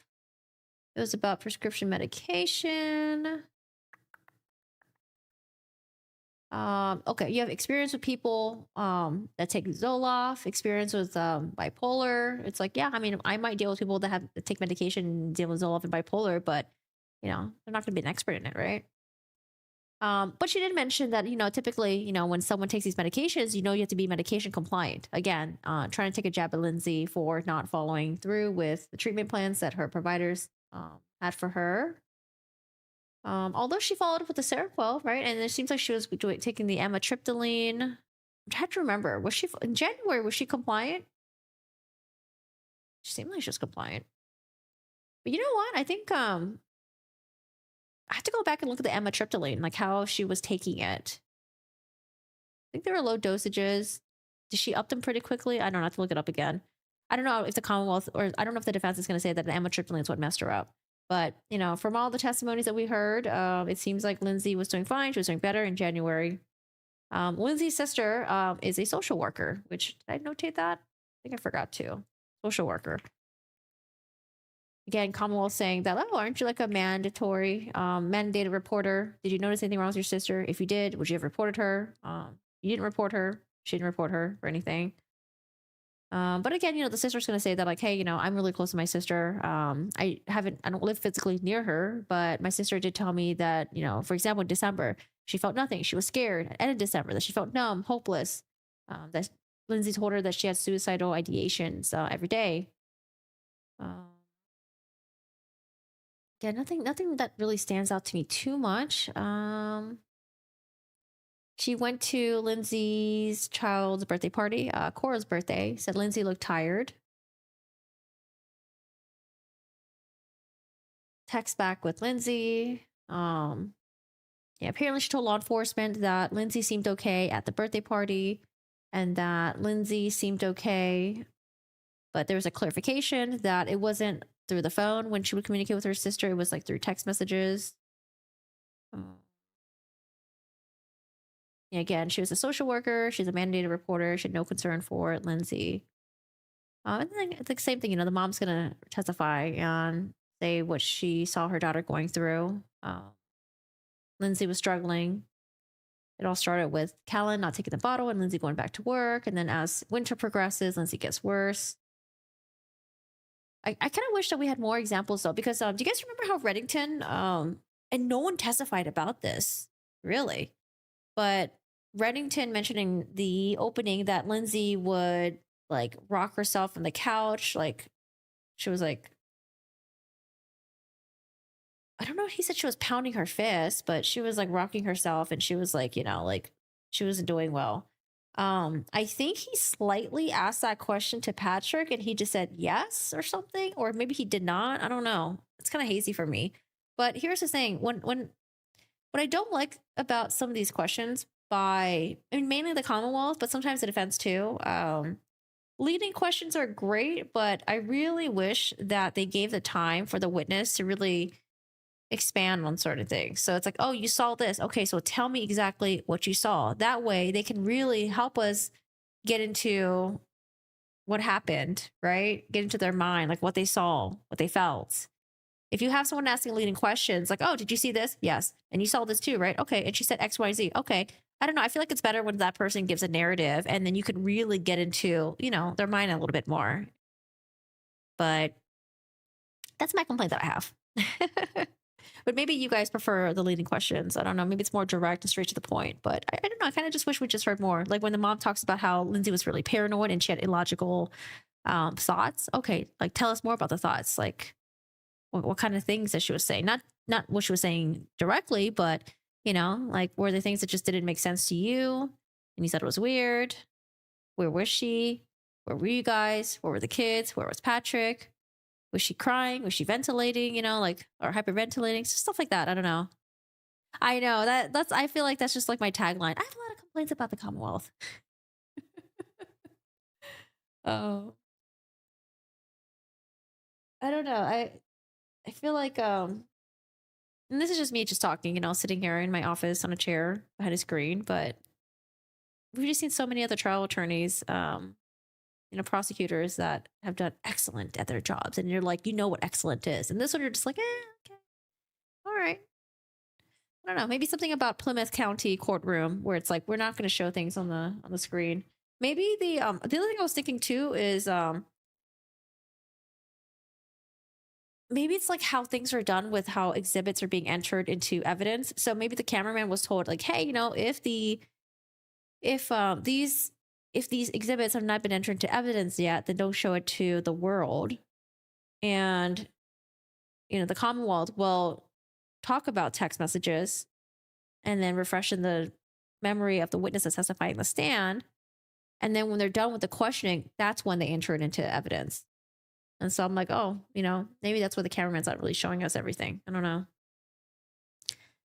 know. Disorganized, unengaging, not enough visuals, long-winded questions. There are times where they did a really good job. Well, okay, sorry. Cross-examination or redirect have been pretty good with the Commonwealth. It's when they're the ones that's like leading the way, where I'm just like, huh? But, you know, there are times when they did the redirect. I'm like, oh, okay, boom, boom, boom, getting all the points across. Great. I like it.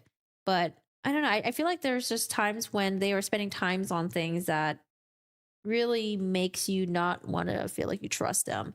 Like when it came to the Tom T. Hall and the methods, the bridge, and it really seemed like Lindsay wasn't the person who searched it. I don't know. I was like, why are we wasting our time with this? Let's focus on other stuff. I don't know. Maybe they thought that they're going to have a win somehow. All right, guys. Laura! See ya, Laura. It's the end of the stream anyways. I'll see you later. We'll see you guys tomorrow.